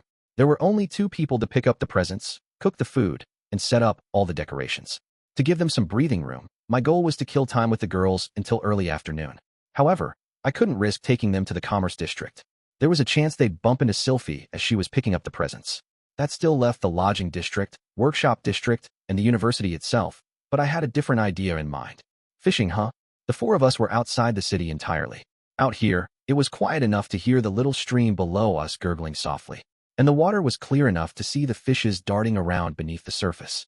Yep, seems like a good family bonding activity, don't you think? I see. So Sylphie wasn't completely making all that up earlier. Chatting quietly with Roxy, I started to unpack the fishing gear I'd prepared for this expedition. We didn't have anything as convenient as a reel or lure on offer, unfortunately. Our rods were simple wooden things, with lines made of braided giant spider silk. We also had floats made from radiata frog sacks, iron hooks, and earthworms for our bait. I've never fished before, you know, said Norn a little nervously. Me either, said Aisha. I always wanted to give it a try, though. Despite their inexperience, the 2 of them didn't hesitate to grab their share of the gear. Aisha quickly put the float and hook on her line, jammed an earthworm right on there, and went running off toward the stream. Within seconds, she'd tossed her line into the water with an exaggerated motion. I was a little impressed despite myself. Was this really her first time doing this? Rudeus? How do I put these on properly? Norn, on the other hand, was staring at her float and hook with an uncertain expression. Heh, I don't know either. I've never fished in my life, you see. In my previous incarnation, I'd been a strictly indoors type of guy. I'd never gone fishing, and I'd never felt any interest in doing so. And of course, I'd never felt the need to try it in this world, either. When I wanted fish, I could get them easily enough by freezing the water solid. Would you like me to teach you, Norn? Offered Roxy hesitantly. It sounded like she had some actual experience. That was a stroke of luck. We could always have fumbled our way around by trial and error, but it was always faster to learn from someone who knew what they were doing. Yes, please. Norn ultimately took Roxy up on the offer, but she looked a bit conflicted. The kid was a faithful member of the Millis Church. I had to assume she felt a little awkward around Roxy, since she was my second wife. Still, it didn't seem like she actively hated her. Not on a personal level, at least. All right, now you try. Like this. That's right. You're good at this. Thank you. Roxy showed Norn the ropes patiently and politely. Norn returned the favor by listening carefully. It seemed like a good sign. I really wanted them to get along, at least. Soon, all 4 of us had taken our places along the stream. Roxy's experience was immediately obvious. Perched on a little chair I'd made with my earth magic, she squinted carefully down at the water, holding her rod firmly in one hand. When she sensed the slightest vibration, she pulled the rod up with remarkable speed. I hadn't seen her catch anything particularly huge yet, but she'd caught more fish than anyone else so far. Her pose and total concentration reminded me of a monk meditating on the mysteries of the universe. You're certainly good at this, Miss Roxy. Well, yes. Back when I was on the road alone, it was important to find my own food whenever I could. Come to think of it, Rudyard used to catch us lots of fish when we were traveling together. Oh, was he a fisherman as well? No, he used his spear. He would just thrust it into the water, and then pull it back out with a fish on all 3 prongs. Norn had taken a seat next to her, and they'd been chatting on and off for a while. The conversation was still a little hesitant, but it seemed like progress. Oh, Norn, you've got a bite. Pull up on it. Huh? Well, oh, okay. Don't worry, it happens all the time. Let's put a new bait on. Norn was having some trouble staying focused on her task, though. This wasn't the first fish that had slipped away from her. Still, Her expression was cheerful enough. She seemed to be enjoying her conversation with Roxy in itself. He. What's the matter, Rudeus? You haven't been hooking anything. On the other hand, Aisha was already producing impressive results. She'd lost a few pieces of bait, but she'd also brought home 3 fishes. Don't forget our little bet. The loser has to do anything the winner says, no matter what. A little while earlier, I'd foolishly agreed to compete with her on who would catch the most fish. At present, my score was a big fat 0. This wasn't looking promising.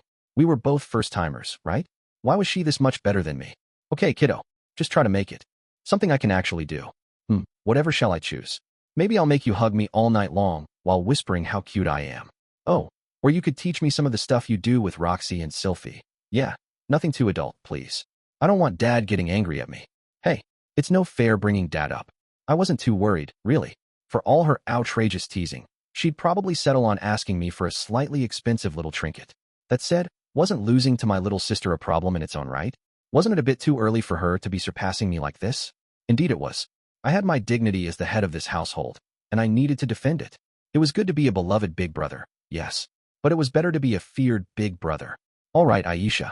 I'm taking the kid gloves off now. What? Were you taking it easy on me or something? That's right. From now on, I'm going to use my demon eye. That's not fair. Complain all you want. This is what I'm really capable of. By peeking a second into the future, I'll obliterate every fish in this stream. With a little smirk, I activated my demon eye of foresight and stared down at my float. No movement. No movement. The float twitches slightly. Fiish. Thanks to my regular practice menu, my arms were strong and accustomed to swinging things up and down. And now I had the added power of my artificial hand to work with. No fish known to man could hope to resist me. With one quick, violent motion, I yanked my prey up out of the water. Yeez. It's a big, my prey being, in this case, a large boot. Almost everyone in this world wore shoes and boots, of course. And this stream was connected to a river that flowed past the bustling magic city of Sharia. The inhabitants of the area used that river regularly to wash their clothes or fill their water buckets. Adventurers made use of it all along its length as well. Someone probably fell into it and lost their footwear every once in a while. All that said, Rudeus, Aisha was looking at me with pity in her eyes. Perhaps I needed to change the way I looked at this. This thing wasn't a boot. It wasn't a boot at all. Yes, it was starting to look like something else entirely now. Perhaps even a fish? Perhaps. It sort of looked like one, in a way. And wasn't that good enough? Didn't that make it a fish, in some sense? Indeed it did. This right here was a fish. Nodding to myself, I tossed the boot into my bucket. All right, Aisha, that's one. I'll catch up to you in no time. What? That was a boot, Rudeus. I'm sure it looked that way to you, but it's actually a boot-like organism that lives in the water. I call it the boot fish. Not even creative. That doesn't count, okay? That really doesn't count. Reaching down into the bucket, Aisha grabbed my prize and hurled it back into the water. No, you're not supposed to throw trash in the river. Well, so be it. We'll just say that was a catch and release. That boot was still a baby, right? Now that we've returned it to its natural habitat, it'll swim out to the ocean and come back nice and plump. Yeah, let's go with that. HNGH, yes. That's number 4. As I was pondering these matters, however, Aisha caught her 4th fish of the day. Maybe I wasn't going to win this battle after all. I'm sorry, Sylphiette Roxy. I guess I'll be my little sister's plaything tonight. That's it, Norn. That's the way. Pull it in. Pull it in. Ugh, HNNGH. Keep going. Carefully now. Things were getting noisy off to my other side. I looked over just in time to see Norn pull home a fish. It was a big one, too, about the size of a colored carp. Yes, I did it. I caught my first fish. Wow, look at it. That's a big one, too. Norn celebrated with a big smile on her face, and Roxy clapped her hands in delight. It was a heartwarming moment. Putting everything else aside, I was glad we'd come. We kept it up for a couple hours longer, but once the sun started to sink, it was time to call an end to our expedition. Okay, everybody. I think it's time we went home. My sisters didn't take this announcement too well, though. What? Already? I was hoping to catch just one more. Time flies when you're having fun and all that. I could understand how they felt. Still, the real fun was coming up a little later. Sorry, girls. Monsters might start sniffing around once it gets dark. You could just blast them for us. We've got Miss Roxy here, too. It was a fair point. The monsters in this area weren't much of a threat, even in groups. With both myself and Roxy here, it was hard to imagine a scenario where Norn or Aisha could get hurt. That was no reason to give in to their demands, though. We'd be out here all night. Even if I hadn't planned something for this evening, I would have dragged them home about now. Sorry, but the answer's no. We can always come back another day. You're just mad 'cause you didn't catch any yourself. Hey, come on. If I got serious, I could catch all the fish I wanted, This was true, in a sense. Maybe I wasn't the best with a rod, but I could always electrify the water or set off an underwater explosion. I definitely wasn't just being a sore loser. Anyway, the decision's final. Let's get going. All right, okay. Before we left, I took a moment to freeze the fish we'd caught with my magic. We could bring them home for later. I'd thought about grilling them for a snack on our way back, but you're supposed to show up to a party hungry, right? The fish could wait a day or two. As we made our way back home, Norn and Aisha chattered happily, bragging about how many fish they'd caught and how big they were. Roxy and I followed just behind them. Roxy had a look of quiet satisfaction on her face as well. Things had been awkward between her and Norn for a long time now, but today felt like a big step in the right direction. We're home. Congratulations. The instant we set foot inside the house, we were greeted by a burst of applause. It was a sparse but enthusiastic ovation. Sylphie, Lilia, and Zenith had all been standing in the foyer, waiting for us. Zenith didn't join the clapping itself, of course, but I thought I saw a hint of a smile on her face. Huh. Norn let out a little yelp, and Aisha froze up completely. Taking that as our cue, Roxy and I joined in on the applause from behind.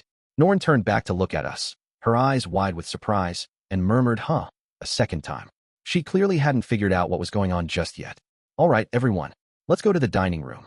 Stepping forward with a smile, I pushed a confused Norn and a dubious Aisha forward. The dining room was full of simple but attractive decorations. There weren't any big banners hanging across the room or anything, but we did have some very nice flowers on the walls, and there were candles gleaming all around the place. The table was covered in a very nice white cloth, with plates and vases of flowers sitting on top of it. The drinks had already been poured, but there wasn't any food yet. They'd presumably be carrying that out a little later. At the far end of the table, the customary seat of honor, two chairs sat snugly next to each other. I brought Aisha and Norn there and offered them their seats. Wait, but, what's going on? Norn still looked completely nonplussed. So that's what this was all about. Aisha, on the other hand, was smirking knowingly. The girl was sharp, all right. She must have sensed that we were up to something. After my sisters took their seats, Lilia helped Zenith into hers. Sylphie and Roxy followed suit. Once they'd all settled into their places, I cleared my throat loudly and then began to speak. It's been 7 years now since the displacement incident. It wasn't easy by any means, but our family's finally back together again. We lost our father, yes, and our mother's memories might never return. But I don't think Dad would be too pleased if we moped around forever. I paused for a moment to look around the room. And that's why I want us to try to smile again. When we can, at least. It might almost seem disrespectful, in a way, but Dad wanted us to have a party once we made it home, you know? I think we owe it to him to have a good time tonight. This whole thing had been Paul's idea, in a sense. He'd even put it down in a letter for us. It was sad that he wasn't here with us to see it happen. It made my chest ache to think about it. But for his sake, as well as ours, I really wanted us to enjoy ourselves. Norn and Aisha had their whole lives ahead of them. I didn't want them to be hung up on the past forever. Of course, giving a long sentimental lecture wasn't the right way to set the mood that I was going for. We could save our memories of the painful, difficult times we'd gone through for the darker moments we'd run into down the line. If nothing else, it can help to know I've been through worse before. Right now, though, it was time to look forward to the future. And so, I cut myself off and lifted my glass. Cheers, everyone. Cheers. Everyone except Norn, who was still staring wide-eyed at me, quietly raised their glasses as well. Aisha was smirking even more widely than before. She'd obviously figured the whole thing out. In any case, I wasn't sure how well that toast had gone. My goal was to set a cheerful tone, but it ended up sounding a little emotional. That was no good at all. I needed everyone smiling. Sylphie. Oh, right. I simply called Sylphie's name, and she bent down to retrieve something from under the table. That felt kind of nice. We were operating on the same wavelength. A moment later, Sylphie re-emerged with 2 large boxes, both beautifully wrapped. She passed one of them to Roxy. They promptly rose from their seats, walked up to the head of the table, and handed the boxes over, Roxy to Norn, and Sylphie to Aisha. Happy 10th birthday, Norn and Aisha. Happy birthday. Neither of them seemed to understand at first. Not even Aisha. But we're already 11, you know? This had to be the first time I'd ever seen that clever little girl look so totally bewildered. She might have figured out the general plan, but she clearly hadn't been expecting a present. This was exactly the expression I'd hoping to see. Yeah, we couldn't be there with you on your actual 10th birthday, right? I know it's a little late to celebrate now, but Rudy said a year or so is no big deal. He did? Tearing up a little, Aisha clutched the box tightly in her arms. After a moment, she looked over to Lilia, who smiled and nodded gently. A big happy grin spread across her face as she turned back to Sylphie. Can we open these? Of course you can. Aisha was moving before Sylphie even finished the sentence. Norn, who'd been looking from her box to me and back again with a stunned expression on her face, quickly followed suit. At first, they went at it vigorously, ready to tear the wrapping paper off. But then they both stopped, reconsidered, and took things more slowly. They untied the ribbons and opened up the paper carefully, trying not to rip it. It was a little eerie how synchronized their movements were. They didn't look that much alike, but sometimes you could really tell they were sisters. Oh, it's a new pair of boots. What did you get, Norn? Look, Aisha. I got a coat. The two of them compared their presents gleefully. It was nice to see we'd done a decent job picking out the gifts. My goodness. You both got very nice gifts, didn't you? Lilia, who'd been watching from the sidelines with a smile, approached the two of them with Zenith at her side. Oh, Mom. Look at this. Norn spread out her coat too. Show Zenith, grinning from ear to ear. She didn't react in any obvious way, of course. That made me feel a little down despite myself. Zenith had always been the type to get all worked up about this sort of thing. I still remembered how enthusiastic she'd been at my 5th birthday party, and how proudly she'd presented me with her gift of a carefully selected book. If not for her condition, she'd probably be yelping with excitement with her daughter right now. Seeing her so expressionless made me sad. Of course, if she recovered and learned that Paul was dead, there was no guarantee she'd ever smile the way she used to. Still, it was painful seeing her like this. Not sad, not happy, just emotionless. But just as this thought crossed my mind, Zenith smiled. Wah! The expression vanished quickly. It had only been there for an instant. Were my eyes just playing tricks on me? Did she just smile? No. Everyone had seen it. Lilia, Aisha, Sylphiette, and Roxy were all looking at Zenith in surprise. Mom, and Norn, at whom the smile had been directed, was about ready to break down in tears. Zenith reached down and stroked Norn on the head, then did the same to Aisha. Her movements were even more gentle than usual. She was happy to see her girls growing up. Oh, madam, I'm so glad. Lilia softly wrapped her arms around Zenith's shoulders. Her face was as emotional as I'd ever seen it. With her usual blank expression, Zenith reached up and stroked her hands. Lilia had to bite her lip to keep herself from crying. After bringing Zenith to her seat, Lilia came back to offer Norn and Aisha another present. This is for the two of you, from myself and Miss Zenith. It was a set of handkerchiefs, beautifully embroidered with floral designs, one for each of them. Thank you very much, Miss Lilia, said Norn, accepting hers. It's beautiful. Aisha, on the other hand, hesitated. It probably had something to do with getting the same present as her sister. Mom? Are you sure I can have one too? Yes, I'm quite sure. You're Paul's daughter too, you know. This seemed like a change. Hadn't Lilia spent years drumming the words "you're only a maid" into her daughter's head? Of course, I still expect you to show Madame Norn and Master Rudeus the respect that they deserve. Understood. Okay, Mom. I guess she's still Lilia after all. Still, despite what she was saying, I hadn't seen her badgering her daughter much lately. Not even about her tone of speech. I had to assume she'd been thinking things over a little herself these last few months. When Lilia returned to her seat, Zenith reached over to place a hand on her shoulder. Madam, Lilia squeezed that hand in her own, and softly spoke the words, "Thank you." It almost looked as if they'd just held a wordless conversation of some kind. Roxy seemed particularly moved by that. As I was studying her face, though, someone tugged on my sleeve from behind. I glanced back to find that it was Sylphiette. She was carrying a third box, the one that wasn't for my sisters. Right? Can't forget the next part.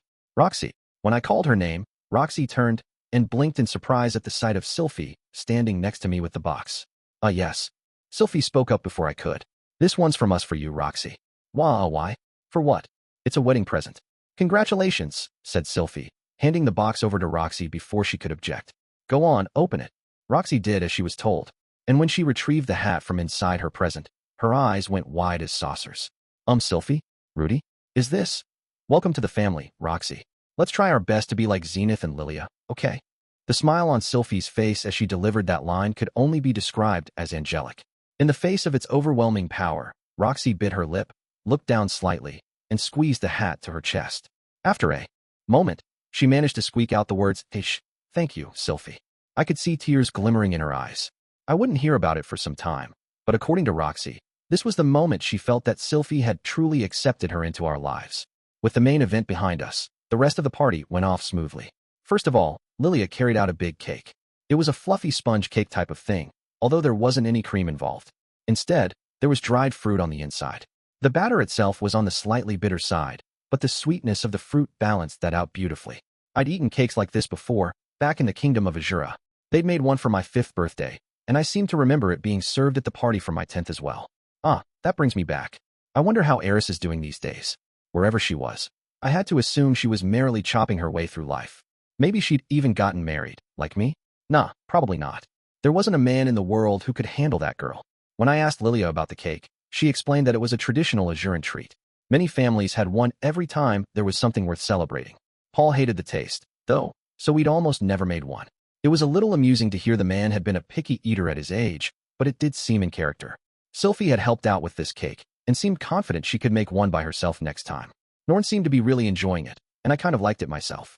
Aisha was less of a fan, though. I could see her picking around the chunks of fruit as she ate her slice. Lilia scolded her a little, but undermined herself by murmuring, "That reminds me of Master Paul," with a smile on her face. After a while, Aisha started cuddling up to me and begging me to eat the rest for her. But I decided to hand the job off to Roxy, who apparently had a sweet tooth. I was sort of hoping they might end up feeding bites of it to each other or something. Unfortunately, Roxy took her assignment somewhat more seriously. I think she might have misunderstood what I was looking for. Listen carefully, Aisha. You're a very fortunate girl, so it might be hard for you to understand this. But sometimes, when you're truly desperate, you might need to eat anything you can. Even a poisonous scorpion. Ick. Right. My poor sister found herself on the receiving end of a lecture. I seem to remember getting a similar talk from Ghislaine at some point, actually. Maybe this was just something adventurers felt strongly about. I put up with some lousy food myself in my journey across the demon continent, of course, but I was fairly sure I'd never resorted to eating poisonous monsters. Maybe I was fortunate, too. This cake, on the other hand, is sweet and delicious. It would be wrong to leave it unfinished. Eat it, please. Okay. Roxy's tone hadn't been too harsh, but her arguments were intense enough that Aisha actually looked a little freaked out for once. True to her word, she started eating her cake in solemn silence. It felt like the first time I'd ever seen her just do what she was told. Well, no, that wasn't fair. She did listen to me, for the most part. Anyway, now that I thought about it, getting past the picky eater thing probably was important. Maybe I was the one who'd mishandled the situation. Good thing I had someone around to set things straight. Well done, teacher. That said, you don't have to force yourself to finish if you're so full you can't take another bite. I'll eat the rest if necessary. Incidentally, Roxy had already finished all of her cake. Well done, teacher. I'm so full I can't take another bite. Aisha's reply had come quickly. Too quickly. Were you even listening to me? Eat your cake. Maybe this is a good thing. Sylphie and I didn't scold Aisha very often, and I felt like Lilia was taking it easy on her because of that. Aisha was a very clever girl, but she was only 11 years old. She probably needed someone to lecture her from time to time. In any case, Roxy seemed to be getting friendlier with my sisters. The two of them weren't fighting with each other anymore, either. And we'd just seen proof that Zenith's condition was improving. I felt like our family had grown closer in general. The celebration was a success, in other words, and I'd enjoyed every minute of it. I made a mental note to throw an even more elaborate party when the girls turned 15. Legends of the University No. 9. The Boss is Merciful to Fish. Chapter 10. Workplace Drama. Tee temperature was dropping steadily week by week, and I started to see the occasional flurry of snow outside the window. It would soon be winter in the kingdom of Renoa. The winters in this region were long, cold, and lean. A typical household needed to start preparing right about now, or risk freezing to death. My family was relatively well off, so we didn't really have to worry about that. But just to be on the safe side, I made sure to stockpile a mountain of firewood in our backyard and piles of preserved food in our basement. We were ready for anything at this point. All we had to do now was lock ourselves up in the house to wait out the snows. I could pass the time by enjoying the company of my wives. But just as I was getting ready to hibernate, a certain someone from my past came back to haunt me. One morning, as we were eating breakfast, Roxy offered me a surprising proposal. Rudy, Sylphie, and I are going out on a job tomorrow. We might be away for several days. I was wondering if you'd like to come along. To watch you do your thing? Roxy gave me a quizzical look. No. We'd all be working the job. There might be a bonus in it for us if we perform well. I would have relished the chance to cheer her on from the sidelines, but apparently that wasn't the idea here. What kind of a job? Well, it seems that a member of the Renoan royal family is currently on a pilgrimage. Evidently, this was a local tradition. When a Renoan royal approached the age of majority, they were required to make a journey around the country as a sort of training exercise. The journey itself wasn't anything too strenuous. They just spent 6 months or so going around and visiting a laundry list of specific places inside the country. However, they weren't permitted many guards and were expected to make their own preparations and arrangements. It forced them to hire their own people, find their own way around, and see the country with their own eyes. Theoretically, this would help them grow into better rulers. The tradition was well known throughout the country as the coming-of-age pilgrimage. Of course, since it was so well known, the local mayors and governors were perfectly aware they'd have royalty traveling through their towns from time to time. In fact, They kept careful tabs on the age of every royal prince and princess, and made sure to anticipate the timing and itinerary of their journeys. It sounded a little creepy in a way, but they obviously didn't want a member of the royal family getting badly injured in their territory. No matter what the circumstances, such an incident would hurt their reputation badly. The local authorities would have gladly surrounded the royal kids with 100 bodyguards if they could, but they weren't permitted to do so. It would have defeated the whole point of the pilgrimage. However, when the royal family itself requested guards, they were allowed to provide them. This time around, a party of adventurers had been hired as an escort, but their mage and healer had both fallen ill simultaneously. They were expected to recover fairly soon, but winter was fast approaching. It was basically impossible to travel in this region once the snows got going, so they needed to finish up the pilgrimage now and hurry back to the capital. It just so happened that the party had been stopped in its tracks right here, in the magic city of Sharia. As a result, the royal family had formally requested a handful of bodyguards from the city. Our mayor had held a conference with the leaders of the Magic Guild and the university to choose the most suitable candidates for the job. One such candidate had stood out at the head of the list. This individual was a well-traveled former adventurer with practical skill in offensive magic and a brand new member of the university's faculty with few responsibilities to be reassigned. It was Roxy, in other words. The group had quickly decided she was the best option they had. It sounded like a reasonable conclusion to me, given her many talents. Wait a second, though. How did Sylphie end up getting this job too? Well, Princess Ariel's coming along. She was very eager to establish a connection with a member of the royal family. Ariel had an excellent information network. She must have heard about the situation and marked it as an opportunity.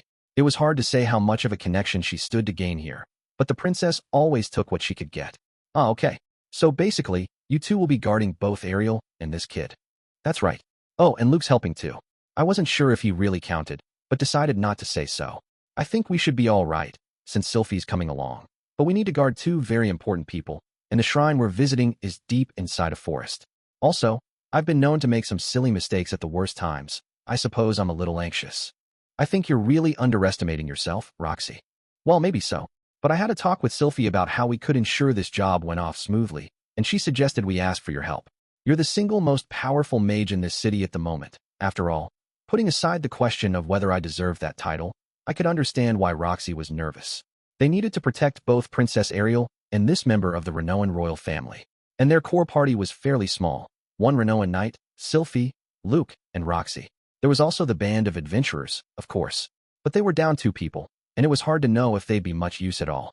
In terms of actually competent allies, Sylphie was the only person Roxy could definitely rely on. And come to think of it, Roxy hadn't seen her in combat before. I could understand her uncertainty. Is it okay for all 3 of us to leave the house, though? What about Lucy? She'll be fine, said Sylphie, who'd been listening quietly until now. We have Suzanne, and I'm sure Lilia will take good care of her. It was true enough. It wasn't like I'd be that much use hanging around here without these 2, anyway. Lilia and Aisha would be stepping up either way. It was more important to get Sylphie back to Lucy as soon as possible, which meant the best thing I could do was join the party and make sure the job went off without a hitch. Okay then, I'm up for it. Having reached my conclusion, I agreed without further delay. Aside from anything else, Roxy would get a nice boost to her reputation if we pulled this off perfectly. Maybe it would help her move up the career ladder a little faster. The next day, Roxy and I made our way to a certain inn that mostly catered to S-rank adventurers. It was a very nice place, even nicer than the one I'd taken Roxy and Sylphie to a little earlier. As training exercises went, this pilgrimage seemed to be a bit on the luxurious side. Not that I'd expected anything less from royalty. Really? They have gardens inside the palace walls in Azura, too? Oh yes. So you have them in Renoa as well, then? We do. It sounds like they're rather similar, really. How very interesting. By the time Roxy and I arrived, Ariel and her party were already in the inn, having tea with the Renoans. A girl who looked maybe 12 years old was sitting across from Princess Ariel. This pilgrimage was supposed to be a coming-of-age thing, so she was presumably 15, but she definitely looked younger. Sylphie was standing behind the 2 of them, looking poised and intimidating in her work clothes. Luke was there too. There was also an older female knight I didn't recognize, probably the Renoan princess' personal bodyguard. Who are you people? State your names at once. The instant she laid eyes on us, she stepped forward to place herself between us and her charge. Her gaze was challenging, if not openly hostile. It's a pleasure to meet you. My name is Roxy Greyrat, and I'm here to serve as a bodyguard for the princess. I'm Rudeus Greyrat, and I'll also be helping out. Nice to meet you, ma'am. Oh, I see. I heard you would be coming. My name is Grace, and I'm a royal knight. We appreciate your assistance. For a moment, the knight studied Roxy dubiously. In the end, though she stepped back without making any further comments. She'd probably wanted to say something like, "You're obviously too young for this." What was the university thinking? I appreciated that she'd kept that thought to herself, but I wasn't sure why. Maybe she was just a surprisingly tactful person?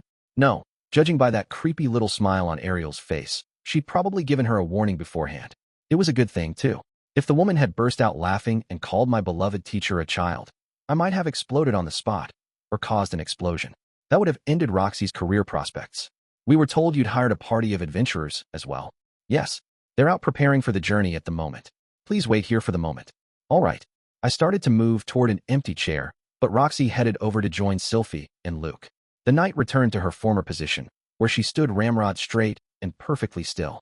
It seemed like the princesses were the only ones permitted to take a seat at the moment. I'd have to stay on my feet as well. By the way, Princess Ariel, how long have you been staying in our kingdom? Well, let me see.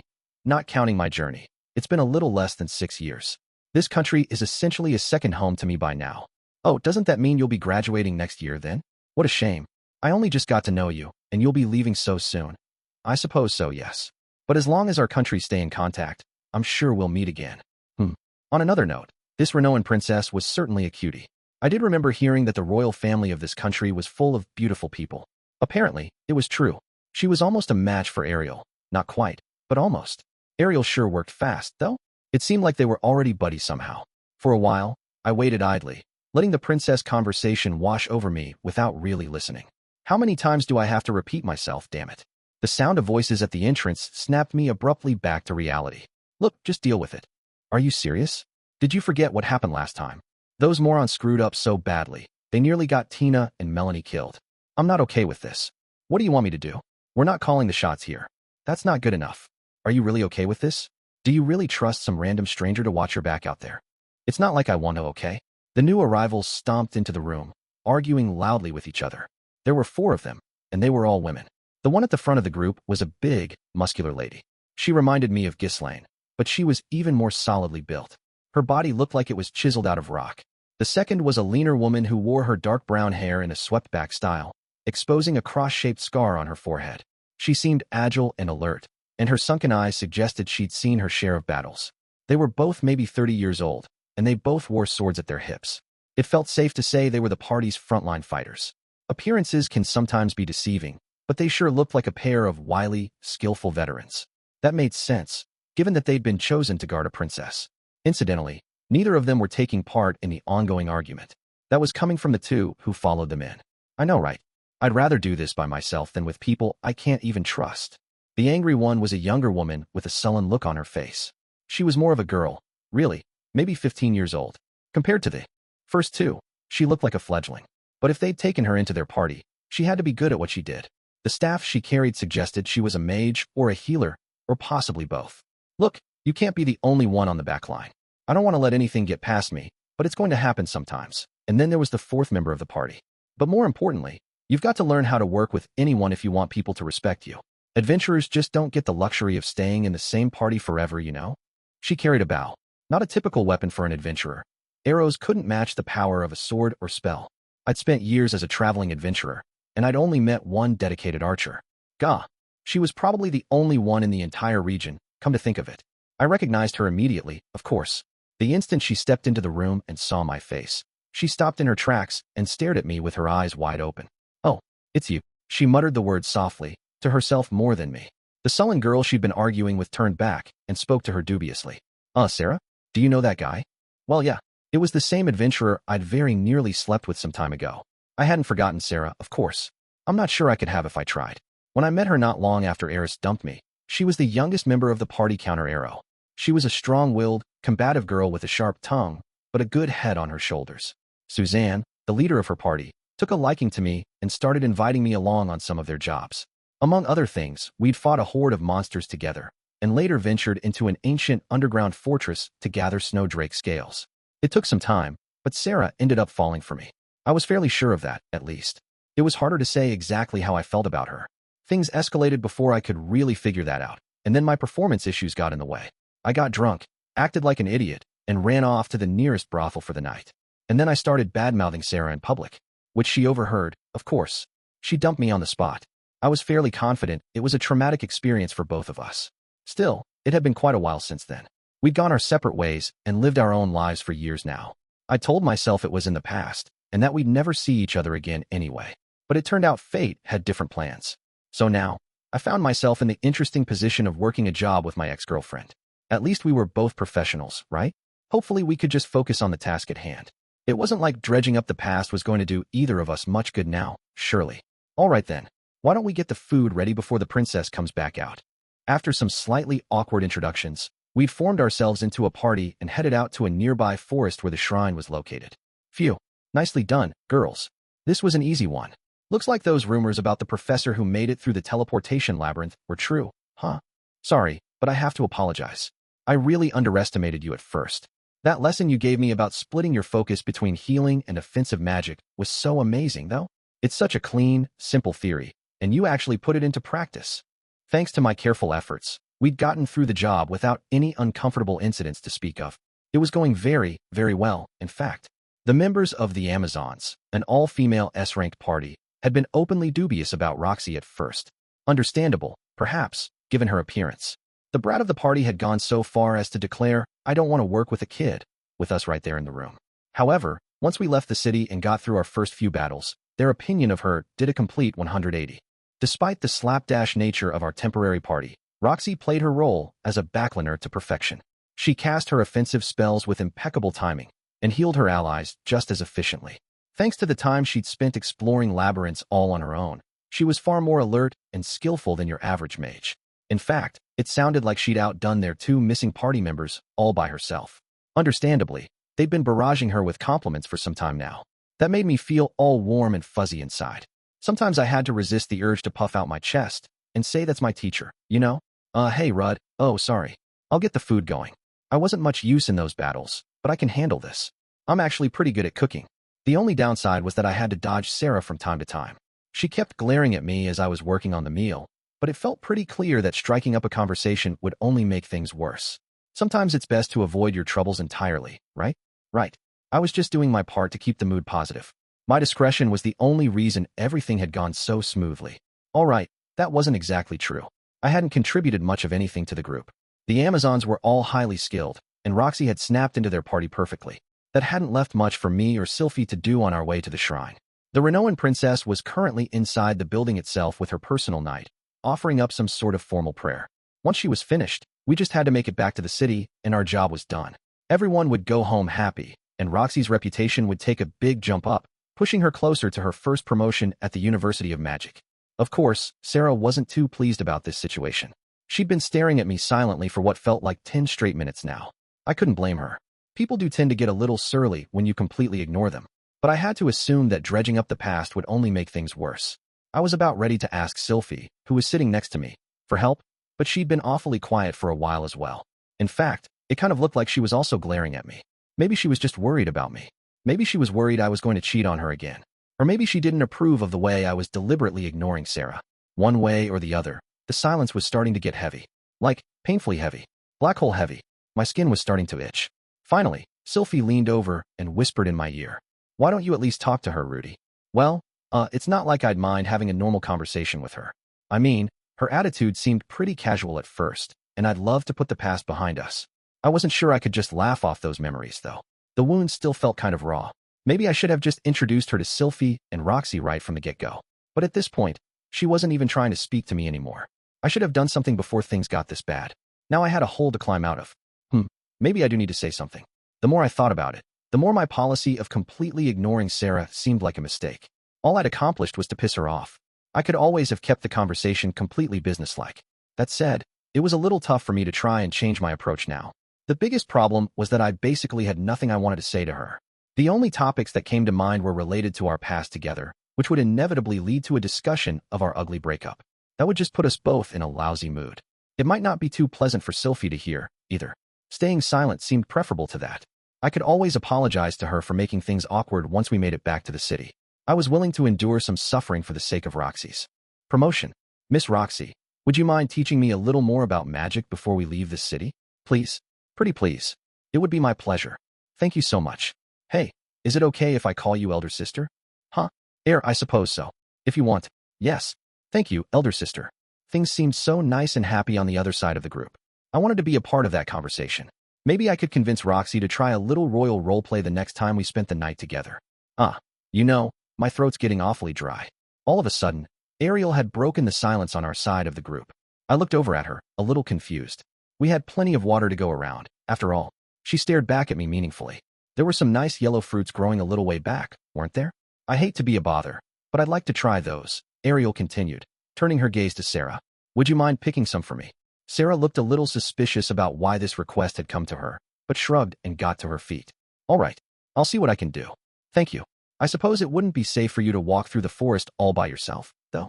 Rudeus, Fitz, would you escort her, please? Oh man, so that's what this is really about, huh? I suppose the princess had gotten fed up with our awkwardness. This was her way of saying, go talk it out among yourselves already. I think Rudy can handle it by himself. I'll stay here with you, Princess Ariel. To my surprise, Sylphiette opted out. Oh, you think he'll be all right alone? It's fine. He's not the kind of man who hides from danger. Was that what I was doing? Hiding? Yeah, it was true. I had been hiding, both from Sarah and from our past together. But there was no need to keep doing so. I had Sylphie and Roxy in my life now. My performance issues were a thing of the past. I had a family now, a daughter, even. All right. It was time to stop acting like a coward. Sarah and I made our way back through the forest to the spot where we'd passed those yellow fruits. We found them easily enough and picked a few from the low bushes they were growing on. It was time to find a way to start the conversation. Sylphie had sent me out here with her blessing. I couldn't chicken out now. Okay, let's reframe the situation. We're old friends who bumped into each other by random chance. Wouldn't it be kind of sad if we just did the job without even talking to each other? Yeah, that works. So, you kept going as an adventurer, huh? It wasn't the world's greatest opening line, to be honest. What's that supposed to mean? Sarah's response was understandably curt. I couldn't let myself get intimidated, though. Deep breaths, Rudeus. It wasn't like I'd meant to imply anything about her abilities as an adventurer. She knew that much herself. This was just the way she was, really. Well, Counter Arrow dissolved when Suzanne and Timothy got married, right? I've been wondering what you and Patrice were doing with yourselves, that's all. Do you know what happened to him? He joined a different party when we broke up. To know where he is now. He's probably still an adventurer, assuming he's not dead or crippled. Patrice had been a frontline warrior in Counter Arrow. He was an easygoing guy, but that was basically the only thing I remembered about him. What about you, Sarah? I bounced around a whole bunch of parties for a while. This group scooped me up right after I hit A rank, and I've been with them ever since. She'd spent some time now with the Amazons, from the sound of things. Now that I thought about it, they were probably the single prettiest party I'd ever encountered. Their muscular leader had a beautiful face, and the sub-leader made that scar look good. The young mage was kind of a brat, but she was definitely on the cute side. But none of them could compare to Sylphie or Roxy, of course. You know, I don't think I've seen an all-female party before. Yeah, well, there are a lot of them in the lower ranks, I guess. But once you get past rank C or so, everyone's looking for skill more than anything else, so it's not too common. Huh. I didn't remember seeing any gender-based parties on the Demon Continent, even in the lower ranks. But that place was kind of a special case, given how strong the monsters were there. This is my first time in one myself, but it definitely has its pluses, let me tell you. Gets you priority access to some clients, for one thing. Like this one. Ah yeah, I can see why you'd want a female party to guard a princess. It might be a bit risky to entrust a pretty young thing like that to a gang of smelly, aggressive men. A lot of adventurers were one step removed from being street thugs. People did tend to be more professional at the higher ranks, but an all-female party offered some reassurance that things couldn't go too badly. Not that women are always kind to each other, of course. It's also just less stressful in general. Don't have to worry about all the romantic drama, you know? I smiled awkwardly at that one. If I'd ended up formally joining Counter Arrow and pairing off with Sarah, it would have been us making things awkward for the others. I also found myself thinking about the youngest member of the Amazons, though. Whenever we stopped for a break, she'd throw herself at the party's leader or sub-leader with squeals of affection. And once she realized how talented Roxy was, she'd been all over her. She had a habit of sticking her tongue out at me while squeezing my wife in her arms. No romance, huh? Really? Huh? Oh, her. Well, you do get girls like that, but it's just less of a problem, said Sarah with a shrug of her shoulders. It helps that nobody gets pregnant or anything, you know? Huh. Good to hear the party got along, at least. The two of us did have some painful memories in our past, but from the sound of things, Sarah was enjoying her life just fine. I was happy for her. And a bit relieved, maybe. So anyway, what about you? What about me? I heard you're married with a kid now, right? Sounds like you're enjoying yourself. Oh, who told you that? Suzanne. She sent me a letter a little while back, you know? Sarah's tone was starting to sound a bit accusatory. The whole reason that we'd broken up was my total inability to perform in bed with her. And here I was, married to two different women whose company I enjoyed on a regular basis. I could see how that would sour someone's mood. I'd been suffering from a serious case of erectile dysfunction back then, but I wasn't sure Sarah even knew that. I didn't think I'd gone into that much detail with Suzanne. Also, it wasn't an excuse for my behavior. Whatever the cause, I'd ended up comparing the girl unfavorably to a prostitute in public. That was a hell of a way to treat someone who had feelings for you. Bumping into a jerk like that on the job would make the nicest person on earth kind of cranky, especially if they tried to pretend you didn't exist. Well, I'm sorry, Sarah. What? I'm not asking you to apologize. With those words, Sarah jumped to her feet. Her face was flushed. Her lips were pursed and trembling. Crap, now I pissed her off. Maybe this was a bad idea after all. Okay, stop. Too late for that now. What am I supposed to do? Before I could find anything to say, Sarah spun around and sat back down with her back turned to me. I got up slowly, trying not to provoke her, and stepped forward so I could see her face. She was staring down at the ground with a sullen expression. To my surprise, she looked more depressed than angry. Sarah? Yeah? What? I know you don't want me to apologize, but I'm going to anyway. The way we broke up wasn't the best, right? So, I didn't know what to say to you. I guess. That's no excuse for ignoring you, though. I'm really sorry. Sighing wearily, Sarah looked up at me. Look, I just told you I didn't want an apology, okay? If she didn't want an apology, what did she want? I was starting to regret not asking Sylphie for some advice back there. Mind if I sit next to you? Oh, won't your wife get mad at you? Nah, I'll tell her what happened once we bring the fruit back. Wait, so that's her? The sunglasses girl. Didn't Suzanne describe her in the letter? Nah, just mentioned her name was Sylphiette. And I mean, I didn't think she'd be a royal bodyguard, you know? So Suzanne had neglected to describe her beauty? Sheer negligence, really. I guess that explains why you two seemed so friendly, though, Sarah continued. It's not just her, either. The blue-haired demon girl's my other wife. What, her too? Isn't that interesting? While Sarah pondered this, I gingerly took a seat next to her. As I settled down, I caught a whiff of her scent, still familiar from the brief time we'd spent together years ago. Neither of us said anything for a moment. This time, it was Sarah who broke the silence. To tell you the truth, I was planning to come by your house while we were in town. Wait, really? Yeah. I mean, I've been meaning to apologize to you. For a really long time. You wanted to apologize? To me? Yep. After you ran off, I found out about your, condition. And I realized what a jerk I'd been. I made you into the bad guy, right? Got all mad and pitched a big fit. Didn't even stop to think you might be hurting, too. Even worse than I was. The memories were still uncomfortably fresh. I could hear myself, hopelessly drunk, shouting a bunch of stupid nonsense. I could see the rage and humiliation on Sarah's face as she confronted me. Those events had hurt me deeply, but I knew I'd hurt her too. So when Suzanne wrote me, and I learned you were in Sharia, I told myself I'd go see you. I knew this job was going to take us here, so I figured I'd take some time off to apologize. You know, for the way I acted back then. But here I am snapping at you again, right? God, can't stand myself sometimes. Sarah paused for a moment, then pressed her face against her knees. When she continued, her voice was barely audible. Sorry, I wanted to put an arm around her shoulders or something, but somehow it didn't feel appropriate right now. Instead, I hugged my knees to my chest. It's been a while now, I said, so I'm going to be honest with you. I don't think I was really in love with you back then, or anything. Excuse me. The cause of my condition was this girl named Eris. We'd traveled across the demon continent together, but then she vanished on me all of a sudden. And that's when I met you, Sarah. I could tell you liked me. I didn't feel that strongly about you, but I guess I wanted to move on. You know, put the past behind me. To be honest, I was just using you. I paused to swallow, then continued. So yeah, you really don't owe me any apologies. I assumed Sarah would be angry with me. I was fine with that. She'd told me the whole truth. She'd been as honest as she could. I felt like it was only fair to return the favor. For some reason, though, she wasn't angry. She was just staring at me with a look of surprise on her face. Wow, you've really changed. Have I? Yeah. Back in the day, you never opened up to me like that. Never even pretended to. I guess not. You never talked to anyone this casually, either. Or if you did, it was kind of forced and awkward. Wait, really? Yeah. You seem so much more natural now. Come to think of it, I wasn't speaking to her as formally as I used to. That probably had something to do with the way my mindset had changed. Back then, convinced that Eris had abandoned me, I was terrified of conflict and rejection. I was careful to speak as politely as possible. That way, I wouldn't offend anyone, and I'd keep them at a distance too. It was simple enough. I didn't want to risk getting hurt. But now I wasn't afraid anymore. Someone gave me a bit of confidence, I guess. Your wife, you mean? Yeah. After that night with you, I, had that same problem for a couple years. Consistently. Sylphie was the one who cured me. It was her first time, but she did everything she could. Even used an aphrodisiac on me. And she got it working again. I went into some specific detail.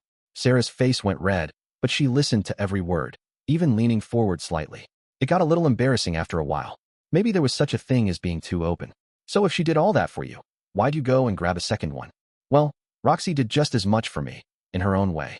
As I proceeded to tell that story, Sarah listened with open curiosity, holding a hand over her mouth. From time to time, I thought I saw her nostrils flaring. When I got to the end, though, she looked a little sad. You know, I don't think I could have done anything like that for you. Even if you told me everything back then. Maybe that's the reason you never really fell for me. Maybe it was. Sylphie and Roxy both loved me, but I loved them even more. They'd changed my life for the better, and I'd fallen for them because of it. On the face of it, that sounded almost transactional. It was just a fact, though. They'd won me over by being there for me when I needed them. Maybe that was what distinguished them from Sarah. Gah! All of a sudden, Sarah jumped to her feet with a yelp of aggravation. Putting both hands on her hips, she glared down at me. Look, let's get one thing straight right now. I might have loved you back then, but that ended the day you ran off. I mean, I didn't want to apologize for being such a jerk to you, but that's all. I'm not remotely interested in giving it another shot after all this time. Having spit all that out with some real vigor, she snorted and turned her head to one side before continuing. And on that note, stop looking at me all apologetically. We're just old adventuring buddies, right? Try acting like it. There was a hint of embarrassment on her face. But at the same time, she looked relieved. It had taken quite a while, but we'd finally gotten some closure. It was a little bittersweet, but I found myself smiling anyway. After our talk, I managed to interact normally with Sarah. My approach was a mixture of my Linea and Persina mode with my Nanahoshi mode, with the overall intensity dialed down a bit. It seemed just about right. Sarah's performance also improved noticeably. She supported the party with remarkable skill, firing off arrows exactly where they were needed most. In general, her role was to stand slightly back from the action and calmly direct the flow of battle. It reminded me of the way Suzanne used to shout out friendly orders to the members of Counter Arrow. Sarah had a different style, but she always kept their young mage on target and in the right position. It was quite a contrast with the impulsive but talented kid I remembered from the old days. Maybe having someone younger to look after had helped her grow more mature?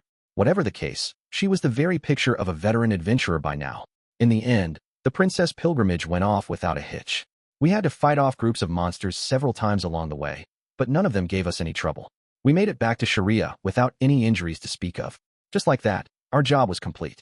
The Renoan princess and her guard stayed overnight at their inn in Sharia, picked up the two recuperating adventurers, and then departed for the capital in the morning.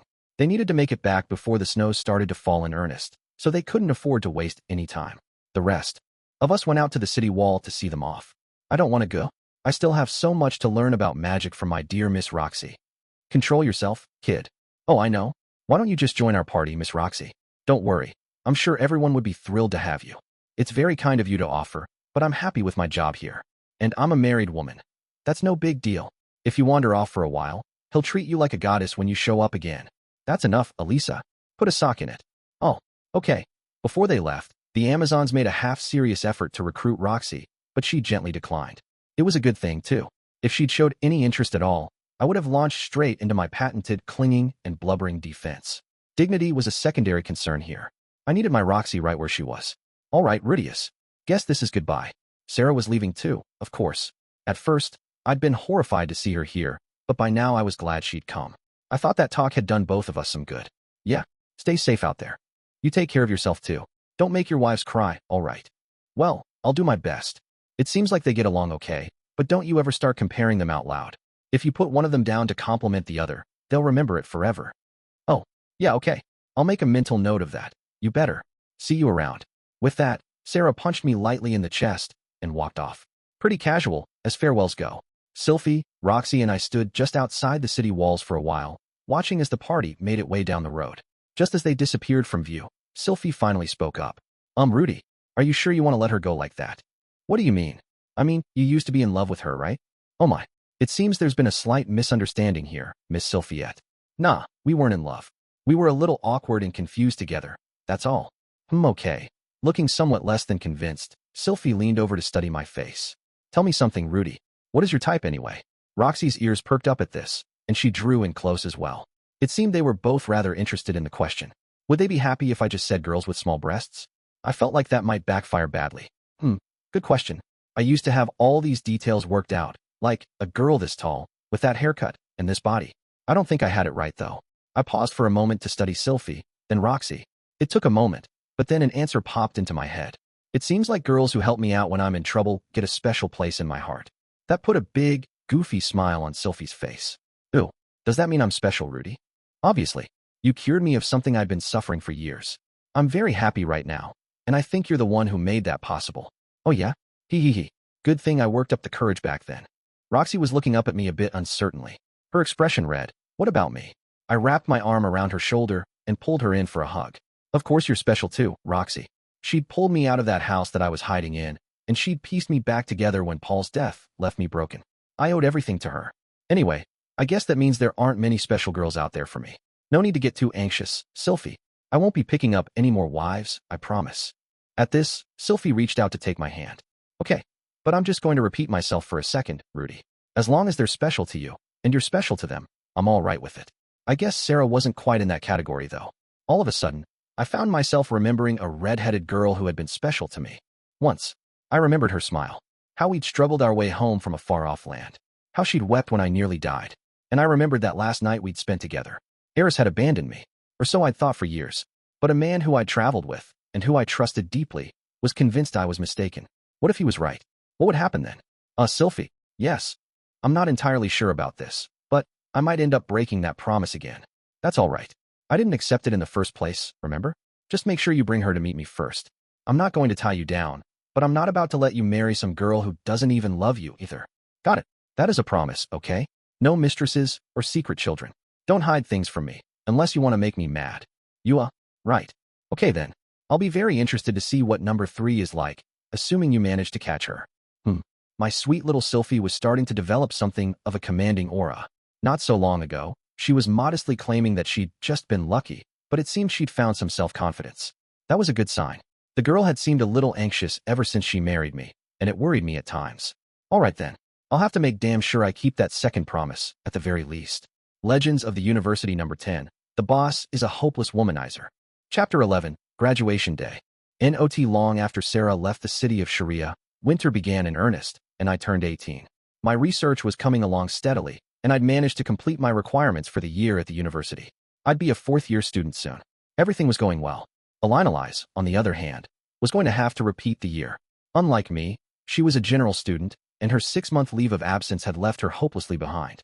This didn't seem to bother her at all, but I felt a little guilty about it. She'd been helping my family out, after all. Incidentally, Sylphie also hadn't met her attendance quota for the year, but her grades were still excellent, and they took her role as Princess Ariel's bodyguard into consideration, so she ended up getting special permission to move forward. Sometimes it's all about who you know. Things were good at home as well. Lucy was growing fast. She'd already lost interest in breastfeeding. Lately, she'd been eating baby food instead of nursing. And just the other day, she'd spoken to me for the very first time. She'd looked right at me and said, "Woody." Apparently, I was Rudy to her, not Dada, or Papa, or Mr. Bubbles.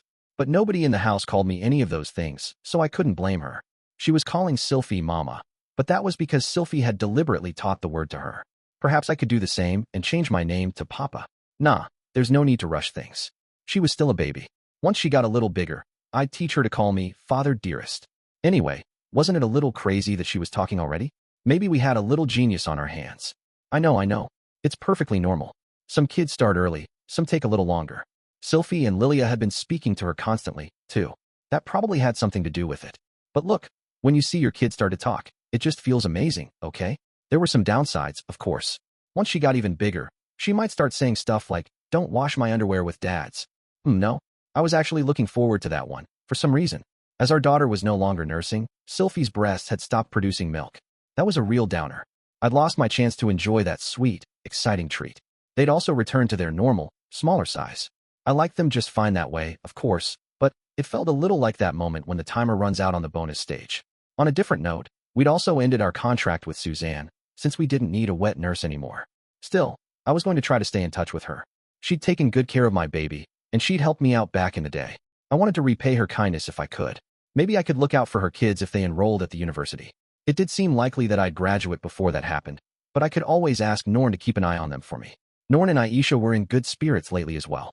They were always checking in on Lucy and cooing about how cute she was. The kid probably felt more like a little sister to them than anything else. At one point, I overheard them talking by the stairs. From the sound of things, they decided not to fight in front of Lucy. They seemed to have several other little plans worked out as well. They probably wanted her to look up to them. Lately, I hadn't seen them squabbling the way they used to.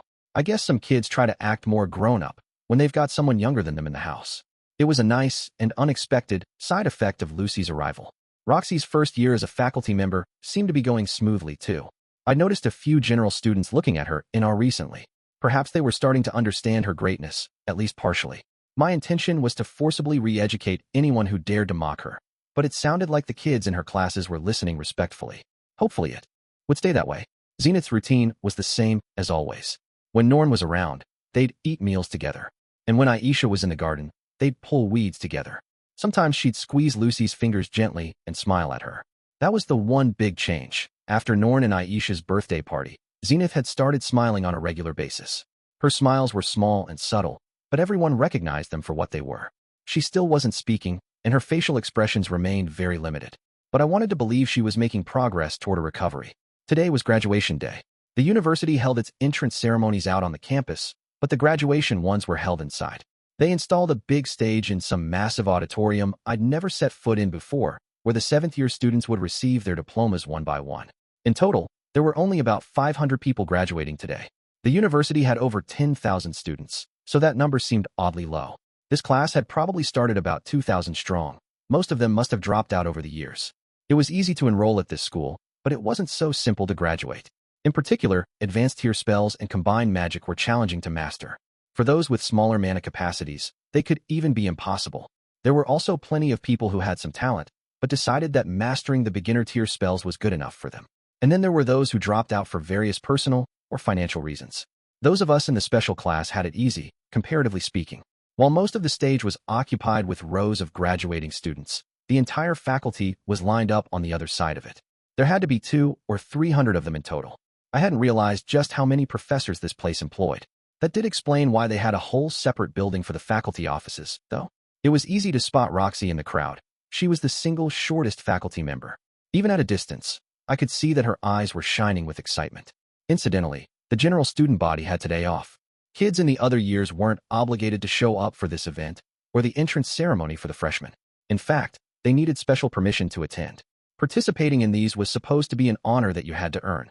I was sitting on the edge of the student council's reserved seating area. All of the council's members were here. Ariel, Luke, the 2 royal attendants, and 4 other people whose faces I recognized. And Sylphiette too, of course. It was always nice seeing her in her poised professional mode. Not too long ago, she'd been indistinguishable from a boy in this outfit. But her hair was down to her shoulders now, and her body had grown subtly more feminine after her pregnancy. Somehow, she managed to be cute and cool at the same time. I had to fight the urge to brag to strangers about her being my wife. On another note, though, for some reason, Norn was sitting in the last seat in the student council section. Was she a member now, or something? I hadn't heard anything about that. She hadn't been working for them this year, but maybe she was joining up at the start of the new term. I didn't want to pry or anything, but hopefully she would tell me what the deal was before the year got underway. Representatives of the graduating class, Linnea Dodoldia and Persina Adoldia, step forward to receive your diplomas and your credentials as D-rank members of the Magic Guild. Linnea and Persina had been chosen as the representatives of their year. They'd run wild for a while, true, but they'd ended up achieving an impressive academic record here. Of course, they were also princesses of the Doldia tribe, rulers of the beast folk. And it seemed like the university preferred to bestow this honor on students of noble birth. When they had a commoner and a noble with comparable records, they'd pick the noble as the representative. It was a way to curry favor with powerful people without causing any real problems. I assumed things would go differently if a commoner were the best student of the year by far, but it was hard to say. Roxy had been an excellent student in her day, and they hadn't given her this honor. I had no way of knowing just how skilled she was back then, but it sounded like she was already capable of using Saint-Tier magic, and they still handed the role to someone else. The University of Magic made a big deal about accepting anyone who wanted to enroll there, regardless of their background. But the people running it were only human, and they clearly had their biases. Thank you, sir. Thank you, sir. Congratulations. May you walk the path of magic all your days. Linnea and Persina received their diplomas with poise and dignity. It was really something seeing them stride up onto that stage. They declared their intention to find boyfriends during the mating season. But when their many suitors had surged forward, they beat them down and tossed them aside one by one. In the end, they'd stood together on top of a mountain of bodies, muttering, "What the heck? We got too strong. And what a downer." Those memories flashed back through my mind now. In those glorious moments, they were royalty, two queens of the jungle, invincible and untouchable. I also had some memories of them heading to a tavern afterward and shouting, "Mro, I'm done with men forever." And me too. Guys are fucking losers, in a drunken stupor. But I do my best to forget those. After the graduation ceremony concluded, I stopped by Nanahoshi's laboratory, where I found her wrapped up in something like a thick bathrobe, coughing and wheezing constantly. "Did you catch another cold, Nanahoshi?" Cough, cough. I guess so. For the last year or so, the girl had been getting sick on a regular basis. It usually involved a hacking cough or sudden fever. I did clear them up for her with detoxification spells whenever it happened, but they always came right back before too long. Have you considered taking slightly better care of yourself? You know, getting out a little. In general, Nanahoshi almost never left her rooms. She'd emerge when something major happened, but other than that she spent the entire year holed up in this place, only popping out for lunch. For breakfast and dinner, she relied on her stockpiles of preserved food. The vast majority of her time was spent alone in these rooms where the sunlight couldn't reach her. It was no surprise that her immune system wasn't doing too well. I understood she had her priorities, but I felt like she needed to start taking her health more seriously. "Why don't you at least rest up until that nasty cough goes away?" "I can't stop working now. I'm making so much progress with the research lately." And with that, she turned back to her magic circles. She wasn't wrong. The research was coming along nicely. She'd completed the second phase of her plans several months ago, successfully summoning a cap that fit the bottle she'd obtained in phase 1. At the present, we were on phase 3, summoning a living thing, like a plant or animal. That was a big and exciting step forward. We weren't far from bringing vegetables from our old world into this one, and we were getting closer every day. We're going to keep working on the stage 3 experiments today. Shouldn't we wait until Cliff and Zenoba are available? I suppose. Why don't you go find them then? I shook my head. Unfortunately, they're not on campus today. What, they're both off? That's unusual. Do you know why? Today's graduation day. No one has any classes. Graduation day? Oh, is it that time of year already? Nanahoshi grimaced as she spoke the words. For her, they only signified the passing of a year. Another year she'd spent trapped in this world. Yeah, Linnea and Persina got their diplomas and everything. It sounds like they're heading back home, so I was thinking we could throw a farewell party soon. You'll be there, right? I suppose, yes. I don't know if Linnea and Persina qualified as friends to Nanahoshi, but it was nice to know she was willing to come say goodbye. The girl was still a shut-in by nature, but she'd grown slightly more social than she used to be. I guess they'll be princesses again once they get back home. Weird, right? They certainly don't look the part. Can't disagree with that. I was a bit worried about the future of the Doldia tribe, to be perfectly honest. Hopefully they had enough competent people to keep things running if they ended up with a moron for a leader. Just as I was pondering this, though, there was a knock at the door. "HM? Come in." "Pardon me. Coming in." Our new visitors were a spunky cat and a sleepy-eyed dog. The very ones we'd just been talking about, as it happened. Linnea and Persina strode into the room, still wearing their school uniforms. "We've been looking all over for you, boss. You got some time?" Something seemed a little different about them, but it was hard to put my finger on it. Was it the way Linnea seemed a little bit on edge? Or maybe the fact that Persina didn't have a hunk of meat in her mouth? I thought I sensed something like hostility in the air. It reminded me of the day we'd first met. Normally, they would be saying something like, "Mo, the boss is hanging out in a single woman's room again. Maybe I'll tell Fitz or Roxy right about now." But this time they were all business. Was it time for another duel then? Did they want to settle the score before they left town? "Please, boss. We need this, man." They weren't saying much, but I could feel the weight behind their words. Their eyes were shining with determination. Maybe they didn't want to head back home as losers. They had their pride, after all. "Well, all right then. I don't like fighting, but I'll make an exception for you too. It wouldn't feel right to turn tail now. Okay then. Sorry, Nanahoshi. Sounds like I'm needed elsewhere." "Excuse me? What about our experiments?" Nanahoshi looked none too pleased about this turn of events. But before she could object further, Linnea walked up and grabbed her by the arm. "You come too. This here's a special occasion." "Yeah, we'll allow it." "Why, hey, what's this all about?" It seemed they wanted Nanahoshi to serve as a witness to our duel or something. Not the best choice, considering she rarely talked to anyone. But these two weren't the kind to think stuff through that thoroughly. Then again, the name Silent Seven Star was relatively well known in the world at large. Her testimony would have some credibility, at least. The 4 of us made our way to a spot midway between the dorms and Nanahoshi's building. There was a forest on one side of the road, and piles of snow everywhere. It was unlikely we'd be spotted from a distance.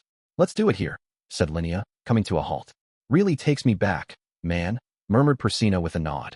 This was the very spot where Zenoba and I had ambushed and kidnapped the 2 of them several years ago. It was the place where I'd fought them for the first time, in other words. Felt like an appropriate choice of venue. Linnea and Persina were standing in front of me now. They were facing each other, about 10 paces apart. For some reason, they weren't looking in my direction. Huh? Boss, Nanahoshi. We want the two of you to watch this carefully. What are we watching? Linnea and I are going to find out which of us is stronger. Oh, they were dueling each other? And why are you doing that? Nanahoshi asked, a bit exasperated. The one who wins will be the next leader of the Dodoldia. Is that really necessary? Don't your people have two tribes, the Dodoldia and the Adoldia? The place I'd stayed at back in the day belonged to the Dodoldia, but I thought I remembered hearing something about an Adoldia village as well. Did they not have a second leader running that place? Maybe the leader of the Dodoldia was automatically the ruler of their entire tribe or something. Mew, we were planning to go back together at first, boss. Kinda reconsidered. It's a big fucking world out there, right? And there's more tile life than boss and people around. We've both got little sisters back home. One of us can just go back and teach M the stuff we learned here. Whichever of us is stronger gets to go back to be TH boss. The other gets to live the way they want. Interesting plan. And by interesting, I meant ridiculous. They'd certainly change their worldview, though. What happened to all that lust for power? We were going to ending up dueling anyway if we both went back, Mew. And if we fought in TH Great Forest, the loser would end up with a fucking boring life.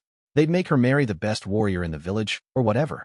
We're better off settling this here and now, than going our separate ways. Yeah, no hard feelings either way, you know? Oh, now it was starting to make more sense. They both wanted to be number one in the Great Forest. But if they fell short of that goal, they'd rather live somewhere else entirely. Maybe they could make it to the top there, if not back home. The plan had some holes in it, to say the least. I was dying to ask a few basic questions, such as, do you guys really get to make this decision yourselves? Without talking to your folks back home? At the end of the day, though, it wasn't my place to dissuade them. They'd clearly put a lot of thought into this, and I could understand their desire to control their own destinies. Okay, I get it. I won't interfere or anything. Have it, girls. What? You're going to help them with their fight? Are you sure about this? Said Nanahoshi, her tone disapproving. It's fine. They're going to fight anyway, whether I'm watching or not. From what I could tell, Linnea and Persina were evenly matched. Unless they had someone to judge the outcome of the fight, there was a chance it might not produce a clear victor. Worse, they might overdo it and get themselves hurt. Our presence as spectators was a necessary precaution. Also, though I wasn't going to make a big deal about it, this was a duel, not a fight. They weren't angry with each other. They were competing for supremacy. We appreciate it, Mew. Thanks, boss. Linnea and Persina offered a few words of gratitude before returning their focus to the task at hand. They took a few long, deep breaths, and then glared fiercely at each other. Hiss. Grrrr. All of a sudden, they were emitting harsh sounds of a less-than-Leda-like nature. The air was thick with tension. It felt like the battle might begin at any moment. I activated my demon eye and noticed Nanahoshi slipping on one of the magic rings she used for self-defensive purposes. We were about to witness a deadly serious battle between two beast folk. After all, there was no telling what might come flying our way. Persina, there's something I've meaning to tell you for a while. I'm sick of your crap, Mew. Oh yeah? Well, I'm fucking sick of you. You used to toddle after me like my baby sister, and now you're acting like some kind of big shot. Mew, I was practically your babysitter. Don't you remember that time I covered for you when you wet the bed? What happened to an Adoldia never forgets those who help them out, huh? I paid you back for that when I pulled you out of the river. How pathetic was that, anyway? So much for the Dodoldia tribe and their legendary swimming skills. That whole thing was your fault to begin with. You dropped that toy Grandpa gave you in the water like a moron. You're the one who made me drop it. Well, this was interesting. I'd never heard an argument so fiery, but so completely lacking in real malice. They were getting themselves worked up well enough, but I didn't hear the slightest hint of hatred in their words. You're a big dopey doofus, Persina. You're a stupid fucking idiot, Linnea. And now they were resorting to childish insults. You're a smelly jerk. You've got stubby legs. Wah, well, you're a fatty. I am not. In the end, Persina snapped first. That single word, fatty, had pushed her over the line. Grrrr. She leapt forward at Linnea, pulling back her fist to strike a mighty blow. Hiss. Linnea reacted with all the agility of a panther, lashing out with her own fist. G-U-H, N-G-H, and they ended up hitting each other with a double cross counter. The two of them staggered back, and then the duel began in earnest. Oh my. Persina charges fiercely forward, but Linnea sidesteps it cleanly. Persina's driving at her like a tank, but she wards her off. Linnea's keeping up the hit-and-run tactics, folks. Persina's hot on her tail. Persina has the edge and power, and her opponent's just a little faster. If it comes down to a slugging match, Linnea's got no chance. But power isn't the only thing that counts. You've got to catch her first, or your strength is useless. Look at that footwork. A beautiful jab, and another, and a straight. Wow, Persina just shrugs them off. Linnea can't get in close enough. She's one step too far out. Oh my, what a brutal right straight from Persina. Lord have mercy. Linnea staggers back. She felt that one, ladies and gentlemen. And Persina won't let up. What now, Linnea? Do you run for it? No. No. She stands her ground. A left jab. And another. Oh, that's a sharp one. Persina's taking some hits here. Linnea's a tenacious boxer in her own right. She might not have Persina's power, but she's done running. Persina flinches back. And yet, her eyes are glimmering. She's a bloodhound, folks, and she's got her prey on the ropes. Linnea lashes out with her right as Persina steps forward. Oh my god, will you look at all that blood? Did Linnea just slash her with a knife? No, it was her claws. She extended her claws and scratched Persina as that punch landed. It's the deadly kitty punch, honed to perfection. And it's legal, folks. There are no holds barred in this brawl. Linnea punches and slashes. Punches and slashes. It's a barrage from both sides. She's got Persina grimacing now. This is a whole new kind of pain, and she wasn't expecting it. Good lord. Linnea just tore a big rip in her uniform. We're in wardrobe malfunction territory here. We might have to cut to commercial, folks. Oh my, Persina's going for it anyway. She doesn't care. She's a boxer now, not a bashful teenager. Bam. She slams a right hook into Linnea's body. You can see the agony on her face. Is this it? Is Persina going to finish it? If this is no holds barred, why aren't they using any magic? Nanahoshi asked. Good question. When Persina turned this into a melee brawl at the very start, it made their magic all but irrelevant. They're not giving each other the time they'd need to complete an incantation. Sylphiette, or I could still throw in a few silent spells in this situation, but these two are fighters by nature. And what with all this strenuous exercise, it would be hard for them to say a single word right now. Can a marathon runner hope to recite a poem as they jog along the road? No, it would be, okay, I get it. Sorry for interrupting you like that. You can keep going now. Linnea has stopped moving entirely. It's an infight now, folks. They're trading blow for blow. Is all hope lost? Persina's punches have neutralized Linnea's speed. She can't play the hit-and-run game anymore. Has the butterfly lost her wings? Has she fallen helplessly into the jaws of her foe? No, it's not over yet. She's dodging the punches, folks. She's actually dodging them. With her cat-like reflexes, she ducks and weaves. With her finely honed technique, she slips and rolls. She hasn't taken a solid hit yet. And now, the counter. A brutal kitty punch. A spray of blood. She caught Persina's cheek and sent her leaping backward. Linnea steps forward to press her advantage. Oh my, a Brazilian high kick. She wants to knock that girl out. Oh, Persina lunges forward. She throws herself into the attack. My god, she bit Linnea's leg. She bit it as it swung toward her neck. She's an attack dog, folks. She's a beast. She's a wolf. Her fists aren't her only weapon. Persina presses forward and drags her prey to the ground. Did Linnea get too close? But Persina isn't the only one with killer teeth. She's biting right back. Just look at those chompers. It's a wrestling match now, and it's only going to get more vicious. To be honest, it just looks like they're tumbling around and smacking each other to me. Well, yeah, you could put it that way too. Look, I hate to be a killjoy, but can I ask you something? Sure. What's up? They seem to be taking this fight very seriously. Why are you making it into a big joke? Sorry. The duel raged on for quite some time. In a sense, it had begun with their exchange of insults, and then proceeded to the punching phase. At first, this had resembled a high-level boxing match, but by the end it had devolved into something more like a nasty playground brawl, complete with scratching and biting. For what felt like hours, the two of them rolled around in the snow, grappling with each other. But then, at long last, they came to a stop. Only one of them rose to her feet. I fucking did it. It was Persina. She was covered from head to toe in scratches, bites, and bruises. Her clothes were ragged, wet with snow, and stained with blood. Some of her injuries were still bleeding. It was an awe-inspiring sight. This was a woman who'd fought for her life and emerged triumphant. Persina glanced down at her fallen foe and looked conflicted for a moment.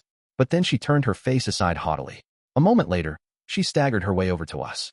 I'm the winner, boss. Oh yeah? Congratulations. Sit down for a second, all right? I'll heal you up. I reached out to touch an open wound on her shoulder, but she slapped my hand away. Thanks, but no thanks. These are scars of honor. I'd rather keep them. Oh right. Scars of honor, huh? They really had been deadly serious about this. I felt a little ashamed for casually assuming nobody would get hurt here. I don't know if I'll ever see Linnea again, you know? Least I'll have these to remember her by. Well, aren't you going to stick together until you leave town at least? Nope, we're going our separate ways right here and now.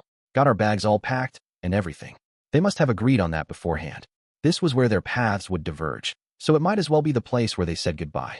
There was some poetry to that. Seemed like I'd have to cancel my plans for a farewell party. It would ruin the whole thing. Make sure you get someone to patch you up, alright? Even if it's not a mage. Yeah, I know. With that, Persina staggered off in the direction of the dorms. As I looked, Nanahoshi ran up to join her. She draped her jacket over Persina's shoulders, and they set off together with Persina leaning on her for support. The girl did have a kind side. Now then, I walked over to where Linnea was lying and studied her from above. You alive? She wasn't unconscious or anything, just staring up at the sky with an absent-minded look on her face. Yeah, she said after a moment. I guess so. The girl looked just as bad as Persina, if not worse. Her clothes were ripped and ragged. One of her shoulders was bleeding profusely, staining the snow red, and her face was swelling up. From all the punches she'd taken, there was some blood trickling from her mouth as well. I felt like it was probably from a cut inside it, rather than any internal injuries. You don't look so hot, you know. Don't feel too hot, either. On closer examination, I realized that Linnea's clothing was no longer adequately hiding certain parts of her anatomy. I took off my coat and placed it over her. Didn't want myself getting distracted here. It was a bit chilly out here without it. Hopefully Nanahoshi wasn't going to make her cold worse. Thanks, boss. Linnea slowly, shakily moved her arms upward and joined her hands behind her head. She crossed her legs as well. It almost looked like she was lounging on a sofa, instead of a dirty pile of snow. Man, guess I lost Mew. Her words floated up into the air as a cloud of vapor, then dissipated. It was a hell of a fight, though, I offered. Give me a break, boss. I heard your whole running commentary. Sounded like you were really enjoying yourself. Fair enough. Maybe I hadn't taken this too seriously. Still, their match was exciting to watch. It was kind of like a really vicious catfight, maybe? Or a passionate struggle between two desperate title contenders. Let's try to avoid the boxing metaphors, actually. It would probably just piss her off. At least I gave you some laughs to remember me by, huh? Sorry. I feel kind of bad now. It's fine. I'm sure it just looked like a crazy brawl from the sidelines, yeah? And having fun is what life's all about. As she spoke those words, Linnea grimaced. She turned to lick at a nasty cut on her arm. You want to pass on the healing magic too?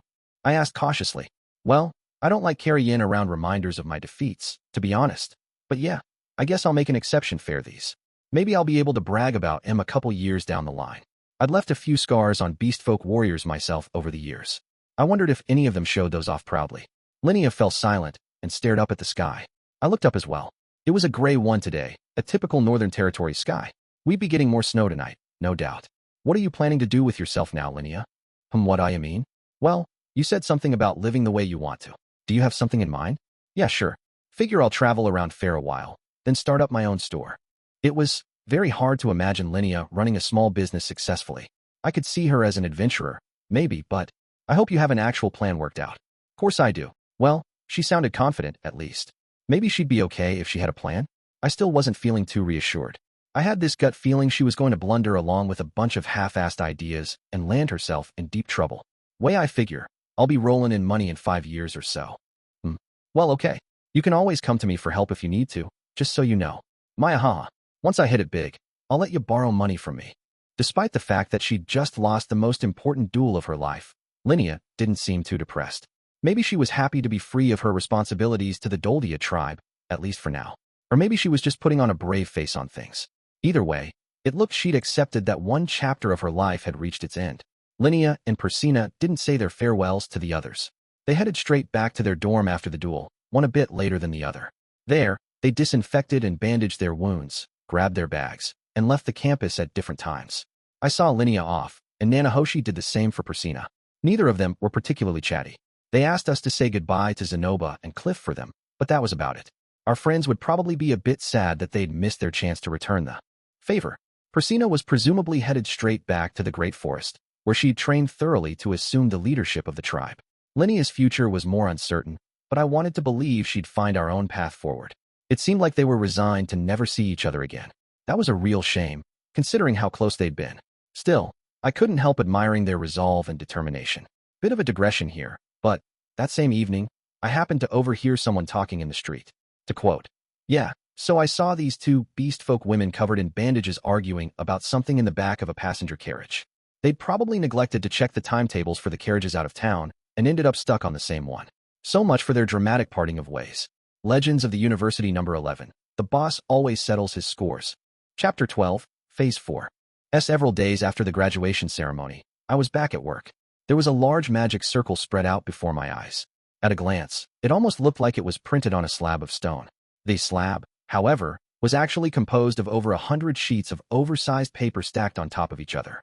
Each individual page was covered with another portion of the overall design. A wooden frame kept everything fixed snugly in place. There were magic circles carved into its surface as well. It was no exaggeration to call this thing a full-fledged magic implement. Obviously, its creation had taken a significant amount of time. I'd helped out when I could, but for the most part it was entirely Nanahoshi's work. All right then, please begin. Nanahoshi was crouching across from me, looking down at her creation. Cliff and Zenoba flanked her on either side.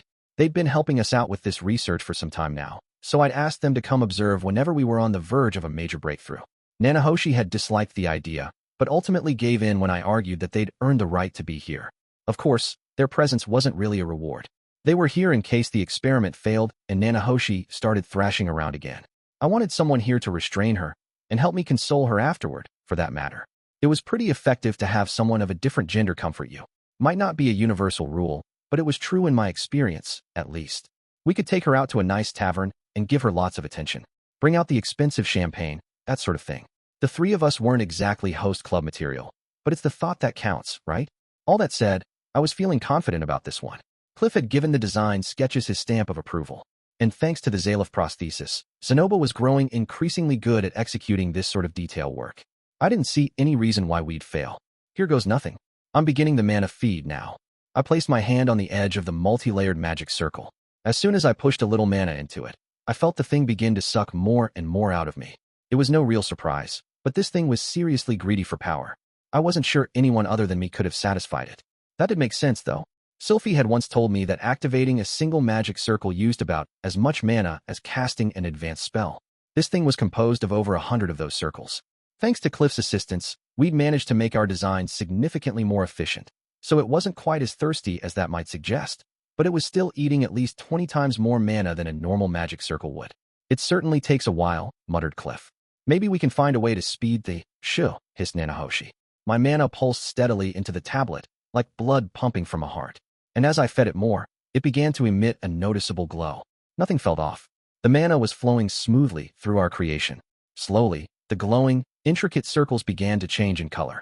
Yellow, orange, blue, white. The pattern was distinctive and familiar. I'd seen flashes of light exactly like these right before the displacement incident. Crap. Should I stop? This thing might teleport all four of us to the middle of nowhere. And what if it's a bigger scale effect? Sylphiette and Norn are on campus today, aren't they? Wait, it might even take the entire city and Lucy along with it. On the other hand, it didn't feel like anything too dramatic was about to happen. And the magic circles we designed weren't capable of producing any such effects. Anyway, we'd done our homework here. I was positive we hadn't screwed it up that badly. It just wasn't possible. Everything was going to be fine. This was going to work. The light grew stronger and stronger, and then collapsed into a single point. In that moment, I heard a small thunk. My mana abruptly stopped flowing into the magic circle, and the circle stopped glowing as well. There was something green sitting at the circle's very center. Something green and black and round, about the size of a globe, but much juicier looking. It was a watermelon. Looks like it worked. Yes. Nanahoshi leapt to her feet and clutched her fists in triumph. Congratulations, Master Rudeus. Well done, Nanahoshi. Zenoba and Cliff applauded. They looked almost as jubilant as she did. I must say, however, Zenoba approached the watermelon curiously and gave it a few pokes. This green and black pattern strikes me as rather ominous. Would it be safe for me to hold the thing? It won't bite, will it? You'll be fine, Zenoba. Just don't drop it, please. They break more easily than you'd think. All right. Oh, it's rather heavy, I see. Picking up the watermelon, he proceeded to study it from many different angles. Personally, I didn't see anything ominous about it. Maybe green and black just wasn't an appetizing color combination for the natives of this world. It would be bright red on the inside, but that might seem creepy in its own way. Now that I thought about it, though, this world had plenty of oddly colored, strangely shaped vegetables in its own right. You could find a variety of gourds in any market. It wouldn't surprise me if there were watermelons somewhere out there. Hey, Nanahoshi, I just had a thought. Yes? I know it's a little late now, but shouldn't we have summoned something like a Yubari melon instead? They had to selectively breed those things, so they definitely don't exist in this world. Tell me something, Rudeus. Could you actually tell the difference between a normal melon and a specially bred one? Okay, she had a point there. I knew a prince melon from a musk melon, but that was about the extent of my expertise. In any case, we can't be quite that selective yet, Nanahoshi continued with a slight frown. I was actually trying to summon a cabbage this time. This world did have a leafy vegetable very similar to cabbage. I had to wonder if we could have told a summoned cabbage apart from that local variety. I wasn't a farmer or anything, and neither was Nanahoshi. Maybe the concept of summoning a vegetable had been flawed from the start. Nah, it's fine. We did an experiment based on a theoretical design, and we got the result we were expecting. This thing's an authentic watermelon. We can't prove where it came from exactly, but it's here because we summoned it. A watermelon's a watermelon, right?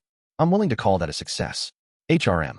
Well, given that the experiment succeeded, I suppose we should celebrate tonight. Zanoba seemed to have already lost interest in the melon itself. No surprise there, since it wasn't a figurine. Yeah, sounds good. Batagati, Linnea, and Persino weren't around anymore. Our parties had gotten a bit less lively in their absence. Couldn't let that stop us from enjoying ourselves, though. That evening, we held a nice little celebration. We'd lost Linnea and Persina since last time, but this time Roxy and Norn joined in. In a net number sense, we were only down one 6-armed demon king. It wasn't exactly the same, of course. There were fewer people squawking loudly, and more members of my family. Not that it was really a problem. Nanahoshi was drinking like a fish. Before long, she started squeezing Julie in her arms like a doll, while chatting with Alinalize about something or other. For once, her expression was cheerful, and she was speaking loudly. That was definitely unusual.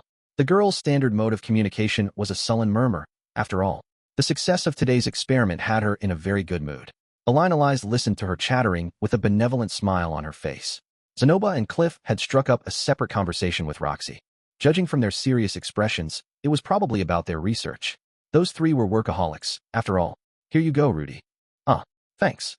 Sylphie had parked herself next to me, and was mostly just refilling my glass every time it got low. Are you not drinking tonight, Sylphie? Well, I get a little silly when I'm tipsy, you know? I was thinking I'd abstain.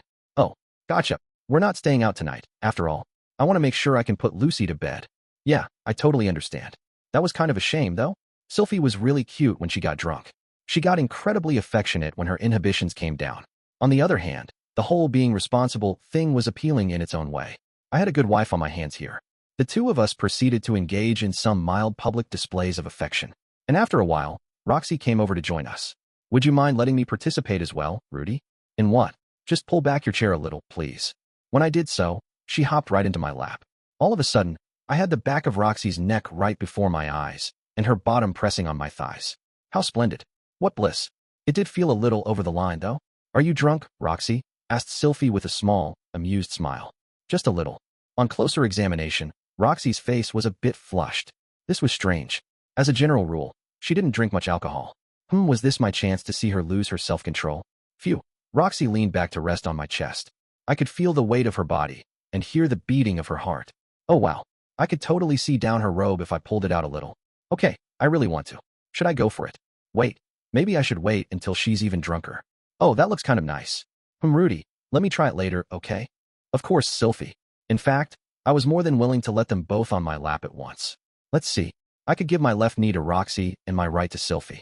Those were the sides they'd taken in bed the other night, as I recalled.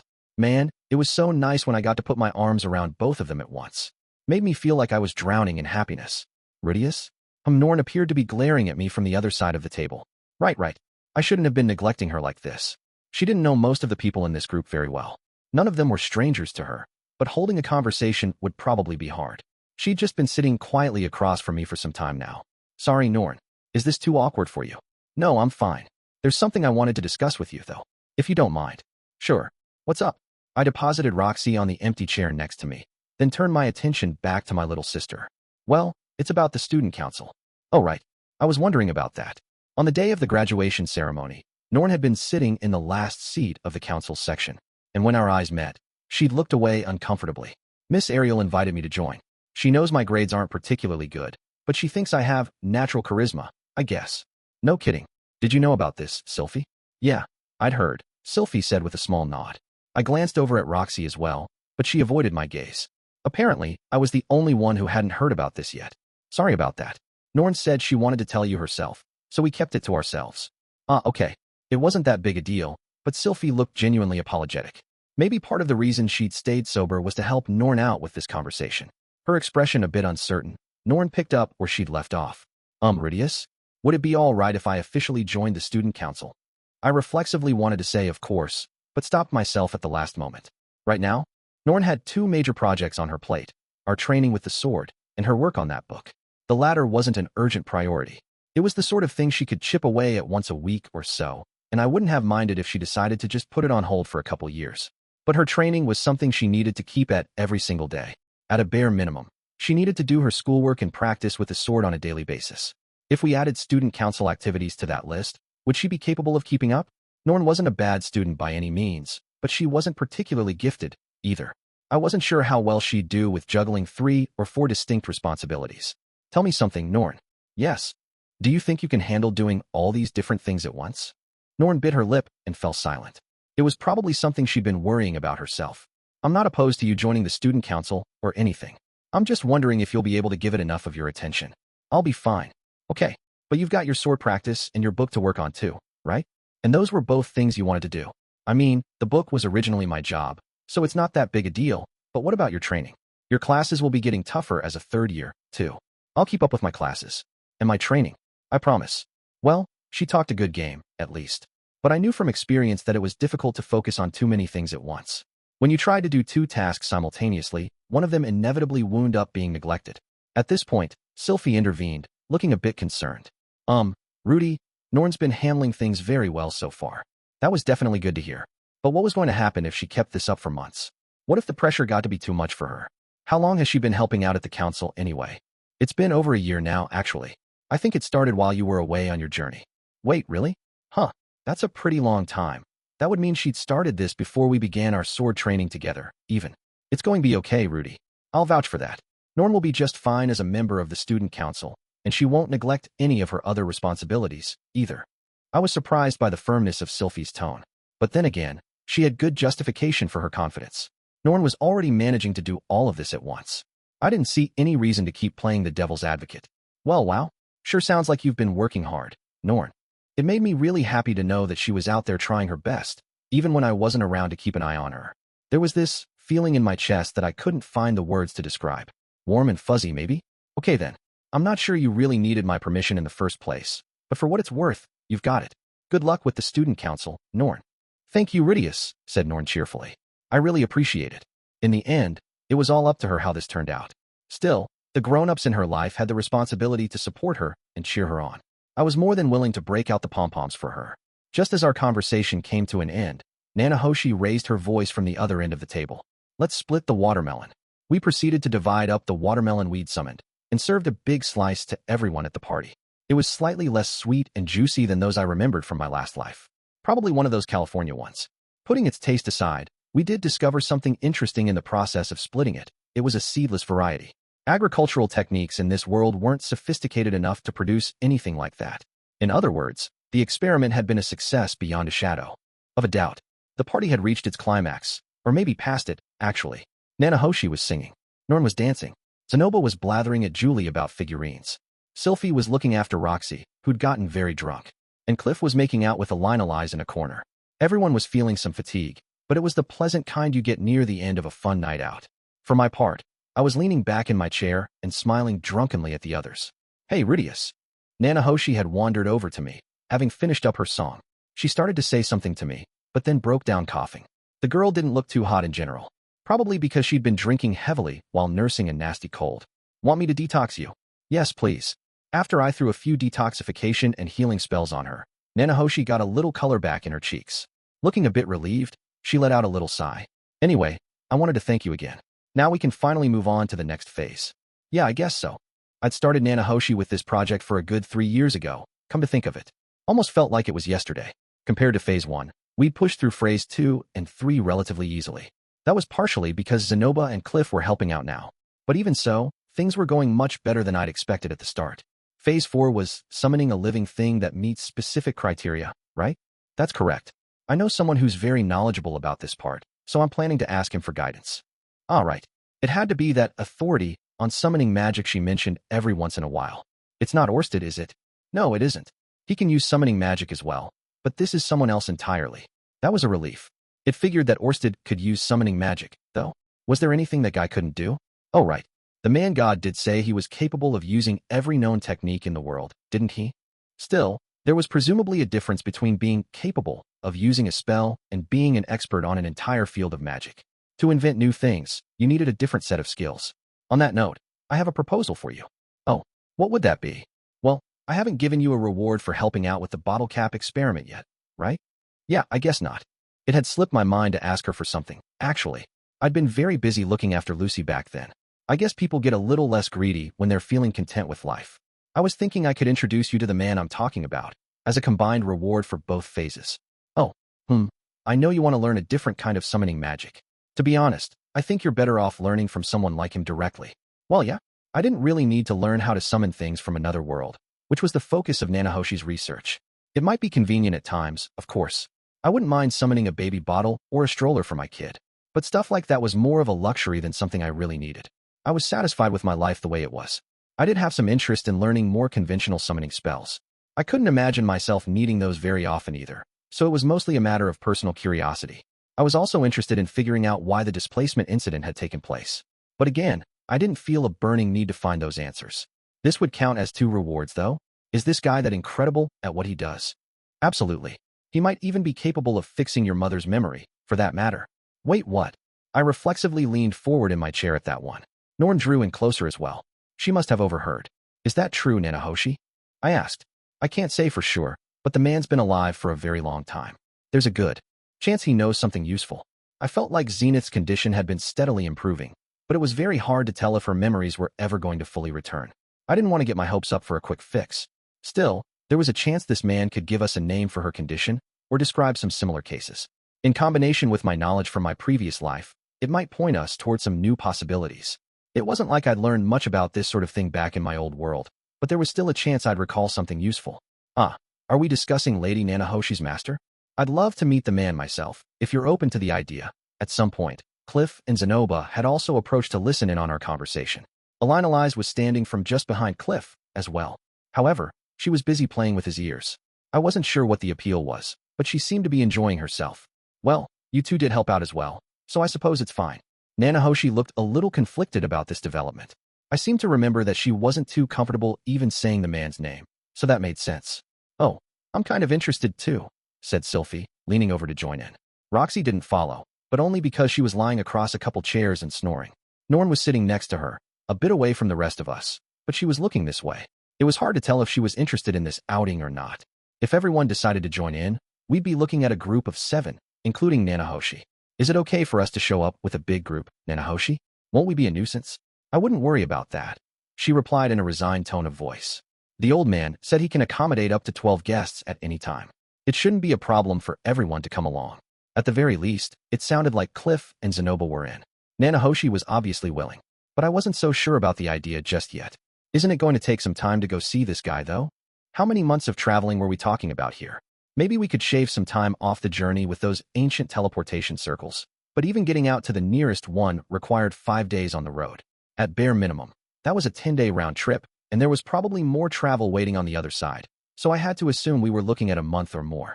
I didn't want to leave Lucy on her own for that long. Not particularly. It won't take more than a single day of travel, in fact.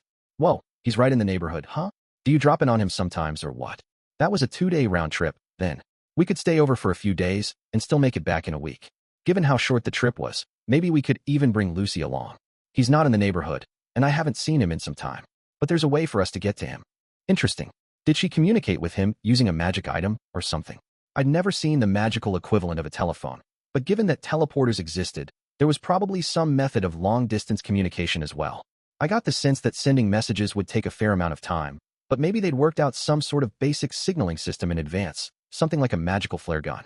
Okay then, so what's the man's name, anyway? Nanahoshi furrowed her brow and looked around the tavern. There were plenty of other customers in the place, so she signaled to us to bring our heads in close. We all gathered in a tight little circle and leaned in curiously to listen. I'd like you all to keep this to yourselves, please. Is that all right? Nanahoshi waited until all of us had nodded, and then continued quietly. It's Perugius, the armored dragon king. She'd spoken the name of a legendary hero, one of the 3 god slayers, and the man who'd guided humanity to victory in the Laplace War 400 years ago. Extra chapter, sharpening the Mad Dog's sword he sword sanctum, in the far west of the Northern Territories, stood on land that had known many battles. At present, it was the home of the sword god style, but there had been a time when the water god style held sway here. A mere century ago, the leaders of the 2 styles had dueled here, and the water god had won the sanctum from its owner. That water god was later defeated by a different sword god, and lost the sanctum in turn. But ever since, it had belonged to the single strongest swordsman of each successive generation, who earned the right to teach those of their school here. The students who secured a place at the sanctum were tutored by the greatest possible teacher and had a chance to supplant them as the strongest. This was a fact that drew many ambitious young swordsmen and women to this cold, isolated place, if only to see it with their own eyes. At present, however, two visitors of a more unusual sort were approaching its main hall. One was an elderly woman, perhaps in her early 60s. The expression on her face suggested she was something of a curmudgeon. Otherwise, she was the picture of a gentle, harmless old lady. At present she was dressed for the road, but it was easy to imagine her in more casual clothes, leaning back in an easy chair while knitting something out of yarn. Only one detail seemed incongruous. The old woman wore a slightly shortened sword at her hip. In addition, a swordsman of particular skill could have seen that her relaxed bearing was only a facade, and that even their swiftest attacks would fail to touch her. But enough beating around the bush. The woman's name was Raidalia, and she was the reigning water god. She had perfected her style's ultimate technique, the blade of deprivation, and ranked among this generation's strongest warriors. Accompanying Raida was a youthful woman, perhaps 20 years of age, whose face bore a certain resemblance to hers. She was also dressed for the road, and also carried a sword at her hip. Is this the sanctum proper now, Master Raida? That it is, my dear. Take a good long look. This here's the den of beasts you've been so eager to visit all these years. Oh, now I'm getting nervous. Have some confidence in your skills. Unless they put you up against the sword god, you'll manage just fine. Thank you, Master Raida. Speaking quietly to each other, the two of them set foot in the sword sanctum. At a glance, this holy place resembled an ordinary town. There was an inn, a weapon shop, and an adventurer's guild. In the streets were the usual adventurers and merchants, bustling along on their own private errands. There was one unusual thing about this town, however. Virtually everyone who resided here was a trained member of the sword god style. In this place, a slender village girl was sometimes stronger than the bulliest of adventurers. Should we take a room at the inn first? Won't be necessary. We'll just stay at Gal's place. Raida trudged forward steadily, making a beeline for the far end of the town. After a certain point, the adventurers and merchants grew less common, and they began to pass more people in martial arts uniforms who carried wooden swords. At the same time, the shops gave way to training halls. Raida's young companion looked around at all this with obvious curiosity. In particular, she seemed intrigued by the thin uniforms so many wore, despite the biting cold. Master Raida, everyone's dressed rather lightly here, considering how chilly it is. Well, the sword god-style folks have to zip around in combat, or they're sitting ducks. They don't like wearing anything that slows them down, no matter how cold it gets. That's the exact opposite of us. We bundle up even when it's warm, don't we? How curious. Nothing curious about it, if you ask me. Without sparing so much as a glance for the various training halls, Raida pressed onward. Before long, the houses, training halls, and uniformed novices all disappeared entirely. The only thing ahead of them now was a vast plain of snow with a single road running through it like a valley. At the end of that road was a single sizable building surrounded by a wall. This was the core of the sword sanctum, and the headquarters of the sword god style, the great hall where the sword god himself held court. Just as Raida and her young companion reached the entrance to the compound, a young woman happened to emerge from within. The woman had a strong, dignified face, and wore her long dark blue hair in a ponytail. Judging from the bucket in her hand, she was heading out to draw water from a well. At the sight of Raida, however, she instantly tossed the bucket aside and reached down for the hilt of her sword. "Do you have some business with our hall, madam?" she asked, her tone openly wary. Raida studied the young woman's face closely, and after a moment, the grumpy expression on her face softened significantly. "Oh my, is that you, Nina? Look how big you've gotten." The young woman just looked at her dubiously, keeping her hand where it was. "Ah, you don't remember me, do you? Well, I guess it figures. You were awfully little the last time I was here." There was a nostalgic light in Raida's eyes, but the young woman, Nina Fallion, had no memory of her whatsoever. The only thing she was sure of was that this little old lady was a fearsome threat. The girl at her side was no slouch either. Nina sensed that she was at least on her own level. "Well, I'm here because your boss called for me, dear. Mind taking me to him?" "My boss?"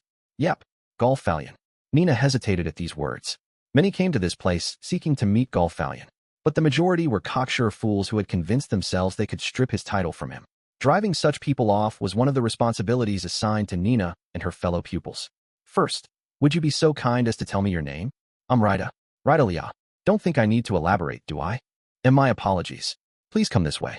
The instant she heard the old woman's name, however, Nina bowed to her respectfully and invited her inside the compound. Only one person in their world could introduce themselves as Raidalia. It was a name reserved for the leader of the water god style. No one else was permitted to claim it. For the briefest of moments, Nina entertained the possibility that this woman was an imposter. But she had sensed, on an instinctive level, that the old lady's placid surface hid unfathomable depths, so she pushed the thought from her mind. Even if the woman wasn't who she claimed to be, she was no doubt a force to be reckoned with. Raida and her companion followed Nina inside the sword god-style compound. Nina led them straight to the main hall, which they had to step up to enter, a feature common to most buildings in this snowy region. In the entryway, they paused to brush the snow off their clothes, then proceeded along the creaking wooden hallway. Watching Nina from behind as she walked, Raida spoke up in a thoughtful voice. I must say, dear, you're quite sharp for your age. And polite, for that matter. Have you made it to Sword King already? No, I've still got quite a way to go, I'm afraid. Do you now? I'm sure you're the strongest of the young UNS, at least. No need to be too modest. Well, I might be the fastest, I suppose. But not the strongest. Oh, that's a good attitude you've got there, dear. It's a pity the other youngsters of your style aren't more like you. As they spoke, the three of them had arrived at the ephemeral hall. A single man was sitting within it. His eyes were closed, as if in meditation. The mere sight of him, however, made Raida feel as if a naked blade was at her throat. Raida was the water god, and the leader of a great style, one of only 3 such people in the world. Despite her advanced age, she felt herself no less powerful than she'd been in her heyday. She could turn any sword aside effortlessly. But this man was the one and only exception to that rule. His name was Galfalion, and he was the reigning sword god. Master, I've brought Raidalia here to see you. Ah, you're here. Opening his eyes slightly, Galfalion studied Raida's face. He also glanced briefly at the girl beside her, but seemed to lose interest in her quickly. Thanks for trudging out all this way, Raida. Can't have been easy with those tired old bones of yours, I'm sure. It certainly wasn't. Still, it isn't every day you come asking me for a favor, right? You piqued my curiosity, I suppose. Hoof. Raida approached the sword god and sat down in front of him. Despite the undignified hoof she emitted as she did so, her movements were as clear and natural as the flow of a mountain stream. Nina, as well as Raida's traveling companion, sat slightly further back in a gesture of humility. So, who will I be teaching what to? You want me to teach that girl the secret water god techniques or something? As she spoke these words, Raida jerked her chin back to indicate Nina Falion. Seems like a kid who knows how to listen. She might be a natural sword god type, but I'm sure I could beat a few water god skills into her head as well. The letter that brought Raida to this land had been brief. In essence, it read only, I want you to come train one of my students. Raida had very nearly torn the thing to shreds the moment she read those words. And yet, she'd found it intriguing that Galfalion had bothered to write her a letter of any kind. The man hated asking anyone for anything. That wasn't the only reason she'd come, however. Mere curiosity wouldn't have been enough to make her to walk up here from the capital of the Kingdom of Azura. In any case, I've got one condition. What's that? You want me to teach one of your pupils a few things, yes? Well, I want you to show one of mine the sword god style. No need to actually teach her, though. Raida had been worrying for some time that her star student had grown too self-satisfied. The water god style was the official style taught in the Kingdom of Azura, meaning it boasted many pupils. But it was rare for them to refine their talents past a certain point. The girl Raida had brought along today was one of the exceptions, but she had no students of comparable skill to test herself against, and her confidence had grown excessive. She kept at her training earnestly enough, but with no true rival to drive her forward, she'd failed to make real progress over the last year or so. Raida had brought her to this place to give her a taste of defeat, convinced that this would benefit her enormously in the long run. Even if the youngsters of the sword god style proved to be inadequate to the task, if she had the chance to spar with Galfalion himself, the experience would still be a deeply valuable one. The nature of the water god style was such that the stronger your opponent, the more you would improve by training with them. Raida thought it likely that Galfalion had called here for the very same reason, for her to crush some uppity pupil with the water god style's most vicious counterattacks, motivating them to improve further. Oh, is that all? Sure thing. Haha. You know, we could even have my pupil face off against yours, if you'd like. This wasn't a spontaneous proposal, of course. Raida was hoping to have Nina teach her pupil a lesson in humility. Throwing her straight against the sword god was one idea, but she figured it would be more humiliating to lose to a girl her own age. Why not? Nina, go get Eris for me. Yes, master. At these words, however, Raida tilted her head curiously. From the moment she'd met the girl at the entrance to the compound, she'd assumed Nina was the student she was here to teach. Master, Nina said. What is it? Hurry up, kid. I was hoping you'd give me the opportunity to spar with our visitor as well. I'm very interested in seeing what the water god style can do. Huh? That was always part of the plan. Oh, thank you. I'll go get Eris at once. A happy, relieved expression flashed briefly across Nina's face before she hurried out of the hall. The instant she saw the girl, Rita felt goosebumps on her back. It felt a bit like she'd just encountered a wild monster on the roadside. She very nearly reached for her sword on sheer reflex. The only reason she avoided that particular embarrassment was that her pupil beat her to the punch. Practitioners of the water god style were supposed to stay calm and collected at all times. Getting this jumpy was a failure in and of itself. Hey there, Eris. This old lady's the one who's going to teach you all about the water god style. Nice to meet you. Eris made no effort to hide the scowl on her face, but still bowed her head. Good lord, the girl's some kind of wildcat. Intense emotion smoldered deep inside Eris' eyes. She had all the spirit and fury of a starving animal. The water god style was a passive, pliant approach to combat. Even the best of teachers couldn't hope to teach it to a girl with eyes like this. No one like her ever sought out their style to begin with. Hate to disappoint, Gaul, but this girl's not cut out for the water god style. It'd be a waste of time for her to try. You think I don't know that? Said Gaul Fallion with an emphatic nod. What am I supposed to teach her then? You don't have to teach her anything. Just spar with her using your style. This brief exchange was sufficient for Rita to discern the sword god's intentions. He wanted this Eris girl to learn how to fight the water god style in the most hands-on possible way. Rita didn't understand why, however. It couldn't hurt for the girl to get a bit of experience against a different style, but calling Rita here for that was just excessive. A talented, seasoned student of the sword god style could launch an attack too swift for your average water god practitioner to deflect. Compared to learning the intricacies of Rita's style, the girl would be better off simply mastering her own. Unlike the water god style, which required an opponent even to practice, the sword god style was all about landing the first blow with overwhelming speed and power. There was no need to know your enemy if you cut them down before they could react. The way Rita saw it, the only reason Fallion would want the girl to gain experience against the water god specifically was if he expected her to face a truly powerful practitioner of the style, one too skilled to be overwhelmed by speed alone. And there was only one such practitioner who came to mind. Bit confused here, Gaul. You planning to have this little beast assassinate me, or what? Oh please. You've got one foot in the grave already. Why would I even bother? Well, enlighten me then. Why do you need me to teach her how the water god style works? Who are you planning to throw her at? A ferocious smile spread across Gaul Fallion's face. Our girl Eris here wants to take down the dragon god. What? You mean Orsted? Rita was genuinely shaken by the mere thought. She, too, was very familiar with Orsted of the Great Powers. She knew of his strength, and that he used the water god style freely. The dragon god, is it? Well, somebody certainly, ambitious. You think she can do it? Yeah, I do. And so does Eris. Well, that's nice. Glad you're confident, at least. It was hard to say if any of this was true. The dragon god ranked second among the 7 great powers. The idea of trying to defeat him struck Rita as totally ridiculous. And yet, there was confidence on the sword god's face, and the girl Eris looked as if she had no doubts whatsoever. That was strangely compelling in itself. Rita found herself thinking this might be entertaining, at least, assuming they were serious. But here's the thing, Gaul. I'm not interested in spending time on someone who doesn't have the talent. Let's start her off against my pupil here, all right? I'll play with her once she manages to overwhelm the kid. And if she holds her own with me, then I'll think about teaching her a few things. It was a 3 birds, 1 stone kind of plan. Her star pupil's pride would take a hit, but she'd also get plenty of practice against the sword god style.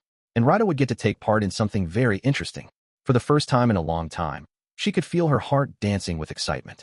She was a master of the water god style, yes, but she was also an ordinary swordswoman at heart. You heard all that, Isolde? Go ahead and fight these 2. At the sound of her name, Rita's disciple rose to her feet. I believe I understand the situation. My name is Isolde Kluel, and I'm a water king. Pleased to make your acquaintances. I'm Nina Fallion, a sword saint. Nice to meet you. I'm Rudeus Greyrat. With these brief introductions complete, the 3 young women walked silently to the corner of the room where the wooden swords were located. As they took their weapons, Isolde put a hand to her mouth and whispered so that only Eris and Nina could hear. I'll play along since my master asked me to, but if you're only saint-ranked, I'm afraid this won't be much of a fight. Maybe not. I guess we'll have to see what happens. It was a cheap attempt at provocation, granted, but it never took much to get the young prodigies of the sword god style fired up. An hour later, Eris was lying on her back in the middle of the hall. Ha. Her eyes were open, and she was gasping loudly for air. Isolde had beaten her down completely. Her sword hadn't so much as grazed her opponent. At present, Eris' blade was among the 10 fastest in this entire hall. Her strikes, honed by years of solitary practice swings, boasted speed and power approaching that of Ghislaine's, and the peculiar rhythm of her attacks made them particularly difficult to avoid. She also threw in a few tricks from the North God style, making her all the more unpredictable. All in all, she'd grown far more fearsome than your average sword saint. However, Isolde had warded off everything Eris threw at her, and answered them with sharp counters. In the course of their bout, which had lasted less than 30 minutes, Eris had died nearly 100 times. And yet, Isolde was also lying on the ground, right alongside her. Her delight at crushing Eris had been short-lived. Nina Fallion had defeated her in turn. Isolde had always believed that the sword god style was nothing more than a brutish, thoughtless reliance on speed and momentum. She'd thought it posed no real threat to an expert practitioner of the water god's refined techniques. Nina had exposed these thoughts for the arrogant nonsense that they were. Isolde had been unable to react to her very first attack, and it had struck the side of her head with enough force to knock her unconscious. The fight had ended before it even began.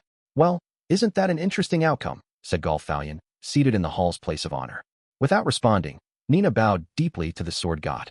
The word he'd used was interesting. That suggested he hadn't expected Nina to be the last one standing.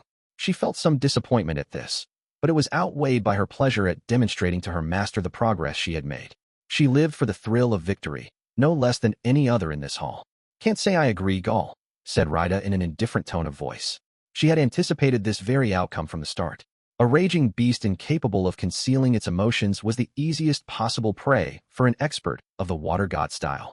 Eris was strong, to be sure, and she held enormous potential for growth. But strength wasn't enough. A ball of pure fury stood no chance whatsoever against the water god's approach. Rida had expected Nina's victory as well, with no less certainty. The girl was profoundly skilled for her age, but she hadn't let it go to her head. Most likely, the presence of this Eris child had kept her pride in check. Nina, in her humility, had devoted herself to her training, and Isolde, in her pride, had neglected hers. That was why she'd lost the fight. Nina's attacks hadn't been particularly fast compared to those of Eris. In fact, they were very slightly slower, and the force behind Eris' swings had been far greater. However, there was no emotion in Nina's strikes.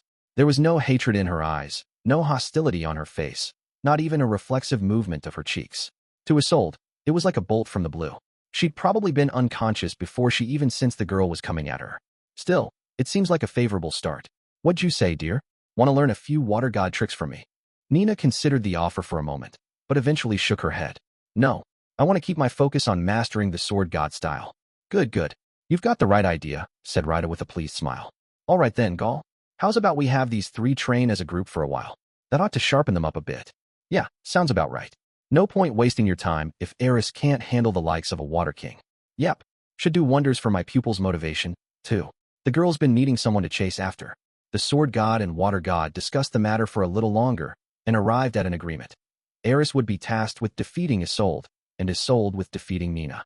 Until that happened, the three of them would train together as equals, pointing out each other's deficiencies. In theory, it would prove beneficial to all of them. "You all right with that, Nina?" Nina nodded easily at her master's proposal. "I don't mind." To be sure, she joined in this session out of nothing more than curiosity. Still, the opportunity to practice extensively with a talented water god student sounded valuable indeed. Nina had defeated Isolde decisively, but she didn't think of her, or Eris, as beneath her level, and she'd learned from first-hand experience the value of competing closely with her peers. If not for Eris' presence in the sword sanctum, Nina was certain she would have fallen short against Isolde. "All right, let's go with that, then. You'll work with your usual teachers in the morning, but in the afternoon you three can group and train each other." Nina nodded quietly, and Eris, too, responded from the floor. "Yes, master." "Got it." Isolde was still unconscious, but Rida had no intention of allowing her to decline. From that day forward, Eris began her lessons in fighting against the water god style. A month later, the three of them had settled into a peculiar three-way deadlock. Eris consistently beat Nina. Nina beat Isolde, and Isolde beat Eris. The three of them kept up with their individual training schedules, of course, but also took the time for several practice matches every single day, and exchanged their opinions afterward. It hadn't taken long for Isolde to identify Eris' weaknesses. "Eris, you just radiate hostility. The practitioners of my style are quite good at picking up on that sort of thing. It tells us exactly when you're going to attack, which makes it trivial to react." "Okay, right. But what am I supposed to do about it?"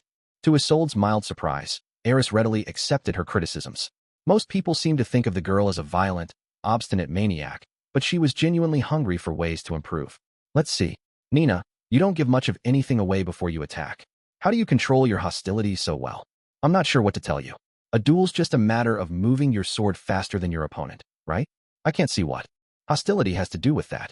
In all honesty, Nina had always found it strange that Eris' default mood was furious. Was there some point to staying constantly agitated, even when you had no real enemy to fight? Relaxing when you had the chance felt like the smarter move. Well, I don't know either, grumbled Eris. Okay, why don't you try changing your daily routine? For starters, take a long bath, eat a good meal, get in a nice warm bed, and think about that beloved boyfriend of yours until you fall soundly asleep. Excuse me? What does Rudeus have to do with anything? Oh, come on, that part was just a joke. Try the rest of it, though seriously. It doesn't look like you take that good care of yourself, to be honest. Sometimes it's kind of alarming. All right. Eris would have preferred to maintain her current state of constant tension. There was a reason for this. The more she trained here, the more she came to understand just how unbelievably powerful the dragon god Orsted was. He had used the very same techniques that Isolde did, but his were far more precise and skillfully executed. And she was a water king, while he wasn't even a member of their school. Nina let out an exaggerated sigh. Honestly, why can't I ever beat this ridiculous girl? It's starting to hurt my self-confidence. She spent every single day following an efficient, logical system of training devised by the sword god himself. She strengthened her body in the most efficient possible way, ate carefully calculated meals, and maintained a well-regimented schedule. And yet, she couldn't beat Eris, whose routine was decidedly not rational. It's because I'm making you move after me. Huh? Nina hadn't been expecting the girl to actually answer her question. The Eris she knew was the definition of selfish. She'd never shown any interest at all in helping anyone but herself improve. Rudeus taught me how. You can use stuff like eye contact to make people jump first, or hesitate just a little. Rudeus? Who's that? My teacher. Nina was mainly just puzzled by Eris' words. She didn't understand what the girl was talking about, but the technique was, in fact, a highly advanced skill Eris had learned from Rudeus. It had been developed by the warriors of demonkind as a conscious application of certain subtle actions that truly seasoned swordsmen performed reflexively. Of course, this meant Eris couldn't begin to explain how it worked. In other words, Eris, you're deliberately guiding your opponent's actions? That's right. Isolde's clarification helped Nina get her head around the basic concept. She understood the idea now, but that only made it harder to believe. She found herself glaring at Eris dubiously. From all appearances, the girl had been raised by a pack of wolves in the forest. Nina never would have suspected she was capable of using such a sophisticated skill. Isolde, on the other hand, found the idea much more comprehensible. The water god style was primarily focused on counterattacking, so it had its own set of techniques meant to encourage an opponent to attack first. I see. And have you been using the same techniques when facing me? Well, yeah, but you never move. Yes, that's how I was trained. Next time we face off, perhaps you should stop bothering with that and focus on suppressing your hostility instead. That might change things somewhat. Eris furrowed her brow, but nodded. I'll give it a shot. She was willing enough to attempt this, but she still didn't know how to suppress her hostility. Controlling her feelings wasn't something she'd ever really done before. Of course, she'd heard comments like this plenty of times before. However, Rudeus had encouraged her to make use of her natural aggression, and his training methods had taken it into consideration. As a result, she'd never felt the need to change. While her hostility might ordinarily be a handicap, she had more of it than most people. She preferred to use it as a resource, rather than pretend it wasn't there. I wonder what I should try then, muttered Nina. Isolde, how do you deal with her? Let me see.